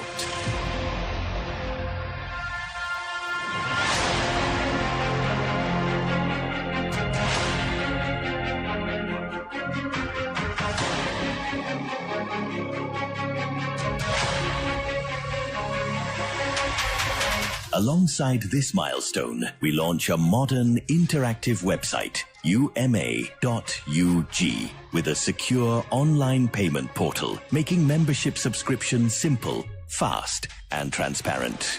These achievements reflect our shared journey, strengthening savings, recovering debt, supporting branches, and growing membership across the nation. As we embrace our new home and digital future, we invite all members to join us in shaping the next chapter towards sustainability, towards UMA Towers, towards a stronger voice for doctors in Uganda. Uganda Medical Association, 60 years of legacy and a future of growth, service, and unity.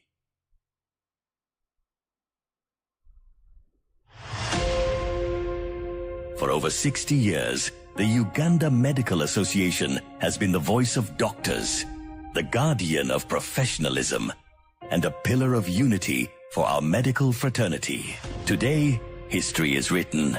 For the first time in 6 decades, UMA proudly unveils its first proper UMA offices, a true home for advocacy, service, and support.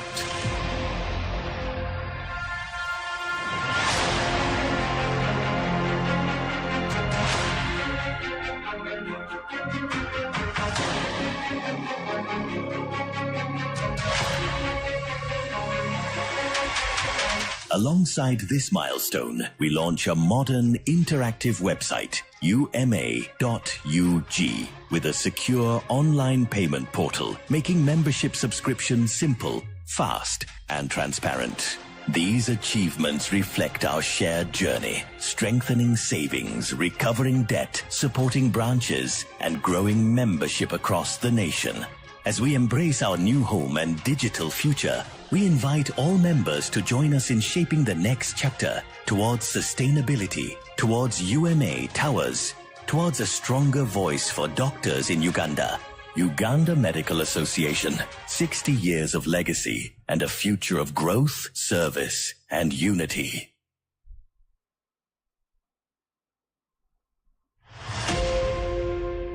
For over 60 years, the Uganda Medical Association has been the voice of doctors, the guardian of professionalism, and a pillar of unity for our medical fraternity. Today, history is written. For the first time in 6 decades, UMA proudly unveils its first proper UMA offices, a true home for advocacy, service, and support.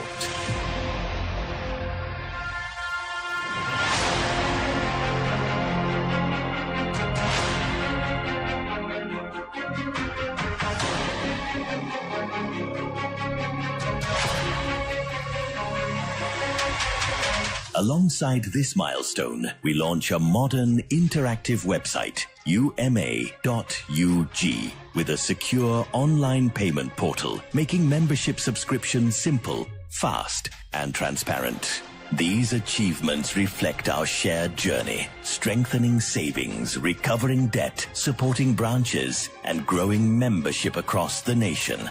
As we embrace our new home and digital future, we invite all members to join us in shaping the next chapter towards sustainability, towards UMA towers, towards a stronger voice for doctors in Uganda. Uganda Medical Association, 60 years of legacy and a future of growth, service, and unity.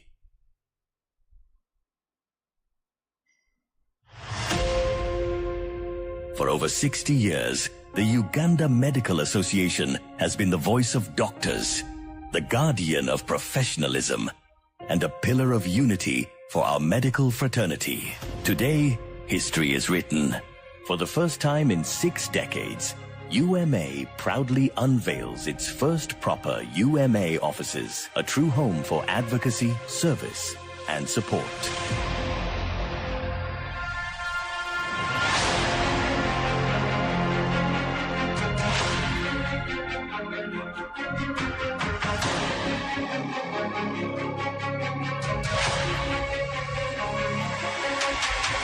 Alongside this milestone, we launch a modern interactive website, uma.ug, with a secure online payment portal, making membership subscription simple, fast, and transparent.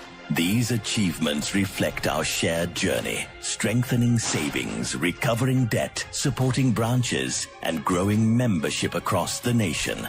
As we embrace our new home and digital future, we invite all members to join us in shaping the next chapter towards sustainability, towards UMA towers, towards a stronger voice for doctors in Uganda. Uganda Medical Association, 60 years of legacy and a future of growth, service, and unity.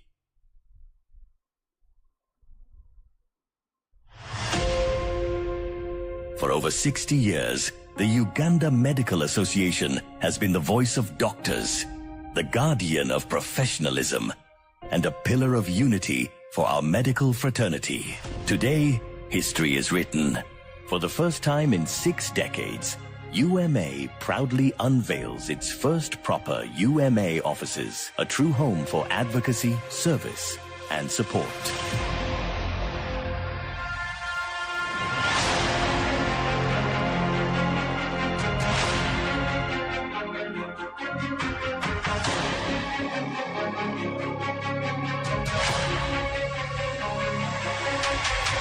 Alongside this milestone, we launch a modern interactive website, uma.ug, with a secure online payment portal, making membership subscription simple, fast, and transparent. These achievements reflect our shared journey, strengthening savings, recovering debt, supporting branches, and growing membership across the nation. As we embrace our new home and digital future, we invite all members to join us in shaping the next chapter towards sustainability, towards UMA towers, towards a stronger voice for doctors in Uganda. Uganda Medical Association, 60 years of legacy and a future of growth, service, and unity.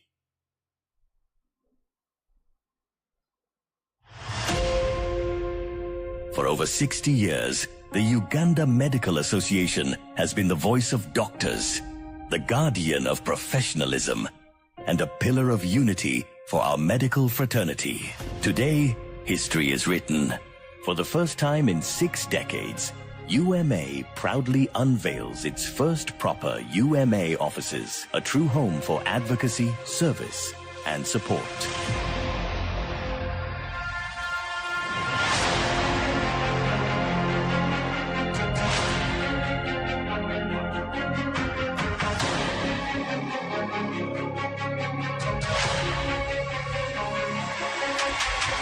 Alongside this milestone, we launch a modern interactive website, uma.ug, with a secure online payment portal, making membership subscription simple, fast, and transparent. These achievements reflect our shared journey, strengthening savings, recovering debt, supporting branches, and growing membership across the nation. As we embrace our new home and digital future, we invite all members to join us in shaping the next chapter towards sustainability, towards UMA towers, towards a stronger voice for doctors in Uganda. Uganda Medical Association, 60 years of legacy and a future of growth, service, and unity.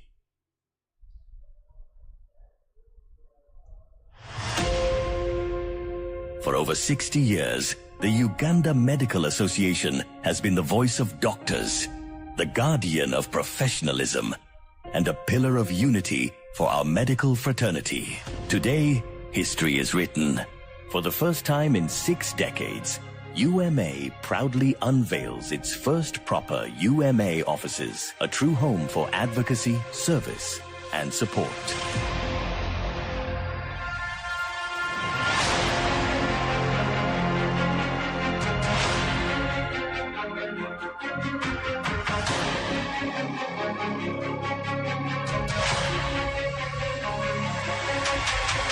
Alongside this milestone, we launch a modern interactive website, uma.ug, with a secure online payment portal, making membership subscription simple, fast, and transparent. These achievements reflect our shared journey, strengthening savings, recovering debt, supporting branches, and growing membership across the nation. As we embrace our new home and digital future, we invite all members to join us in shaping the next chapter towards sustainability, towards UMA towers, towards a stronger voice for doctors in Uganda. Uganda Medical Association, 60 years of legacy and a future of growth, service, and unity.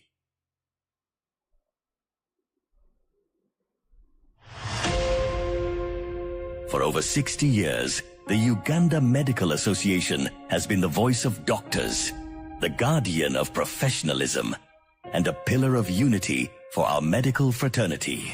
Today, history is written. For the first time in 6 decades, UMA proudly unveils its first proper UMA offices, a true home for advocacy, service, and support.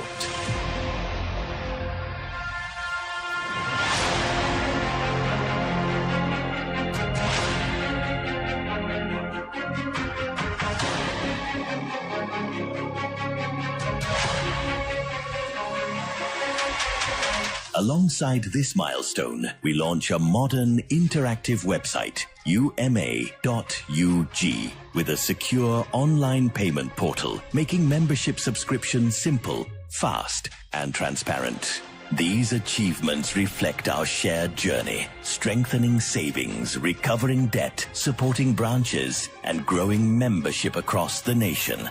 As we embrace our new home and digital future, we invite all members to join us in shaping the next chapter towards sustainability, towards UMA towers, towards a stronger voice for doctors in Uganda. Uganda Medical Association, 60 years of legacy and a future of growth, service, and unity.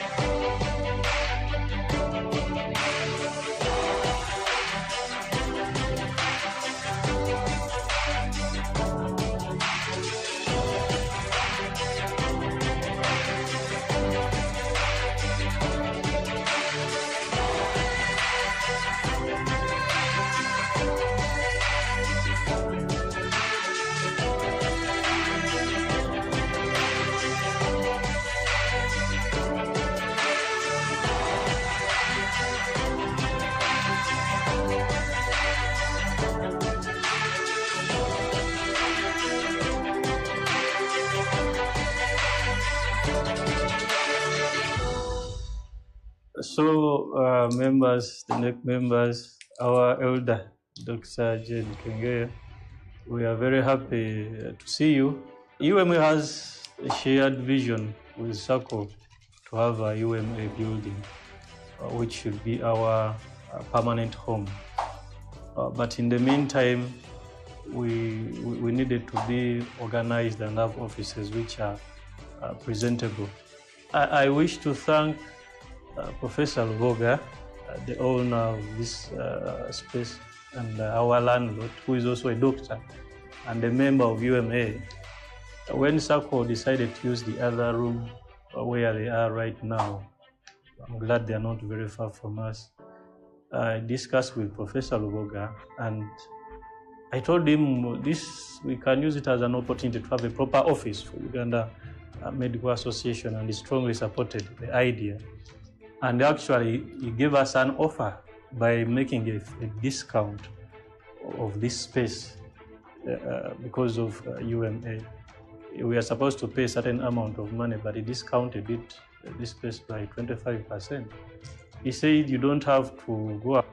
I'm a doctor, I'm a member of UMA.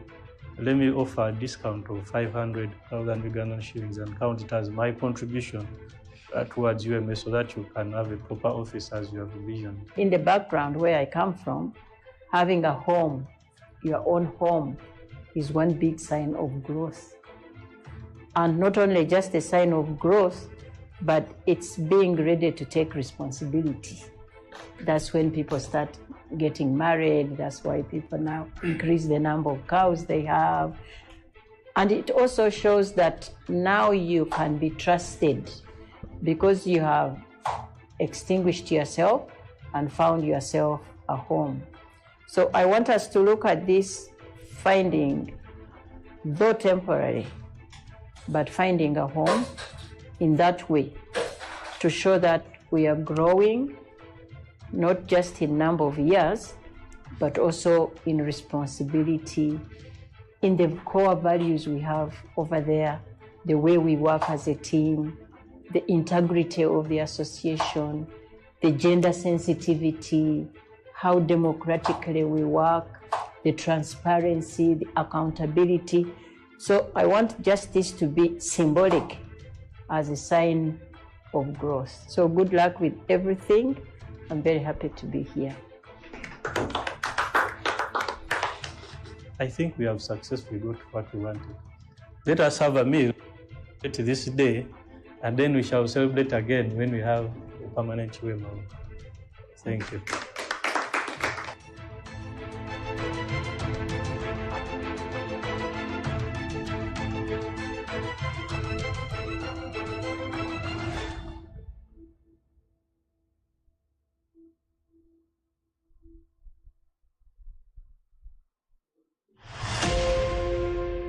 For over 60 years, the Uganda Medical Association has been the voice of doctors, the guardian of professionalism, and a pillar of unity for our medical fraternity. Today, history is written. For the first time in 6 decades, UMA proudly unveils its first proper UMA offices, a true home for advocacy, service, and support.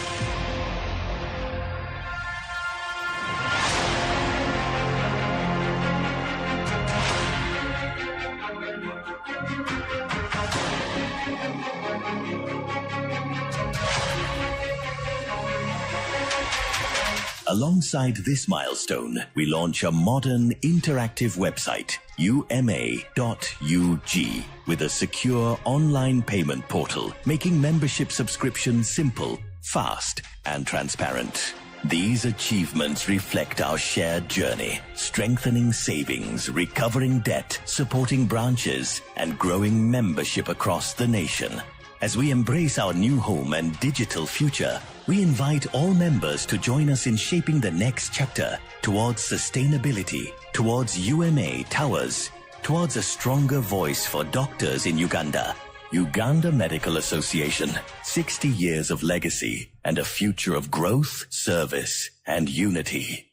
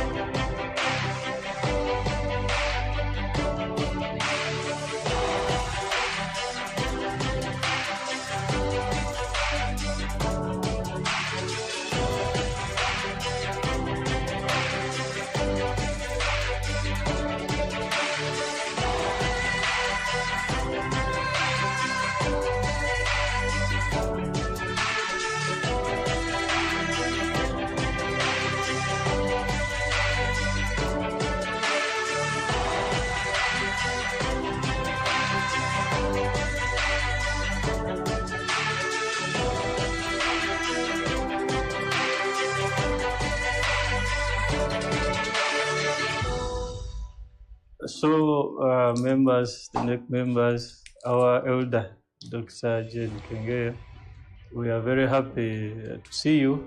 UMA has a shared vision with SACCO to have a UMA building, which should be our permanent home. But in the meantime, we needed to be organized and have offices which are presentable. I wish to thank Professor Luboga, the owner of this space, and our landlord, who is also a doctor and a member of UMA. When SACCO decided to use the other room where they are right now, I'm glad they are not very far from us. I discussed with Professor Luboga, and I told him we can use it as an opportunity to have a proper office for Uganda Medical Association, and he strongly supported the idea. And actually, he gave us an offer by making a discount of this space because of UMA. We are supposed to pay a certain amount of money, but he discounted this space by 25%. He said, you don't have to go up. I'm a doctor, I'm a member of UMA.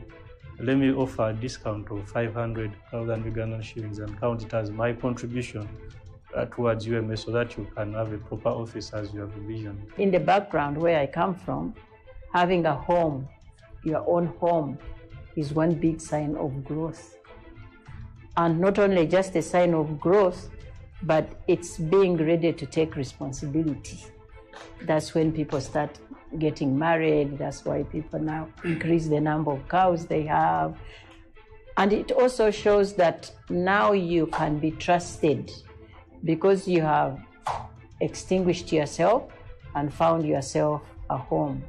So I want us to look at this finding, though temporary, but finding a home in that way to show that we are growing, not just in number of years, but also in responsibility, in the core values we have over there, the way we work as a team, the integrity of the association, the gender sensitivity, how democratically we work, the transparency, the accountability. So I want just this to be symbolic as a sign of growth. So good luck with everything. I'm very happy to be here. I think we have successfully got what we wanted. Let us have a meal this day, and then we shall celebrate again when we have a permanent U.M.A. Thank you.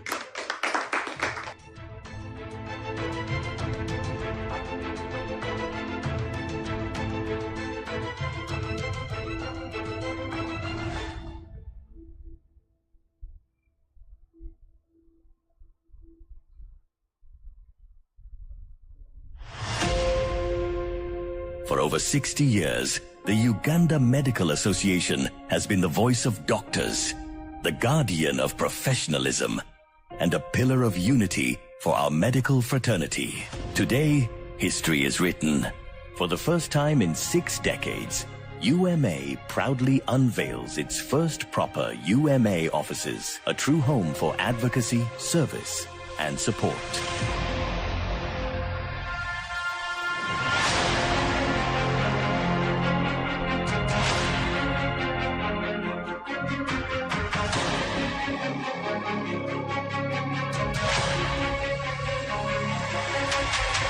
Alongside this milestone, we launch a modern interactive website, uma.ug, with a secure online payment portal, making membership subscription simple, fast, and transparent. These achievements reflect our shared journey, strengthening savings, recovering debt, supporting branches, and growing membership across the nation.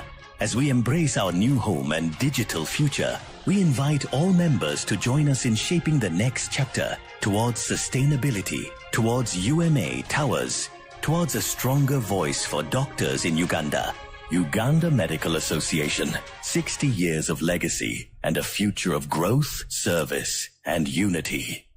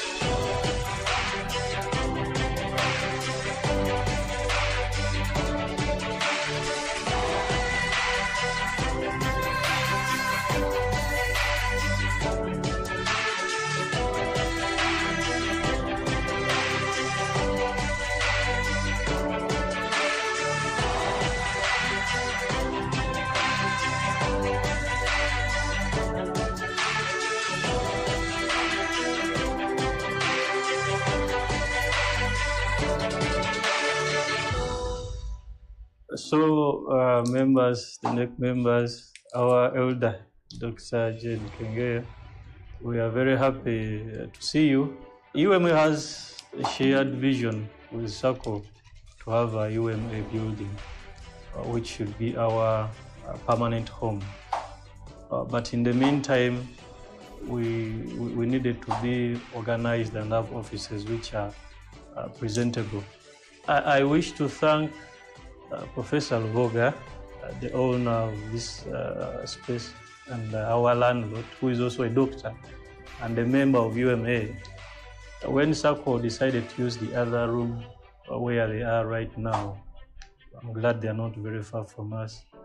I discussed with Professor Luboga, and I told him we can use it as an opportunity to have a proper office for Uganda Medical Association, and he strongly supported the idea. And actually, he gave us an offer by making a discount of this space because of UMA. We are supposed to pay a certain amount of money, but he discounted this space by 25%. He said, you don't have to go up. I'm a doctor, I'm a member of UMA. Let me offer a discount of 500,000 Ugandan shillings and count it as my contribution towards UMA, so that you can have a proper office as you have envisioned. In the background where I come from, having a home, your own home, is one big sign of growth. And not only just a sign of growth, but it's being ready to take responsibility. That's when people start getting married. That's why people now increase the number of cows they have. And it also shows that now you can be trusted because you have extinguished yourself and found yourself a home. So I want us to look at this finding, though temporary, but finding a home in that way to show that we are growing, not just in number of years, but also in responsibility, in the core values we have over there, the way we work as a team, the integrity of the association, the gender sensitivity, how democratically we work, the transparency, the accountability. So I want just this to be symbolic as a sign of growth. So good luck with everything. I'm very happy to be here.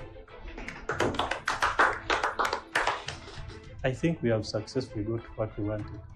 Let us have a meal this day, and then we shall celebrate again when we have a permanent UMA. Thank you.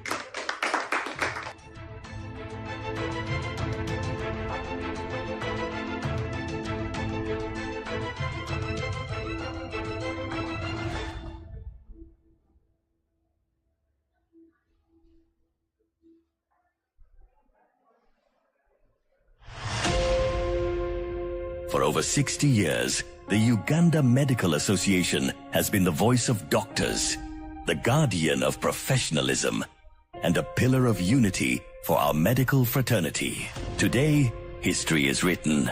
For the first time in 6 decades, UMA proudly unveils its first proper UMA offices, a true home for advocacy, service, and support.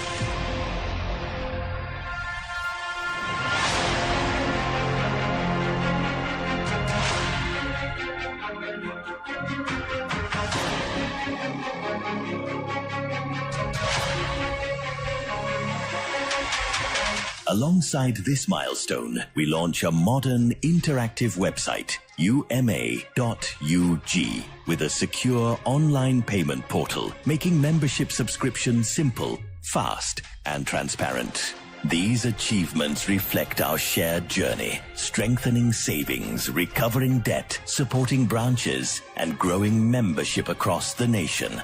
As we embrace our new home and digital future, we invite all members to join us in shaping the next chapter towards sustainability, towards UMA towers, towards a stronger voice for doctors in Uganda.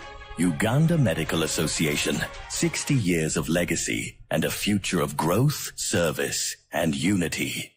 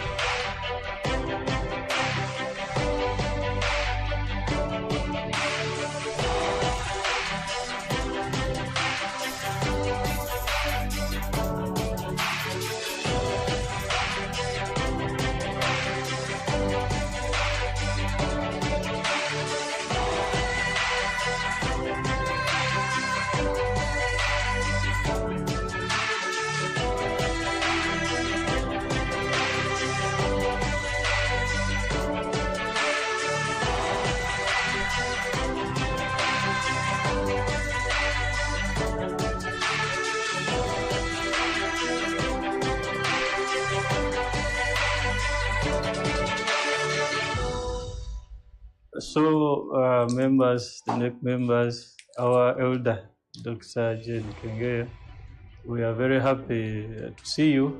UMA has a shared vision with SACCO to have a UMA building, which should be our permanent home.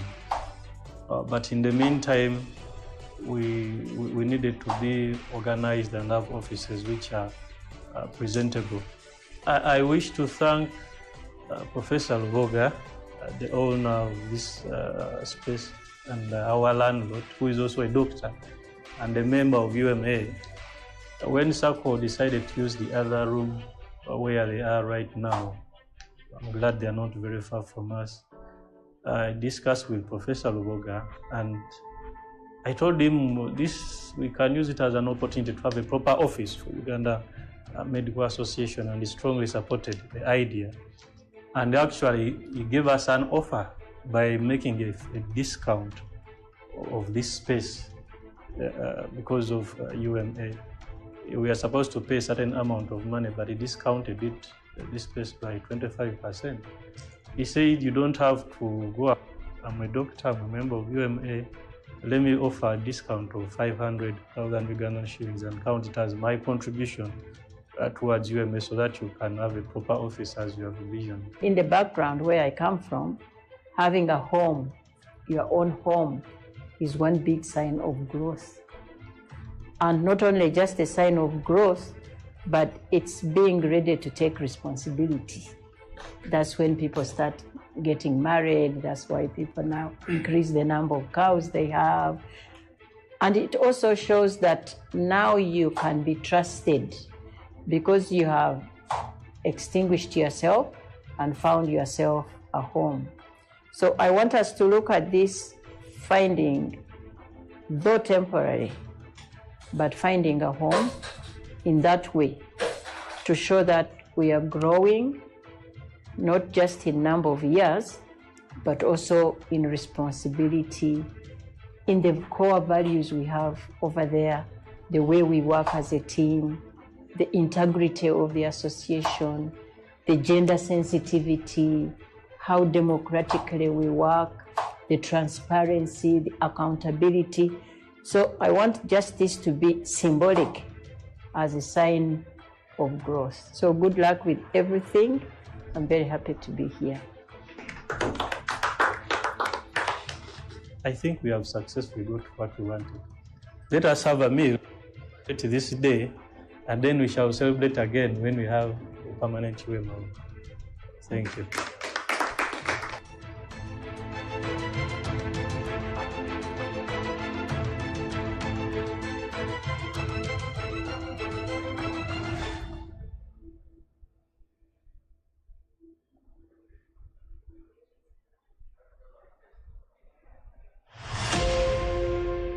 For over 60 years, the Uganda Medical Association has been the voice of doctors, the guardian of professionalism, and a pillar of unity for our medical fraternity. Today, history is written. For the first time in 6 decades, UMA proudly unveils its first proper UMA offices, a true home for advocacy, service, and support.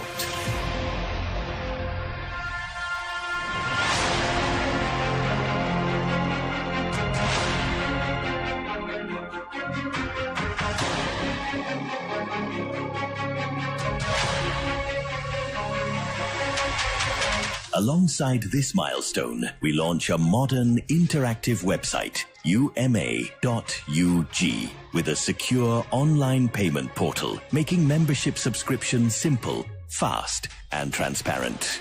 These achievements reflect our shared journey, strengthening savings, recovering debt, supporting branches, and growing membership across the nation. As we embrace our new home and digital future, we invite all members to join us in shaping the next chapter towards sustainability, towards UMA. We request all members to get back into the house. Those who are still down there, could you join us here? We hope you have had a very wonderful lunch. It's keeping us very active. We want to go to the next part of the session. We still have some few sessions we need to cover. I request members to get back into the house. Those who are outside, please, may we call them to come?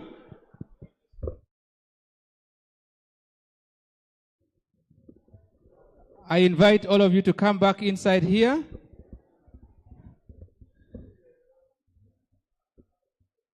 Let us get a place to sit.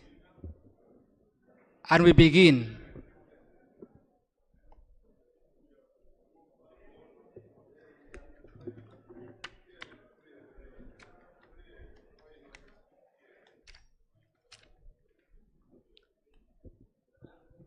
We are going to have a presentation of abstracts. This being a scientific meeting, we need to listen to what people have done in the field of research. We need to actually listen to what people have done to transform this country.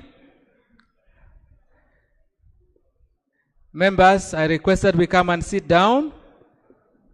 Those behind there and those in the other rooms down. As we continue, this very important part of the session we are going to have, they're actually very important, and that's why we are going to have a lot of scientific engagement. We'll have presentation of abstracts. I request that people responsible should prepare themselves in a short while. We hope that you have shared your presentation with our people in charge of IT. You'll be called in front here shortly to make your presentation. All of you, I believe you have abstract books. And if you don't have that copy, it could have been shared on social media. You can also download.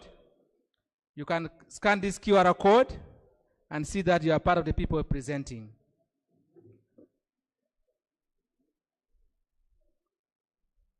The people will be inviting the presenters. I would like to mention their names here as they come in.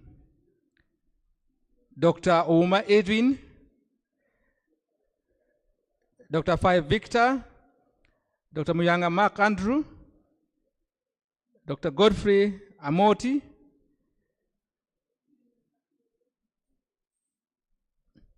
whoever is inside here should come and invite the presenters. Those people I mentioned their names.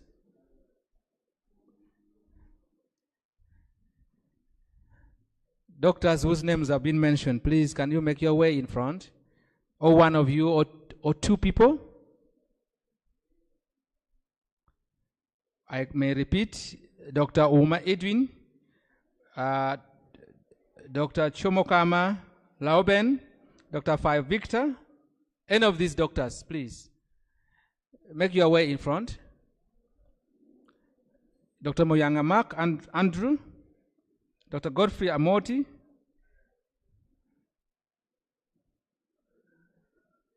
those people whose names are mentioned, are they inside here?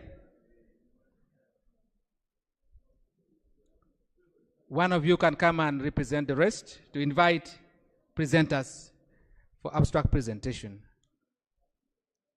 Oral presenters, as the person comes in. Titus is inside here. Dr. Titus Ampere. Dr. Titus is inside here. We also have Dr. Adupa Emmanuel, Dr. Albert. They're still down. Please make way here, and if you have not yet delivered your presentation, please do deliver to the IT so that they project it for us. We also have Dr. Ivan Kisule, our Deputy Registrar. We also have Dr. Begumana Daniel. We also have Dr. Dalston, please, if you are here, may you deliver your presentation.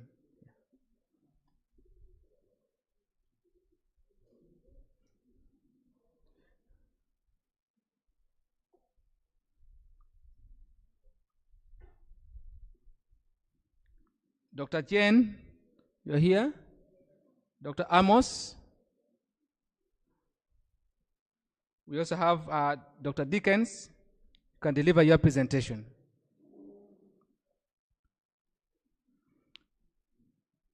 Dr. Norbert Biarohanga Musisi. Then we have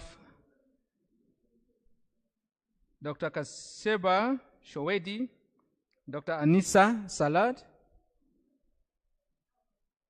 and then Dr. Ronald Timothy.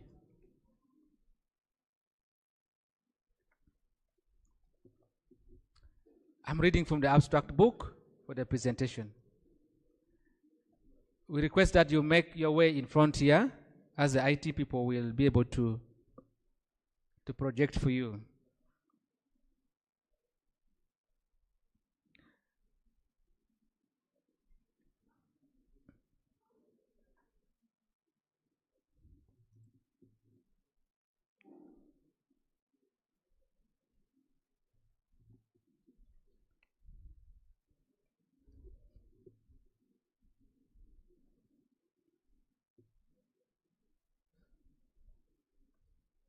All those who were supposed to make abstract presentation, please, may you come in front. Those whose names I've actually read and those whose names have not been read. Yeah.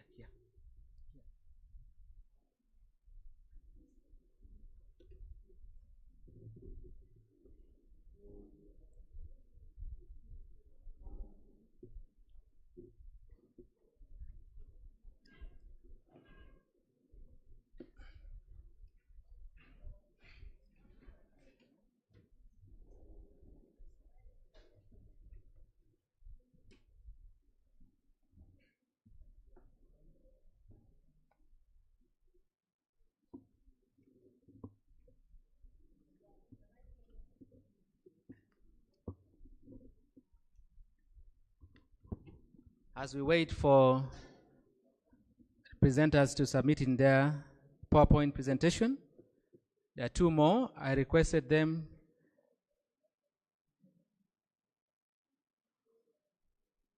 submit in their PowerPoint presentation to the IT, and then they come in front here.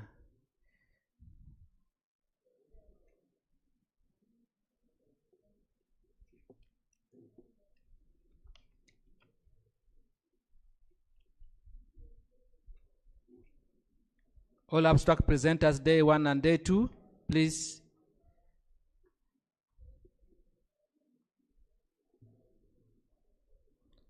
Because of time, we may not be able to present all the abstracts. So those one with abstract who are supposed to present, please do so. Submit your PowerPoint, and then you come and interrupt it in front here.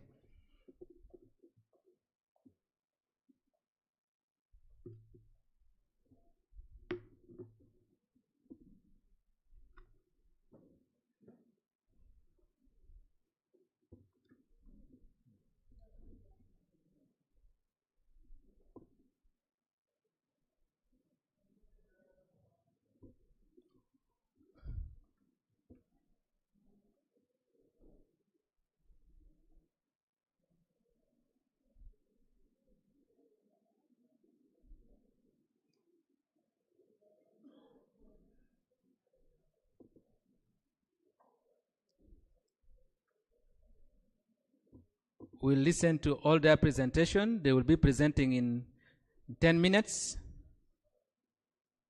each of them, and we have like 4 presentations. Then they will be asked questions. And there are 4 seats there. After submitting your abstracts, please, may you come in front.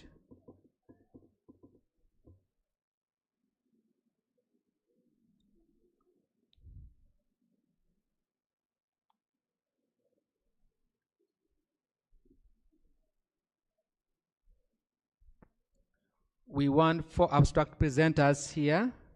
We already have 1 person in front, and we need 3 more.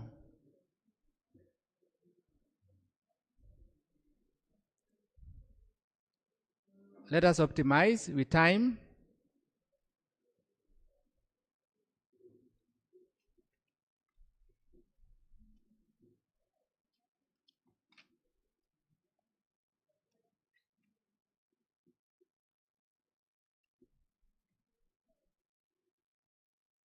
By 5, we should be done with this session.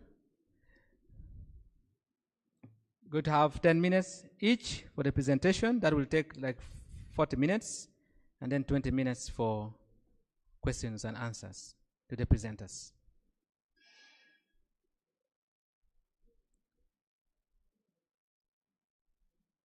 The presenters, after their presentation, they will be asked not more than 2 questions.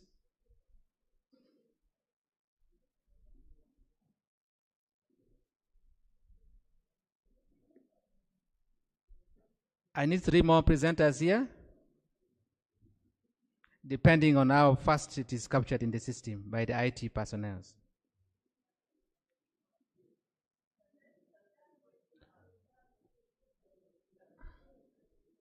Okay. I was guided that we can start.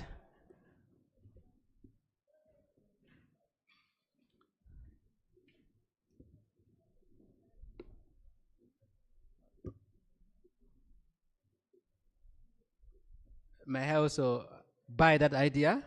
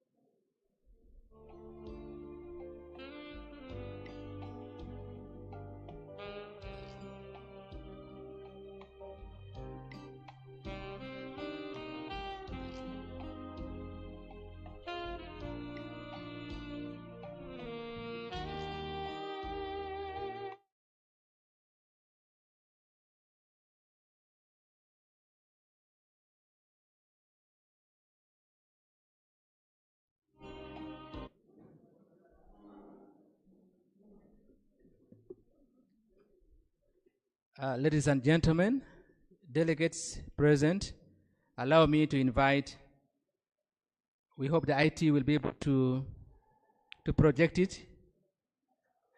Allow me to invite Dr. Muguma Dickens. He's going to present to us about prevalence and factors associated with immediate adverse birth outcomes following augmentation of labor with oxytocin at Mbarara Unified Hospital. The IT team, please may you project for our presenter. Dr. Dickens, you're welcome to take the podium.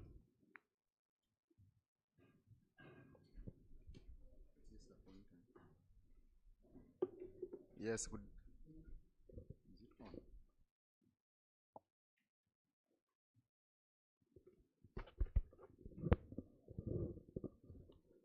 Yes, good afternoon, ladies and gentlemen. As earlier introduced, I'm Dr. Dickens Mugumia. I think the most fresh obstetrician and gynecologist from Bara University of Science and Technology. And this afternoon, I'm here to present to you the work that was done in the past few months about the prevalence and factors associated with immediate adverse birth outcomes following augmentation of labor with oxytocin at Mbara Regional Referral Hospital. Are you able to see the slides?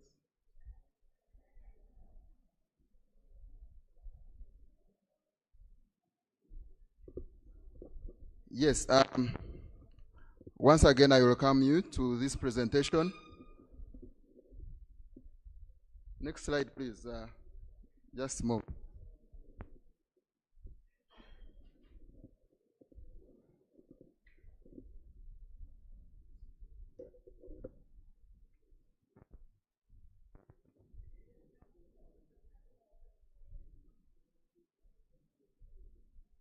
Yes. In case some are not medics, but I believe you have heard about augmentation of labor. Augmentation of labor is stimulation of the uterus to increase contractions after spontaneous onset of labor, and this is a definition according to WHO. And it is aimed at preventing prolonged labor and associated adverse birth outcomes.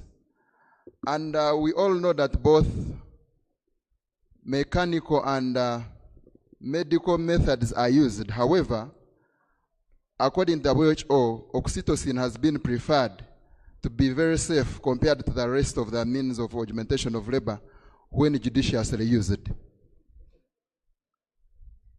Sorry.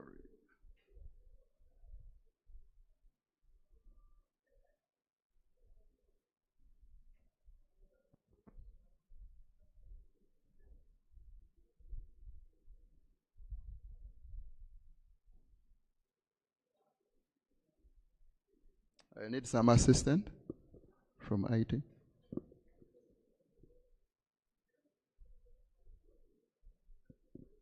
Yes, and the prevalence of augmentation of labor globally, it varies from 65% in Sweden.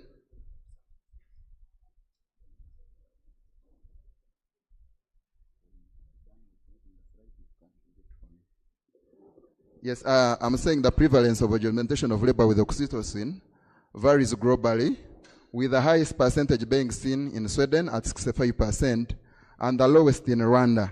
And specifically in Uganda, we are about 35% of the rate at which we augment women with oxytocin. And oxytocin augmentation causes uterine hyperstimulation and also causes oxytocin receptor desensitization, and these all will impair uteroplacental blood flow and uterine exhaustion.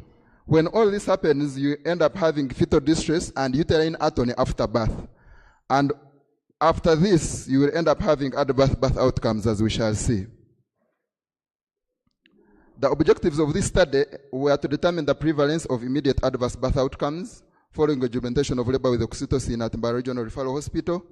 And our second objective was to describe the immediate adverse birth outcomes following augmentation of labor with oxytocin. And also the third one was to determine the factors associated with immediate adverse birth outcomes at the same hospital. We had a cross-sectional study, and this was carried out within a period of five months. That is from December 2024 to April 2025 at Mbara Regional Referral Hospital. We consecutively sampled our participants who were delivered following augmentation of labor with oxytocin. And we excluded women who had intrauterine fetal death at initiation of augmentation of labor. And we used multivariable positional regression analysis because we anticipated a higher prevalence according to the previous studies. And our results showed that we were able to recruit 214 women, and as I said, we excluded those who had IFD who were 4, and we enrolled 210 participants. And out of these, 47 had immediate adverse birth outcomes, and 163 had no immediate adverse birth outcomes. And the prevalence, at the end of it all, the prevalence was 22.4%, with 95% confidence interval. And next. The immediate birth outcomes, when we categorize them from as immediate adverse maternal outcomes, only those women who had only immediate adverse birth outcomes, which were maternal, were 23 at 11.0%. And those who had immediate adverse perinatal outcomes only, they were 15 at 7.1%. And those mothers who had both immediate adverse perinatal and maternal adverse birth outcomes were 9 at 4.3%. And when we individualized the immediate adverse birth outcomes, babies who were born with APGAR score of less than 7 at 5 minutes were 17 at 8.1%. And those who were admitted to NICU due to the above, due to low APGAR score, were also the same percentage at 8.1%. And those mothers who delivered by cesarean section, mind you, the aim of augmenting labor is to make sure the mother achieves a vaginal delivery after a prolonged labor. But when they are delivered by cesarean section, it ceases to be a desired outcome. And these were 6.2%. And those who developed postpartum hemorrhage were 5.2%. And those who were delivered by vaginal delivery were 3.8%. And those who were stillborn were 3.3%. And the factors which were associated with immediate adverse birth outcomes, one was a mother being referred, mothers who were being referred from peripheral facilities. Those who were being referred were 2.59 times more likely to get adverse birth outcomes compared to those who were not referred. And those whose labor was not monitored. At Mbarara Regional Referral Hospital, we adopted using a labor care guide. Some of you have seen it, to monitor labor progress, and other than the traditional pathograph. So those who were correctly monitored using a labor care guide, compared to those who were not monitored using a labor care guide, those who were not monitored well were 2.65 times likely to develop adverse birth outcomes compared to those who were not monitored. And those mothers who spent more than 4 hours on augmentation of labor with oxytocin were 2.2 times more likely to develop adverse birth outcomes compared to those who had less than 4 hours on augmentation of labor with oxytocin. Next. So in conclusion, the most common adverse birth outcomes that we found in our study those immediate adverse maternal outcomes were cesarean section, postpartum hemorrhage, and vaginal delivery, as seen in above percentages. And those who had immediate adverse perinatal outcomes, the most common was APGAR score of less than 7 at 5 minutes and having a stillbirth. And factors which were associated with immediate adverse birth outcomes following augmentation of labor with oxytocin was being referred. A mother was referred from a peripheral facility, and those who had whose labor was not monitored using a labor care guide, and those who spent more than 4 hours on augmentation of labor with oxytocin. We therefore, next slide. We therefore recommend strengthening of labor monitoring while on augmentation of labor with oxytocin, using a labor care guide, or those who still have a pathograph. And if you're in a better facility, if you could use a CTG, it would be more superior to these. And those women who are referred, if any mother comes to your facility and she has been referred from a peripheral facility or a nearby facility, and you see you need to augment labor, maybe she has had prolonged labor, and they have referred such a mother to you, and you have examined, and you think she can progressively deliver vaginally, it's better you categorize her as a high-risk mother to develop adverse birth outcomes. I acknowledge the supervisors who helped me achieve this work. One of them was Associate Professor Kabujawangu, who was in this room. My obstetric and gynae specialist, research assistants, my residents I studied with, and staff on Mbarara Regional Referral Hospital, and above all, the study participants, of which, if they had not accepted to volunteer to participate in this study, these results would not have been found. I thank you very much. Thank you. Thank you for the presentation. You can have a seat in front there. I think you will go down and sit with those team so that they can be able to see the presentation. Ladies and gentlemen, let us clap for him once again. Thank you. The next presenter will be talking to us about the early adverse surgical outcomes and associated factors among children under below 5 years operated at Ole Innocence Children's Hospital, Mbarara, Uganda. It's a prospective cohort study and will be presented by Dr. Albert Ojangole. You're welcome.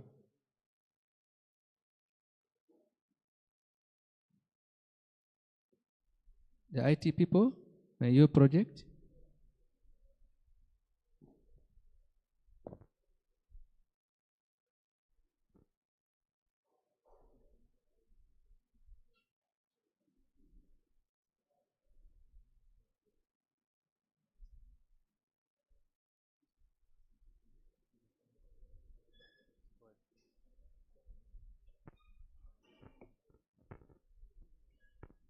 Okay. Everyone in their distinct, all the doctors in the house, thank you for coming for this wonderful occasion. As we prepare the presentation, I can be introducing myself. Meanwhile, I'm Dr. Ojangole Albert, a fresh surgeon from KIU. I'll be presenting a study we carried out at Holy Innocents Hospital with Dr. Yania Felix and others. So we're basically looking at the early adverse outcomes and the factors associated. And we're focusing on the children below 5 years being a vulnerable age group. So we wanted to know what adverse outcomes they get and why are they getting these outcomes, these bad outcomes, adverse outcomes specifically. So when I reviewed, okay, thank you. So this is the outcome, this is our topic, and these are the co-workers to develop this work. Adverse surgical outcomes and associated factors among children below 5 years operated at Holy Innocents Children's Hospital. So when I looked at the background, okay, thank you. I was very far from the microphone, but I think you've all seen the topic. Yes. So we were looking at the adverse outcomes and associated factors among these children below 5 years.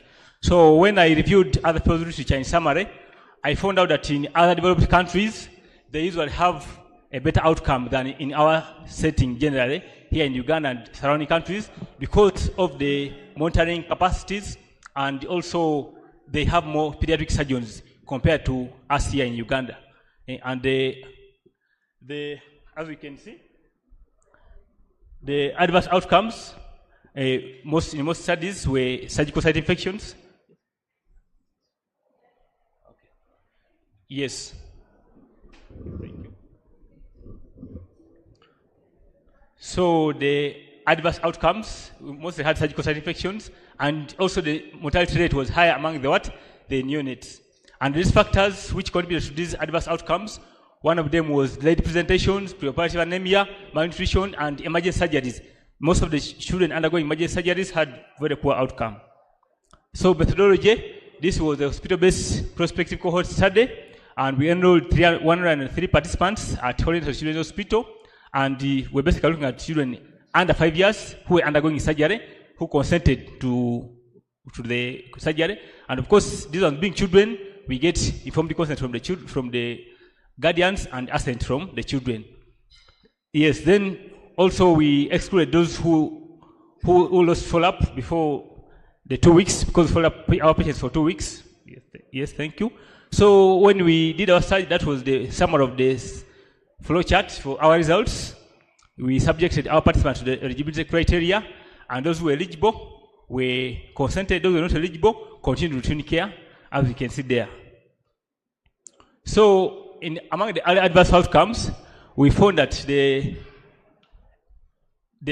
percentage of children's adverse outcomes was not so much. It was at 17.5%, as you can all see from that, from the pie chart there. Then we also went ahead to look at the specific adverse outcomes.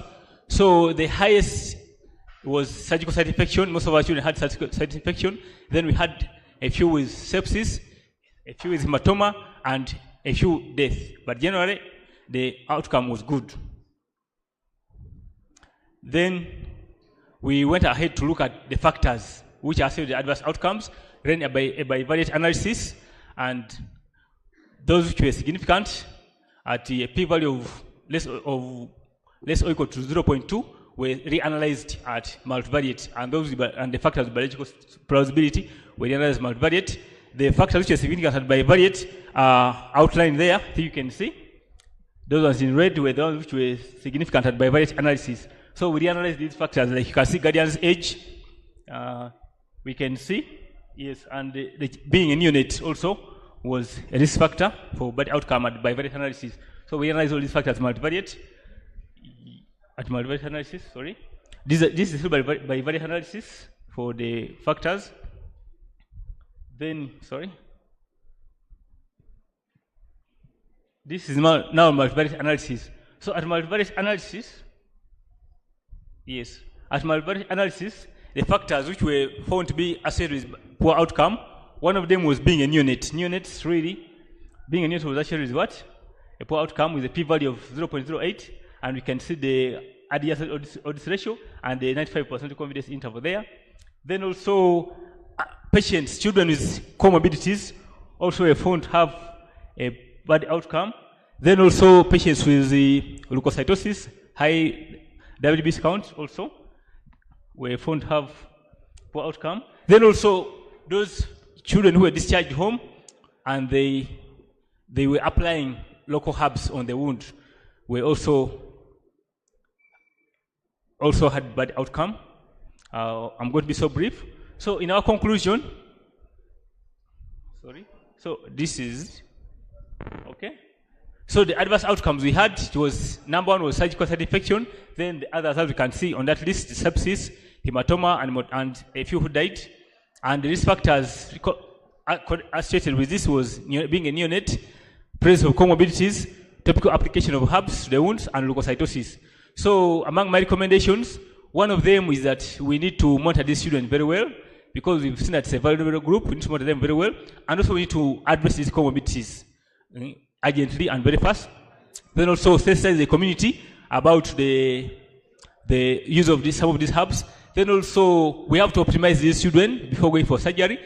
The other thing I would recommend a multi-center study so that we can replicate these findings. Since I did a single center study, I recommend a multi-center study of this, and maybe where we can recruit more children.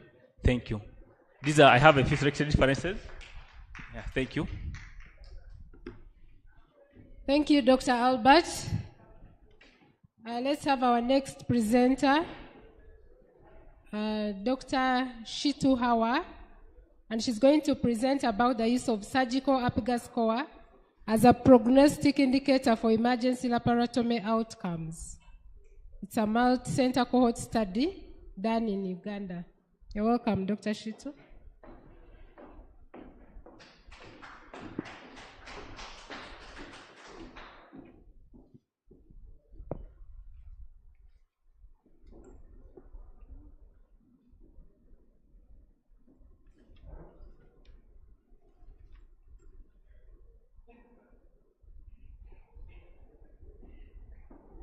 So as we wait for the technical team, good afternoon, ladies and gentlemen, distinguished guests, members of the UMA, senior colleagues, fellow doctors, ladies and gentlemen, you're all welcome. It is a great honor for me to stand before you here today to present my work on a topic that is at the heart of surgical care in Uganda.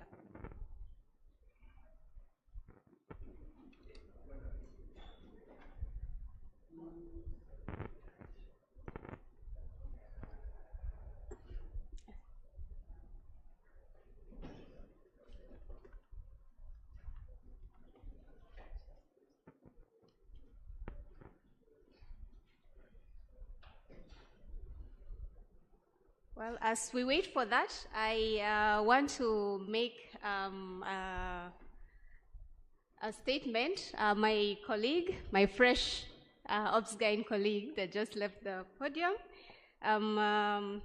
he mentioned something about ABGA score.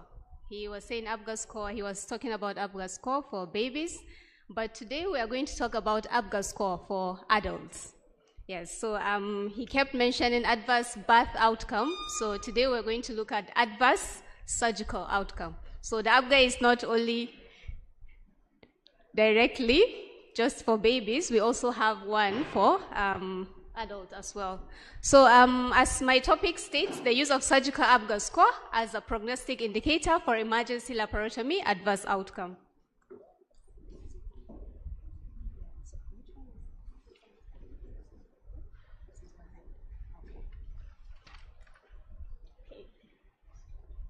So emergency laparotomy outcome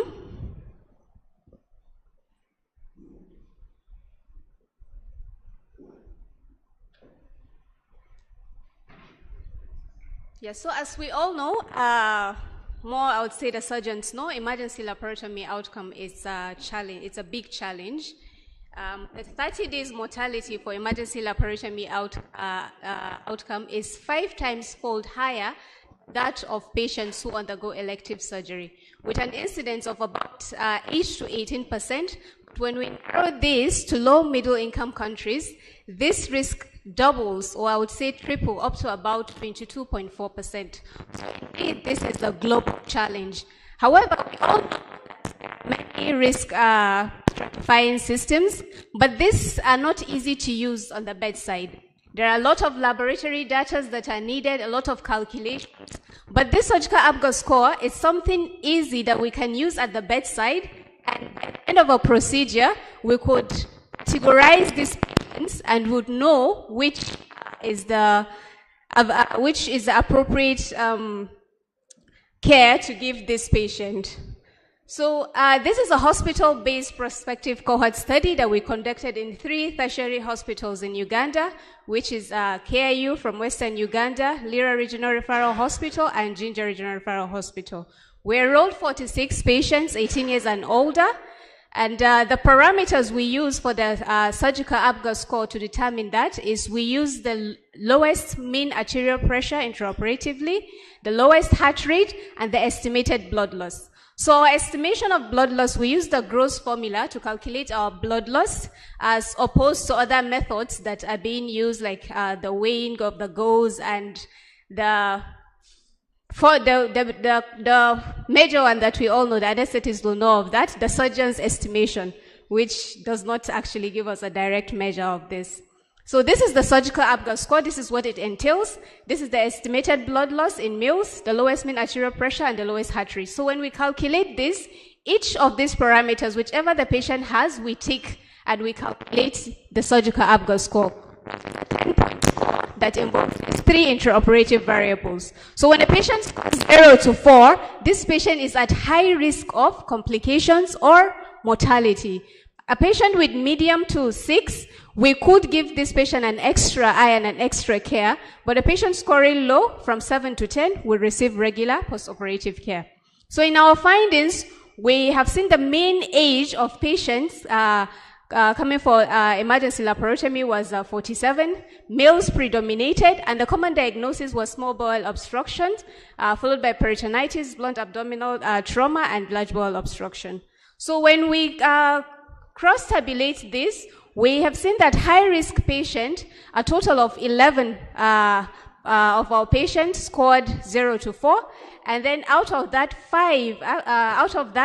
we have 5 patients who succumbed to death, and in the moderate group, we only have 2 patients who succumbed to death, and in the low-risk group, we didn't have any mortality. We didn't record any mortality. So to see if there is a correlation between this surgical ABGA score and post-operative outcomes, which are the complications that will have, either minor, major, or death. So we run a correlation analysis, and we use a Spearman correlation, which we have seen there is a strong, weak, negative, a strong to weak, close to weak negative correlation of negative 0.388, and we ran a linear regression as well to really see the relation with this, and we have seen that patients that are having a low SAS score do not only have a greater burden of complication, but they also have an increased percentage of succumbing to mortality.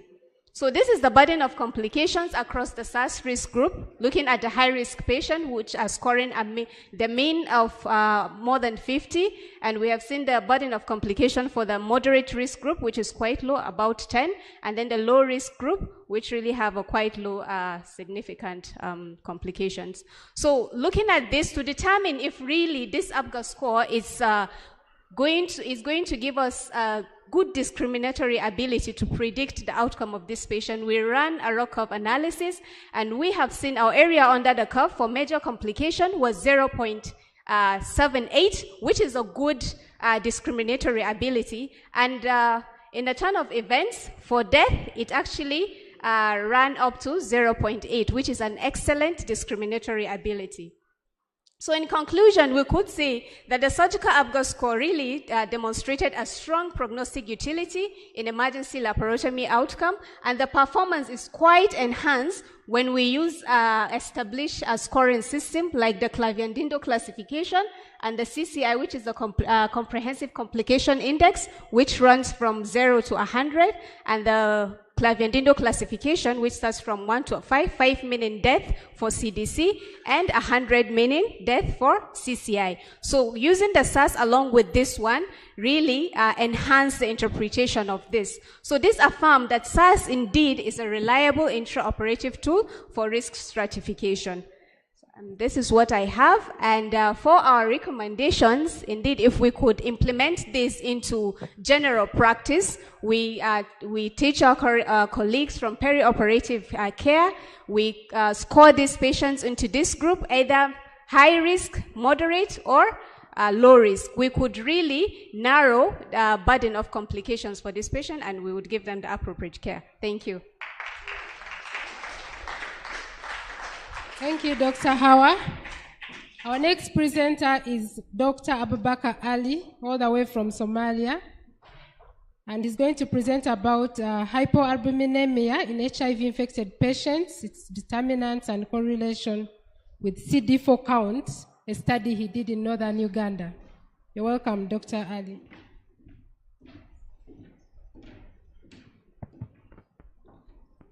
Thank you so much. Good afternoon, members. Good afternoon, President of UMA. Good afternoon, colleague. My name is Dr. Abubakar Ali. I'm a fresh graduate of internal medicine from KIU. So today I'm going to present my research, which is hypoalbuminemia in HIV-infected patients. It is determinants and correlation with CD4 count at the regional referral hospital. So this study was published recently at BMC journal. Please next.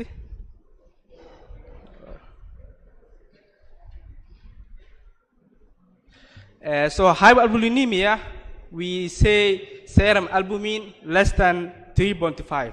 So we consider serum albumin less than 3.5 hypoalbuminemia. So recent study have so they suggested that serum albumin is independent factor for predicting of mortality and morbidity in patients living with HIV. And serum albumin is inexpensive marker which can be for prediction of disease progression and mortality in people living with HIV. So this condition was linked to an early onset of acquired immunodeficiency syndrome and also increased early mortality in people living with HIV. So our study was providing fast, comprehensive evaluation for hypoalbuminemia in people living with HIV in northern Uganda. So this study was a prospective study and was conducted in Lira Regional Referral Hospital.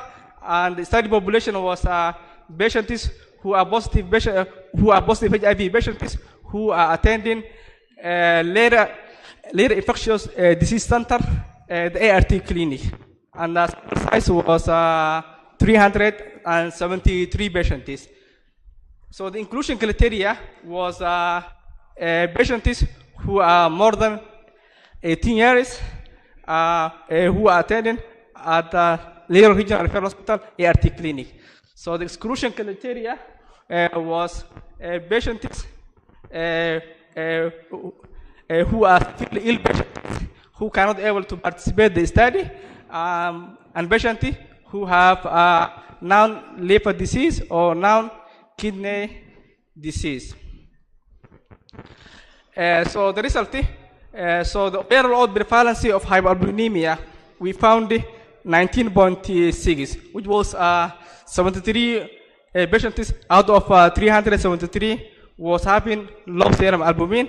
So others, so they were having normal or high albumin.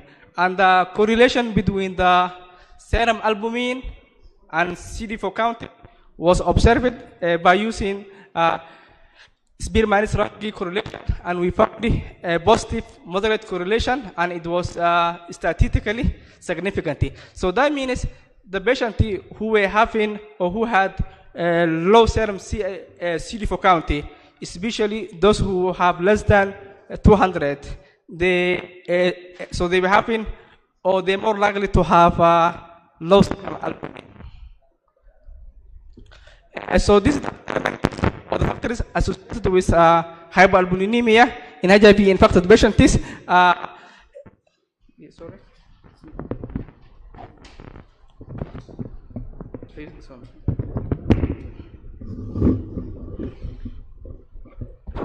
Sorry for the, okay.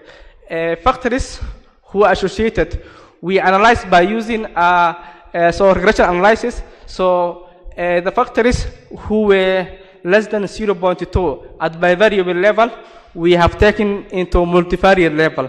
And then the factors who are less than 0.05, we consider as statistically significant. And this is the study regression. So the factors we found, the patients who have no form of education, they will have higher odds of hypoalbuminemia than the patients who have formal education. Also, patients who are naive ART, they will have higher odds of developing of hypoalbuminemia than those who on ART medications. So also we found patients who have WHO clinical stage 4, they will have higher odds of developing of hypoalbuminemia than the patients who have WHO clinical stage 1 and 4. That means hypoalbuminemia was more in patients who are who have severe disease or advanced disease, like patients who have low CD4 count, the patients who have also WHO clinical stage 4. And in addition, patients who have a high viral load, more than 1,000, they will also have higher, higher odds of developing of hypoalbuminemia, but it was not statistically significant. So the conclusion of the study, so the study identifies a high prevalence of hypoalbuminemia among HIV patients, and high risk was observed in patients who have no form of education, the patients who were not on ART, and those who have late HIV disease. So these findings are underscoring the potential benefit of serum albumin in people living with HIV. So our recommendation is to do routine assessment for serum albumin in people living with HIV, like especially those who initiate an ART, and also those who have low CD4 count. And also some studies they have suggested like serum albumin can be used for disease prediction, like in resource limited areas, those who cannot get CD4 count or payload. And this was my selected reference. Thank you so much. Thank you so much, Dr. Ali, who has come all the way from Somalia. Thank you for the presentation. You can have a seat. Allow me to take this opportunity to invite Dr. Hilary Torayebwa, who is going to be presenting to us quality of life, its associated factors, and common bleeding disorders among his adolescent girls with heavy menstrual bleeding at Jinja Regional Referral Hospital. Let's welcome him for the presentation.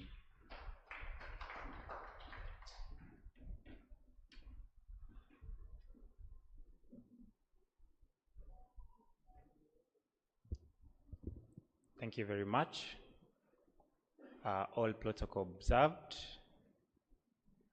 My name is Hilary Torayebwa, and just completed my M.Ed in obstetrics and gynecology at Kampala International University, Ishaka.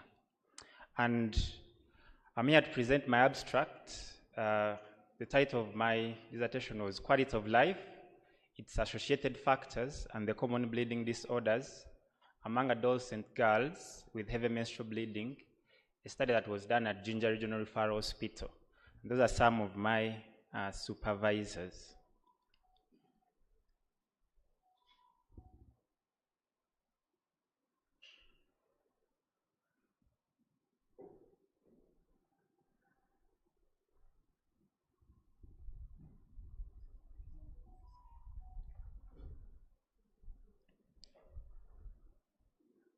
So the issue to do with heavy menstrual bleeding affects about 10 to 20% of women globally, but this is elevated when it comes to adolescent girls, affecting about 40% of this.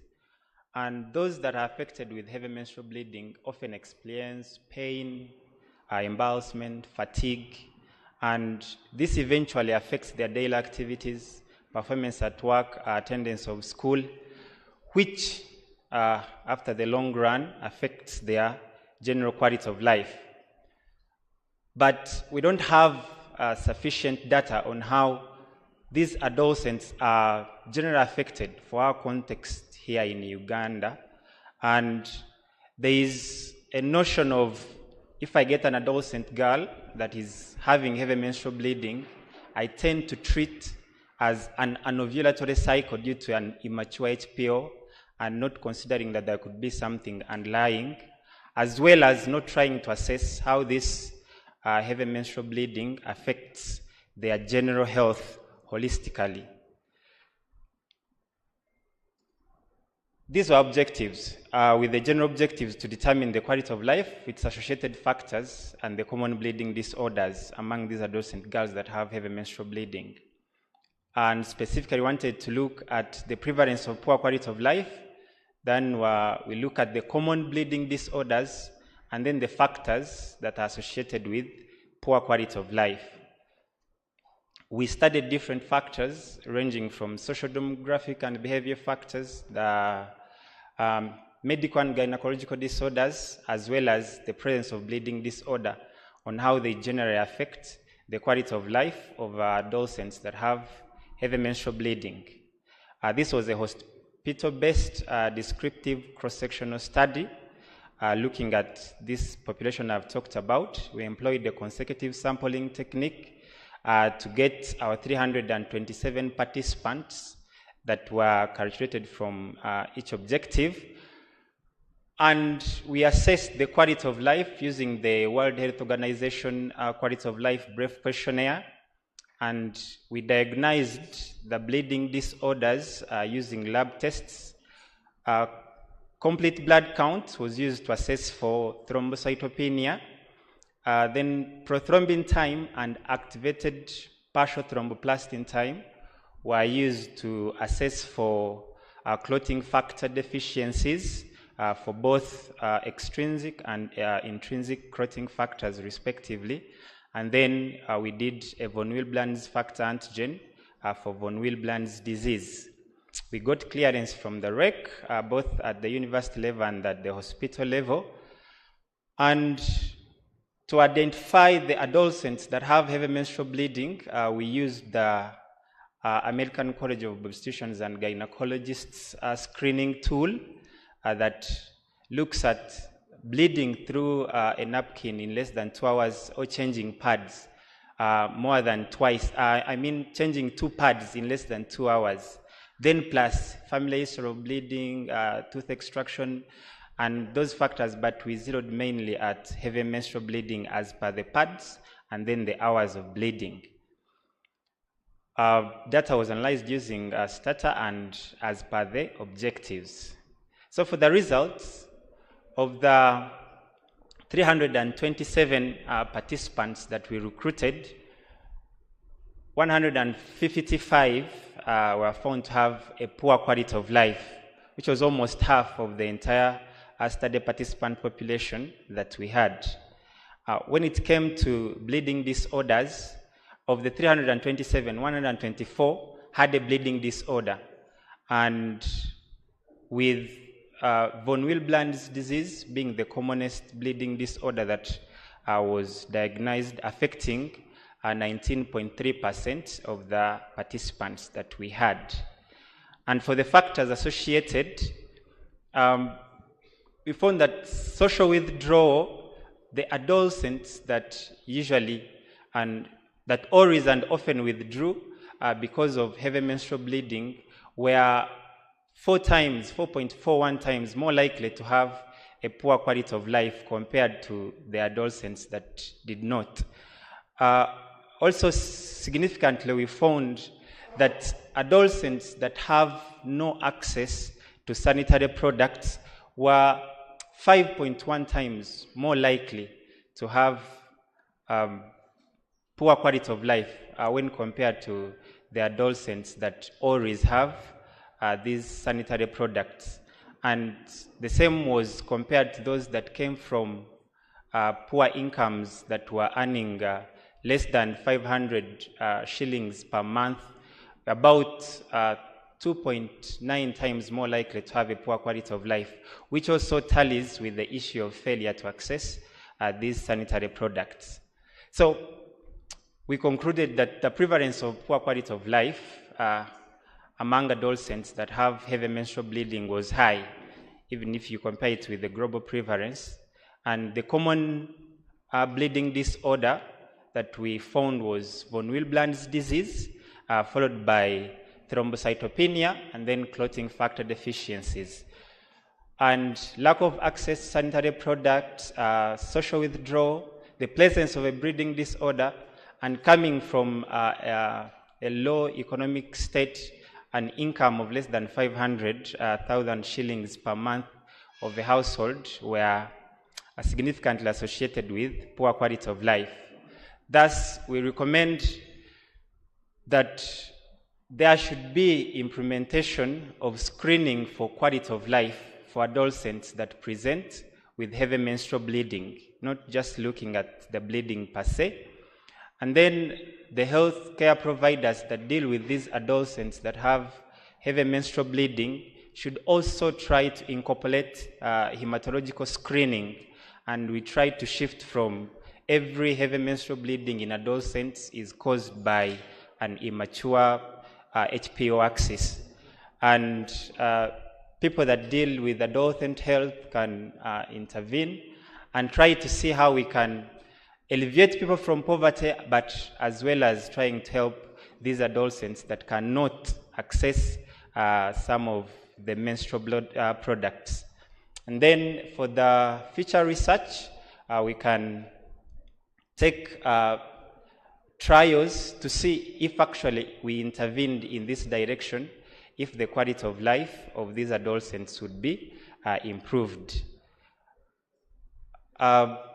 Mainly, I wanted to highlight on the limitation of our study because as per the ECHO guideline, the second most common cause of heavy menstrual bleeding I was platelet function disorder as a bleeding disorder.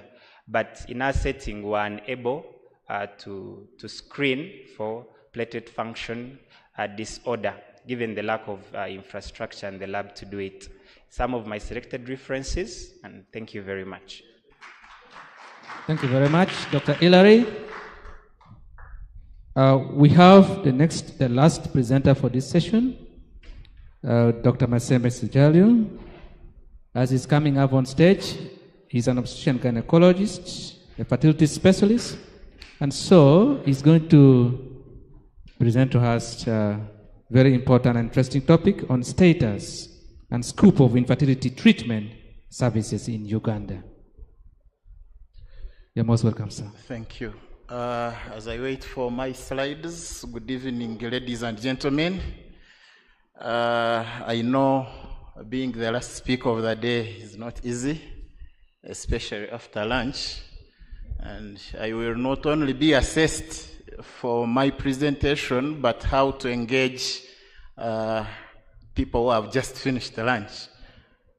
Masembe Cesario, I'm an obstetrician gynecologist.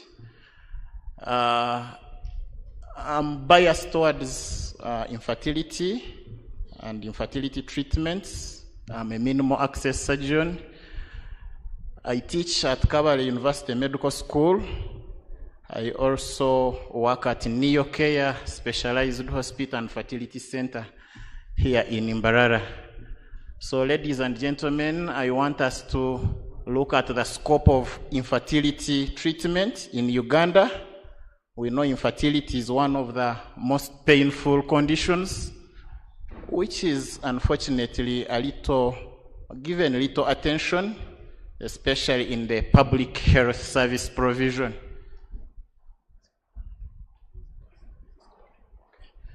Yeah, so we know infertility is failure of a couple to conceive after 1 year of unprotected regular sexual intercourse. And we know it has emotional, it has physical, psychological, and social distress associated with it. It is very prevalent. About 15-17% of couples worldwide are affected, and this is quite a big proportion. And in terms of figures, 50 to 70 million couples worldwide. This is huge.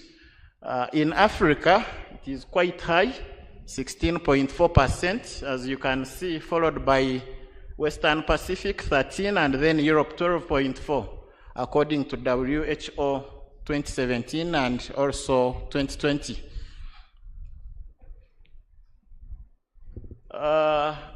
We've just listened to the quality of life affected by heavy menstrual bleeding and bleeding disorders. Infertility contributes significantly to quality of life, and compared to other medical comorbidities, it is considered to be most severe.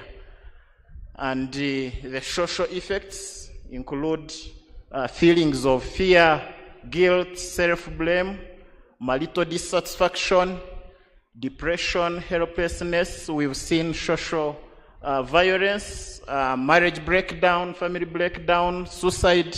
All these are effects of infertility if it's not treated or managed well.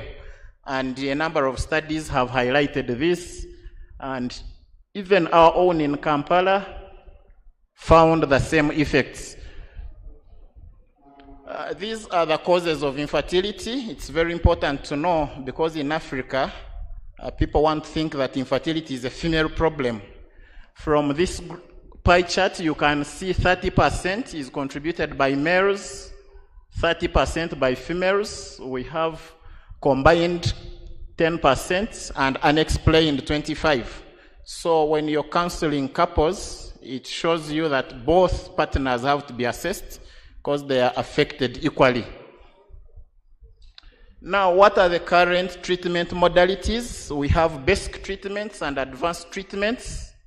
The basic ones include ovulation induction and time-mode sexual intercourse during ovulation days. We also have ovarian hyperstimulation together with the, either sexual intercourse or artificial insemination, which we call intrauterine insemination. Then we have advanced treatments where we have assisted reproductive techniques, including IVF and ICSI.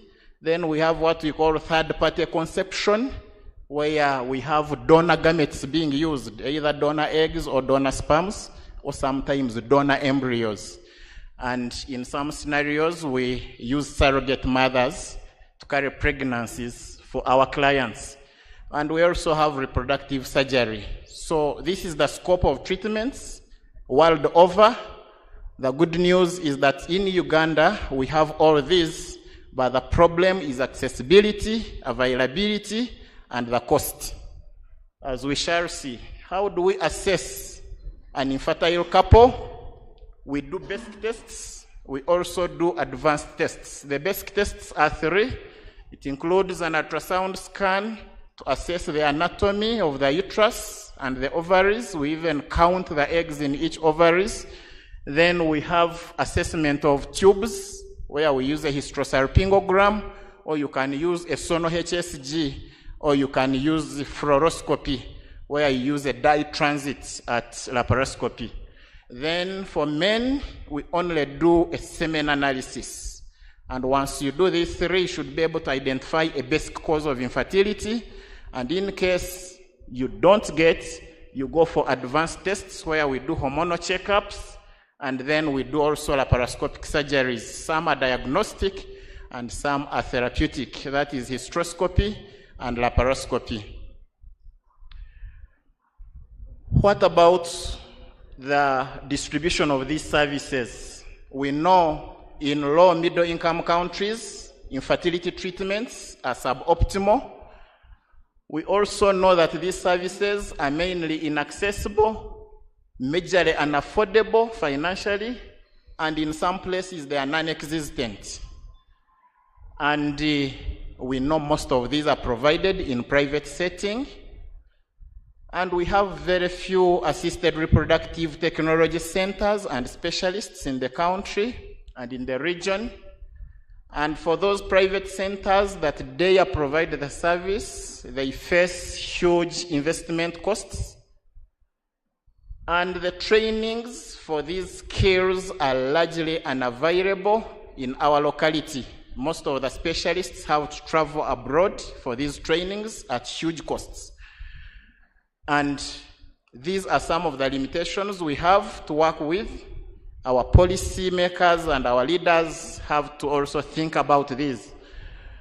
Now we know it's a mandate of a hospital at all levels and the leadership to make sure that these services are available. We have 205 public units plus private units, and we have at least 1 or 2 obstetrician and gynecologists, basically. But what is the problem? We have only 11 IVF clinics, and all the 9 are located in Kampala, and only 1 in southwestern Uganda, specifically in Mbarara. And we are serving the whole region and cross-border patients. Look at the costs. A consultation of about $25 and a cycle treatment for IVF is between 4,500 to 5,500. This is about 16 to 20 million Ugandan shillings. How many can afford this? So very much out of reach for most of our clients. You can see 20 clients per day, but you're lucky if one of them will afford this cost. Now, how about the diagnostics? The hormonal tests I mentioned, the hysterosalpingogram to assess tubal patency, these are largely available in private units.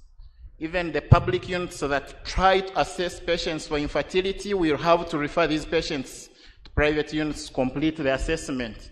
Semen analysis is largely offered in private settings, and it is recent that now we have our National Referral Hospital Mulago, bringing assisted reproductive technology on board, but it is still privately paid for and largely inaccessible. And in places where infertility treatment is offered, it is offered by a basic gynecologist with limited specialist training. And most of the public units that try to offer fertility treatments, they will only offer the basic treatments. So what do we need to do? We need to integrate infertility and the fertility services in the sexual reproductive health services of our country. We need to promote safe, effective, dignified fertility care among those that need. And at a policy level, we need to appropriate budgets. We need also to think about trainings regarding fertility treatment. And in Uganda, all the services I mentioned are available, but with the limitations I alluded to. Now, this is the setup of an IVF lab. Okay, this is a picture taken from 9th U.M.A Specialized Hospital and Fertility Center that we have here in Imbarara. And these are some of the processes. Those are incubators and advanced microscopes. That microscope costs 200 million Ugandan shillings. Some of these incubators are 100 million each. This is the process that we go through in the lab.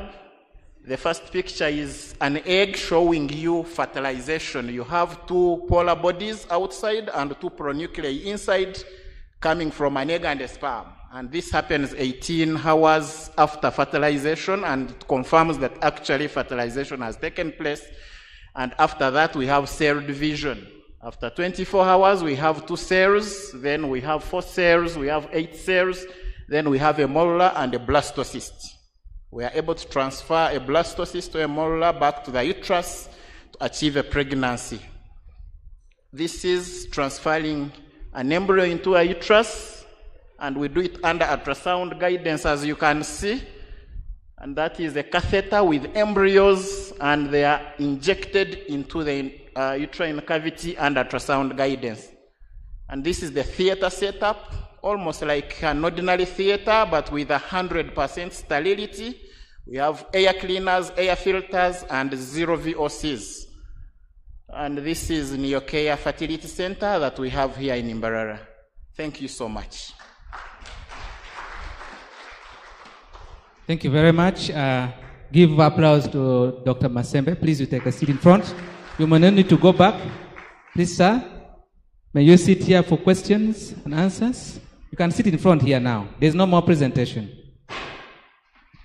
I request the presenters to come and sit in front. You'll be fired some few questions. What you have been presenting, they were very, very wonderful. Take any space. We request members to ask questions. There are 2 questions per person to be answered. Anybody with a question? I request Dr. Edwin Ouma to come and moderate this session. And as he comes, allow me to recognize the following people. Dr. Philbert Nyeko, Director, Kabale Regional Referral Hospital. Please stand up for recognition. Is he still around? Yes, you're most welcome, Doctor. Professor Chitara Lagaro, the Acholi branch, U.M.A Acholi branch chair. Please stand up for recognition. Professor Chitara Lagaro, where are you?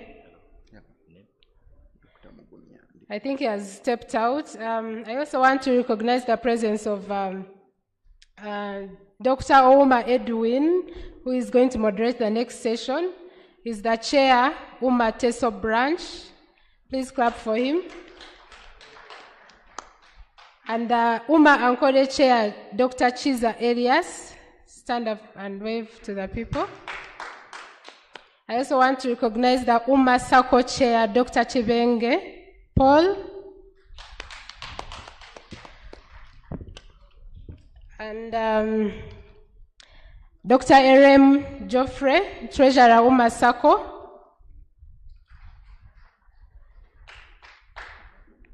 I would like to also recognize our partners, the UMA Ankole branch partners, Mbara Doctors Plaza Hospital. They offered us an emergency ambulance for this conference. Dr. Motiba was here. I don't know if he's still around or anyone to represent them. We appreciate you. And our past president, Professor Idro Richard, please stand up for recognition.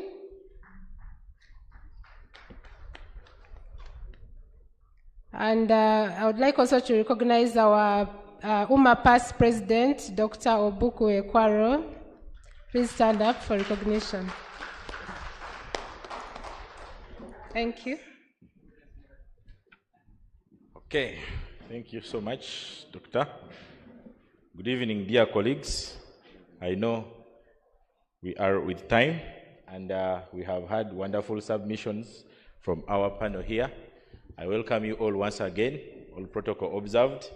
And now it's time to brush with them some questions, some inquiries, so that we can get more clarifications from them and the work that they have done. Thank you so much for the wonderful work that you have shared with us.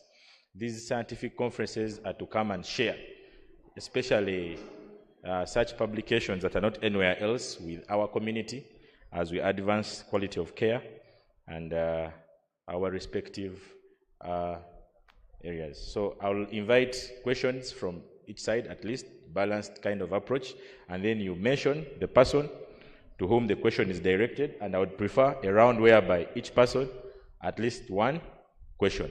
Is that okay? So, one question, Dr. Book. Thank you very much, Dr. Masembe, for that wonderful presentation, and all of you. I was very impressed by the KIU team. I was complaining to the organizers that I do not see KIU, where is the KIU, but I'm seeing their presentation here. And also to congratulate the organizers of the conference. It is better than what I expected. Thank you very much. I have to say that because I've been the chief complainant. I was not involved and saying, you man, you're not involved. What's wrong? But it is very good. In fact, when I'm not there, it's better. I wanted to ask Dr. Masembe whether to talk about the success rate and the ISA, incremental cost by successful outcome. What makes it worth it? And you proposed that it should be funded by tax. This is what you are saying. But the government is actually proposing to reduce the family size so that we can reach the so-called demographic dividend. Eh? 4, I think when we reach 4, for total fertility of 4, then we are able to enjoy middle income status like Ankole here. I'm seeing very big houses.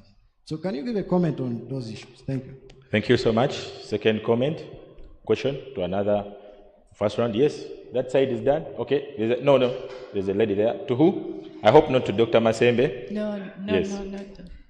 Thank you all so much. The presenters, they made very good presentations. I'd like to ask the gentleman who talked about the 5-year mortality. Your name first, then. My name is Dr. Peace Bagasha. So the 5-year, the under 5 outcomes post-surgery, and I was really interested to find out about mortality for the under 5 because that's one of the bad adverse outcomes that you found. So why are these children who are under 5 dying after surgery? And then the other question was, there's a presenter who talked about hypoalbuminemia. So hypoalbuminemia we know is a sign of poor outcomes. So why is it in particular for HIV patients different from the rest of the population? Thank you. So one question is to Albert, then another one is to who? Or both of them? One is to Albert, then another one is for Ali. Ali, was the second question yours? Ali, is the second question yours? Okay, just a moment. So we are going to have the next hand there. Dr. P, where are you? Yes, to who? So we shall have Masembe answer, then Albert, then Ali. Yes, doctor? Yes, thank you very much to the presenters. My name is Dr. Dula Brahim from Busia Masaf General Hospital. Welcome. At the border with Kenya.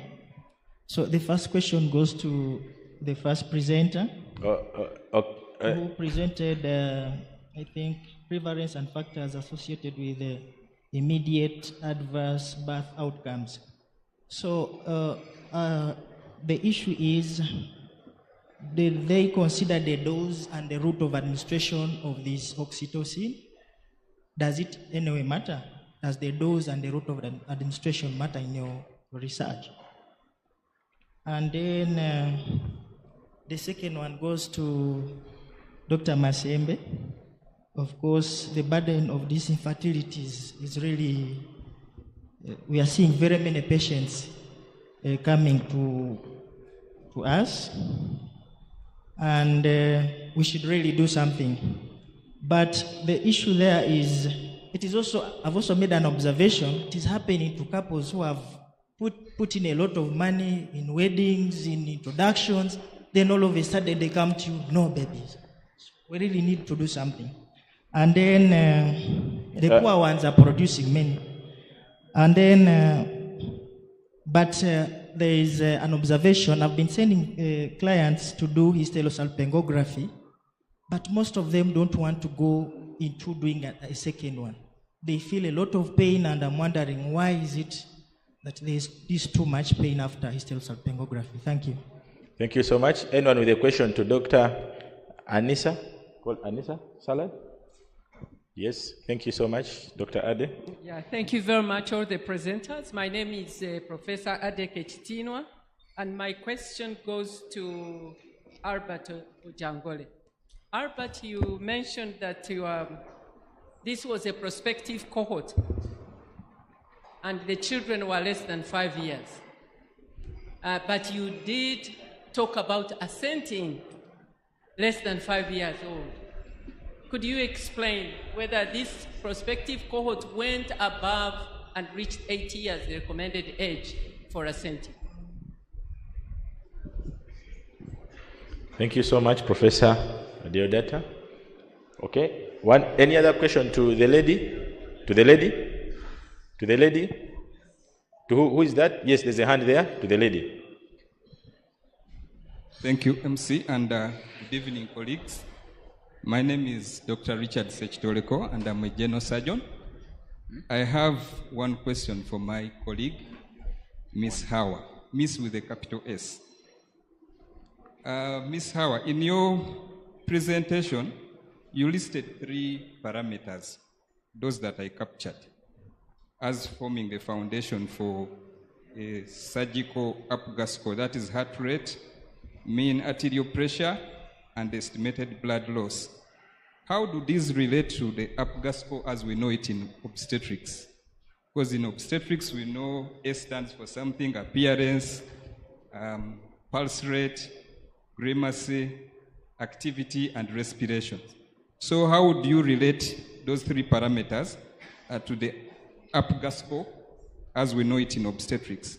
And secondly, at what point in clinical care of patients do we apply this surgical APGAR score? If we are to relate it still in obstetrics, the APGAR score is determined at, if I recall properly, at 0 and 5 minutes. I think so. The obstetricians can correct me, but at least there is a point at which the score is applied. Thank you. Thank you so much. Let us have those responded to as the first round. Then we shall have the next round. So I'll begin with Dr. Masem. You have 2 questions. Thank you so much for the questions. I will start with the question by our first president, Dr. Obuku, about the success rate vis-a-vis the cost, and if we should spend the taxpayers' money in treating these patients at this huge cost.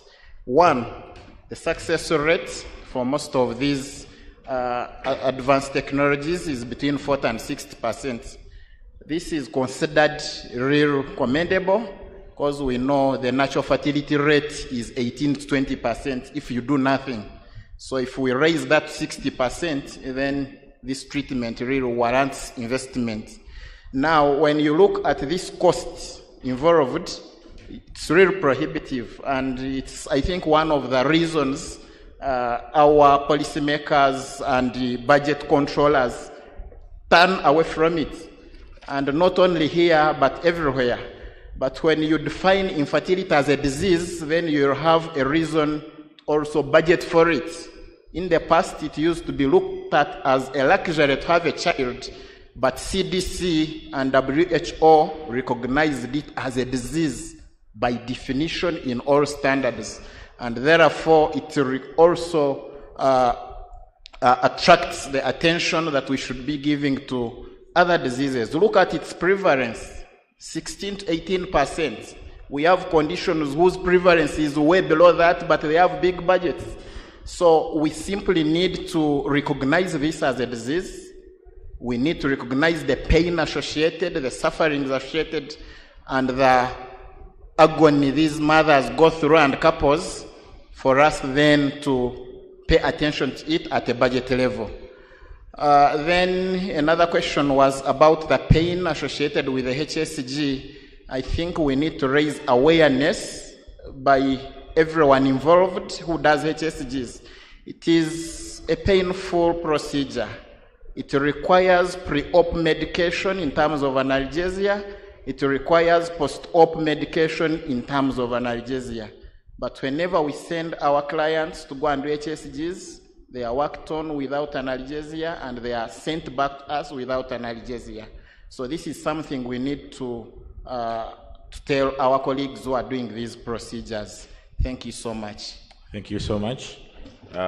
You've answered those two questions. I wonder whether you touched you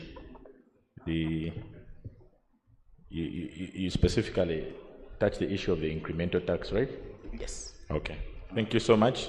More awareness for purposes of pain, which is important, and then they need to be more empathetic and consider this. Thank you so much, Dr. Masembe. Let's go to Albert.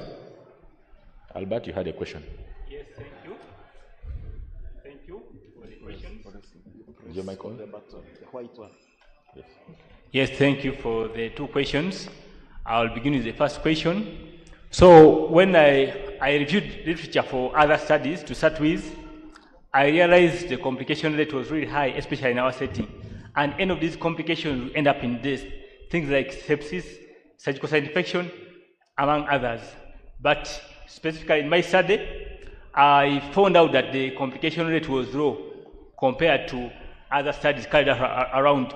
And when I tried to do a root cause analysis, I found out that in where I carried out the study specifically, there was very good perioperative care.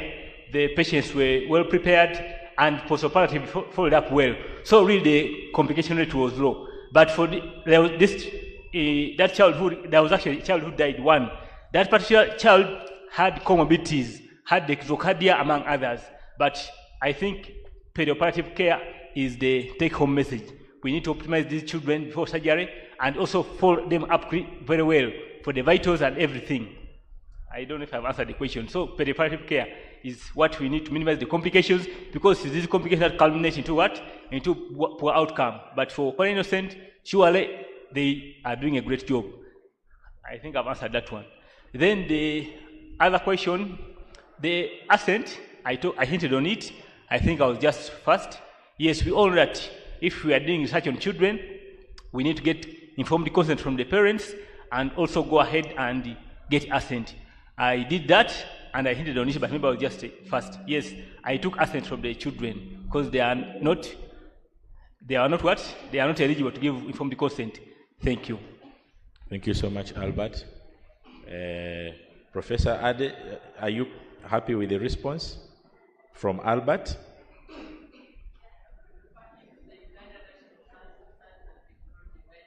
Yes. Okay.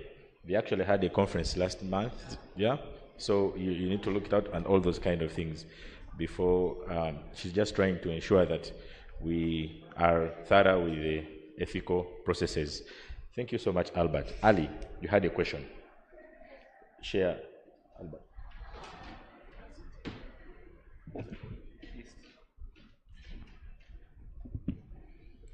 Yeah, thank you so much for the good question. That was very important question.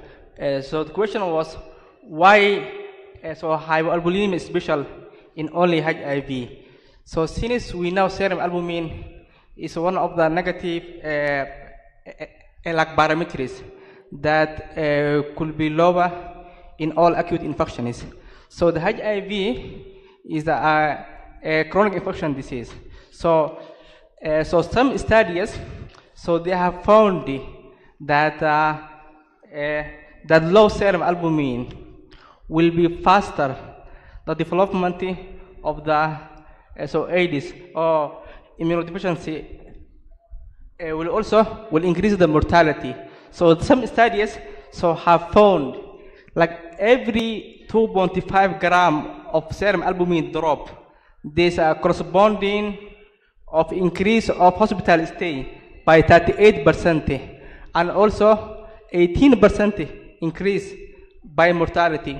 And there was also so another study which was done in China, which was showing like every 1 gram of serum albumin increase, it will decrease the mortality by 8%.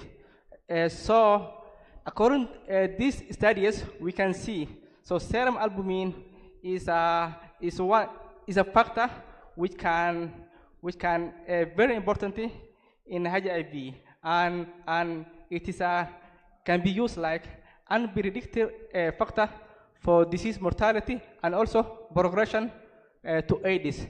And some studies they highlighted that the serum albumin could be used as a marker of progression of disease in resource-limited countries, like the settings where cannot be available CD4 count and viral load. So did I answer your question? Thank you so much, Ali, for giving context to that and explaining it thoroughly.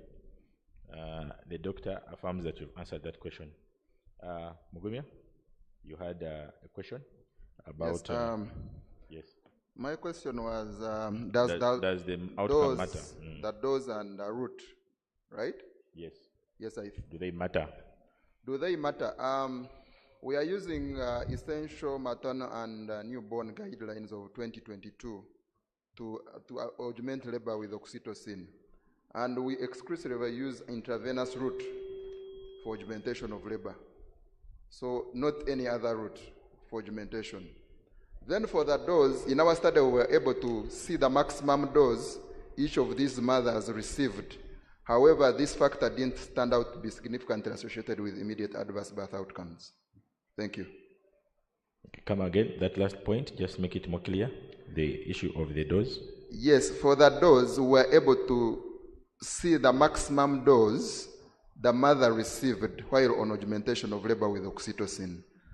Regardless whether they are primipalus or multipalus, we are looking at the maximum dose that each mother received. However, this factor didn't stand out to be significantly associated with immediate adverse birth outcomes. Okay. Thank you so much.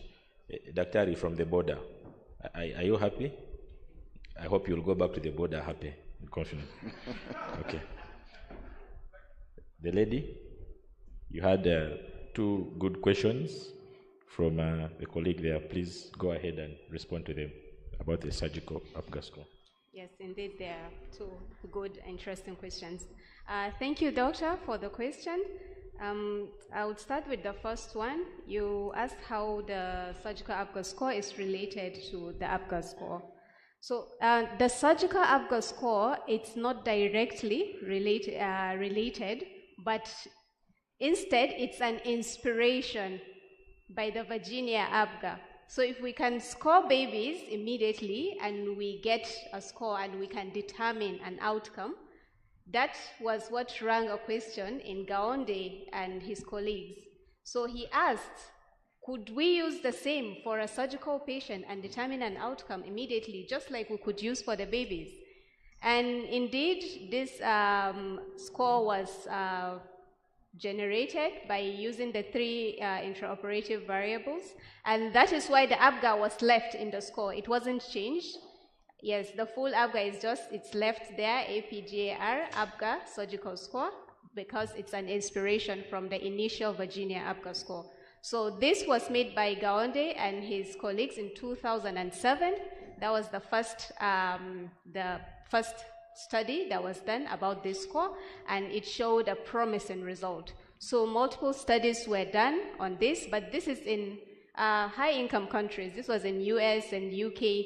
So we thought, can we do this also down here in Africa, in low middle income country? Will it give us the same or similar results to what they have seen based on the studies that they did? And indeed, yes, it has shown a promising outcome.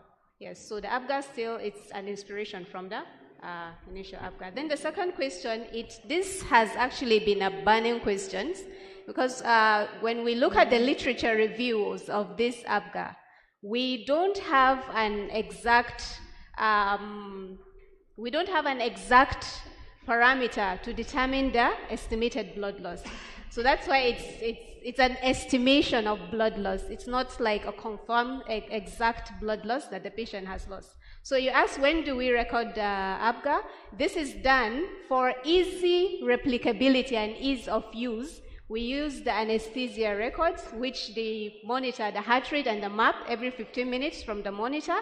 And at the end of the procedure, immediately we draw this. We pick the lowest heart rate recorded, the lowest MAP recorded, and now the challenge comes with the estimation of blood loss. If we are going to use, I wouldn't want to say this if there are anesthetists here because they will never agree with it, the surgeon's estimation of blood loss. A surgeon will just look and say, okay, 200 mils, but the patient must have bled more than that. So that is one of the challenge. The second method is the use of the goals, the weighing of the goals and size and everything. So there are many various methods to measure the blood loss, but for the sake of this study, to give us a very close estimate, we use the gross formula to calculate the blood loss. So we use the pre-operative, which is a standard. No patient can go into the theater without a CBC. So we use the HB and the HCT to determine that, and post-operatively within 24 hours, we take another blood sample and we use that to calculate pre- and post-operative HB and HCT to determine the estimation of the blood loss, which will give us close to the exact amount for this. But for ease of use and replicability, perhaps we could use the GOES method, which is easy. By the time a patient is being wheeled out of theater, if he scores 0 to 4, we know this patient should go straight to ICU. Instead of going to ward, then this is an extra cost on the patient, an extra time for the caretakers, the health service provider as well. But once we categorize this patient, we've closed the skin, we've determined the surgical ABGA. If he's scoring 0 to 4, straight to ICU or HDU or very close monitoring if those are not available. And if he scores the moderate risk, perhaps we could as well also give a close eye on the patient. But if the patient is having 7 above, around 8 above, we know this patient will give him a regular post-operative care. Thank you. Okay. So the post-HB should be done immediately? This should be done at least 6 hours after the procedure. Okay. Because immediately we shall not get the exact then at that point is when you complete the ABGA score and then you can make the decision. Exactly. For the purpose of this study, but for ease of use, to determine it immediately, we could use the GOES method, plus whatever we have lost, whatever is collected, and then we determine the exact estimation. Wonderful response from the Dr. Shitu about that question, and I think it makes it very clear, to help in decision making about our emergency laparotomy patients. I think everyone has answered apart from Dr. Hilary. Dr. Mwangizi, please ask your question to our last panelist so that thank you so much. Yes. I'm called Dr. Sebastian Mwangizi, and my question goes to Dr. Hilary.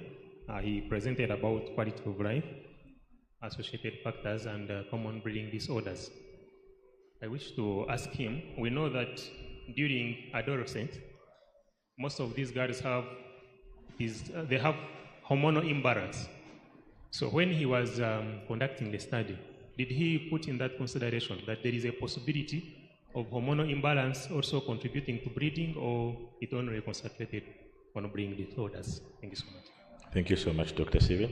Hilary, you can use the mic, the same mic with Ali. Hey, okay. You extended him to the firing lane. Okay. Yes, Dr. Hilary. Thank you very much, Dr. Sebastian. During my presentation, I highlighted that it is already a captured fact, and also ECOG puts it in context that the commonest form, the commonest cause of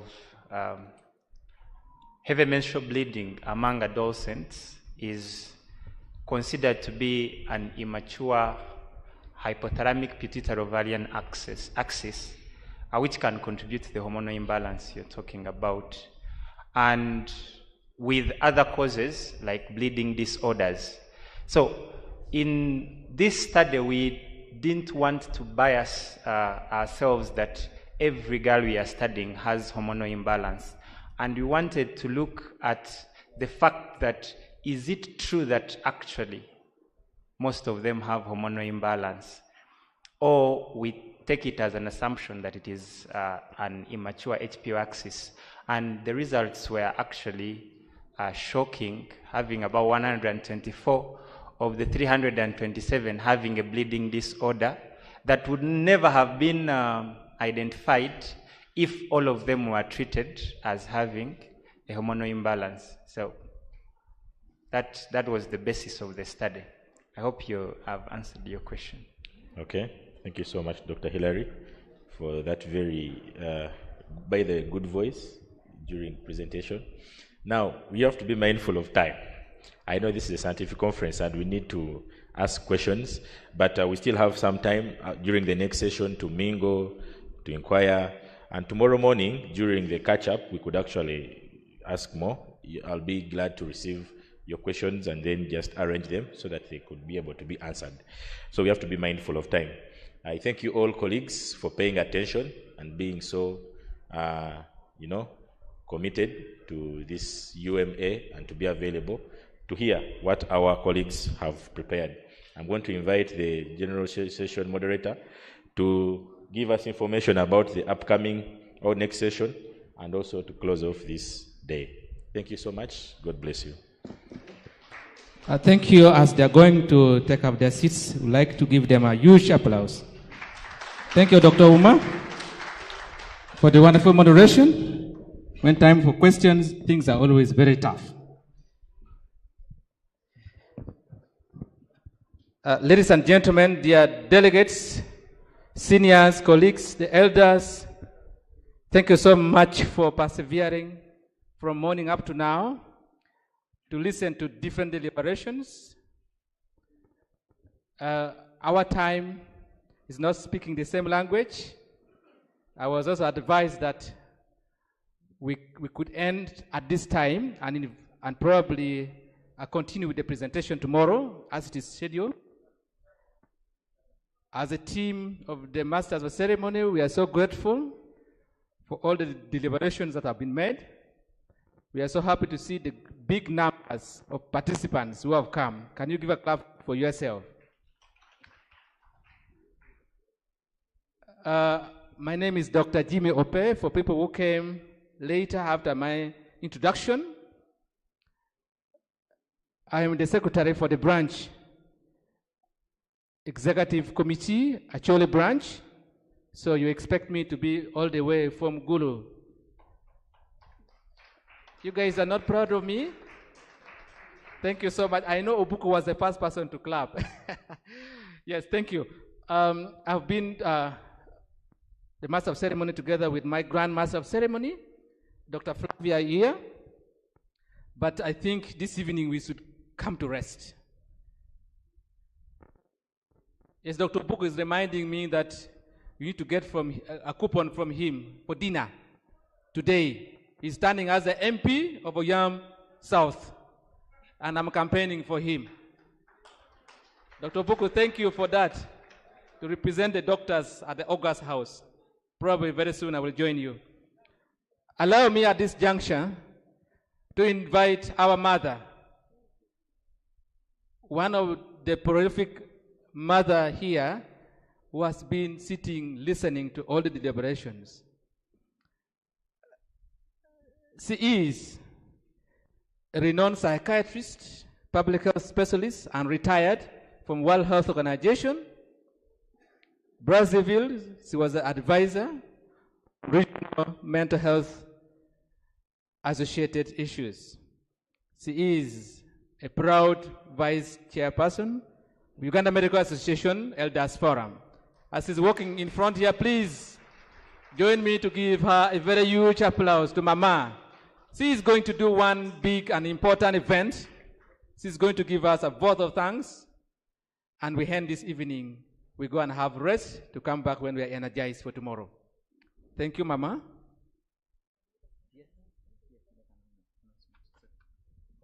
I would like to inform you that if you have any inquiries about UMA Sacco, please reach to them.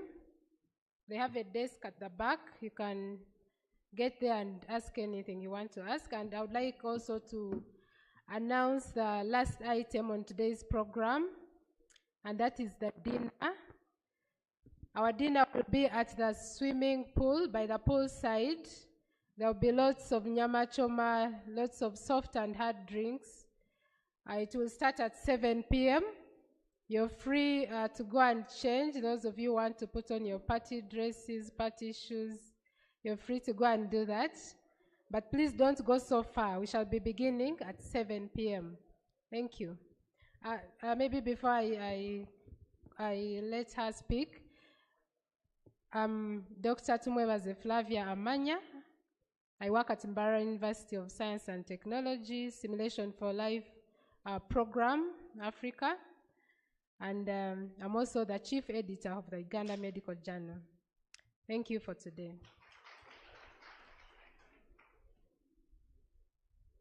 So good evening. All of you have already been introduced. I will not introduce myself again. I bring greetings from Dr. Apollo Epuwat. They don't hear. I bring greetings from Dr. Apollo Epuwat, who was not able to be here today, but he hopes to be here tomorrow. He was caught up with a rather urgent assignment at the last minute. Dr. Apollo Epuwat is the chair of the UMA Elders Forum, for some of you who may not know. The elders, as you saw from our table, we had a good turnout and a lot of elders were also online. The elders are very invested, extremely invested in the well-being of UMA. That's why you see us here. Yeah. So I'm not one for politics. I'm not one for politics. So my role here is only to give a vote of thanks. I will start off by thanking the World Medical Association President. Thank you so much, Dr. Jacqueline, for taking the time out of your very busy schedule. I know just how busy you must have been, but you carved out time to be here with us. Dr. Chigundu, the Kenya Medical Association President, thank you very much for being here with us. Yeah, I think Kenya and Uganda, we have always had a good relationship, so thank you for being here. UMA President, Dr. Herbert Luswata, and the full National Executive Committee, thank you so much for this organization. It has gone well. Day one has gone well. We look forward to day two. Special thanks, of course, to the chairperson of the Grand Doctors Conference, Dr. Asifas. I believe you may have spent a few sleepless nights.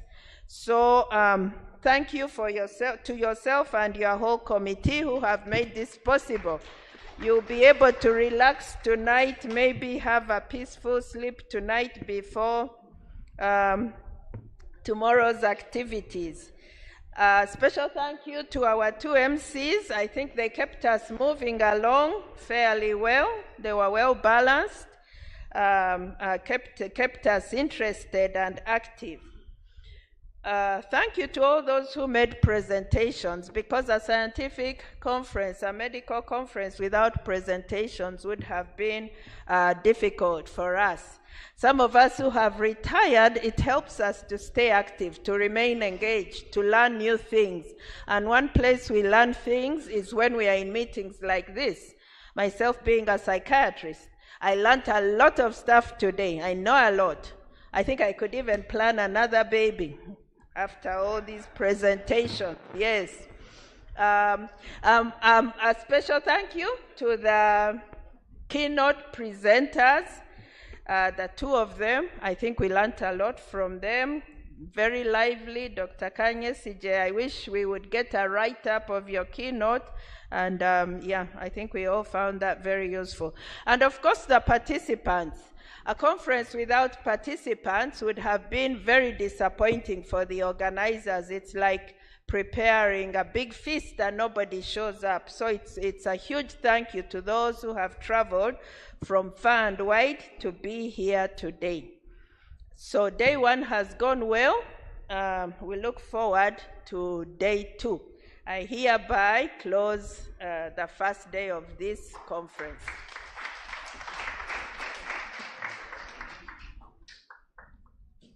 As she's moving back, please keep clapping for her. She needs the energy. She needs the energy. Thank you so much, Mama, for the closure, meaning that I don't have the audacity to speak anymore. What we are waiting for is our dinner, the grand dinner. This evening at 7 p.m., expect me to be there, not in suits, but in a special way, together with my co-MC. So ladies and gentlemen, I request you to go and relax. This is the time for us to interact. It's the time for us to know one another. If you don't know that this one is so and so, this is the time for you. I think you have ample time. We have people who have been able to write books, the authors who have launched their books here. Please get time, go and buy the books. Go and see partners behind there, talk to them, know what they do, and let them do the business. Thank you so much. I wish you the best. Have a nice evening. See you at 7 p.m. at the poolside.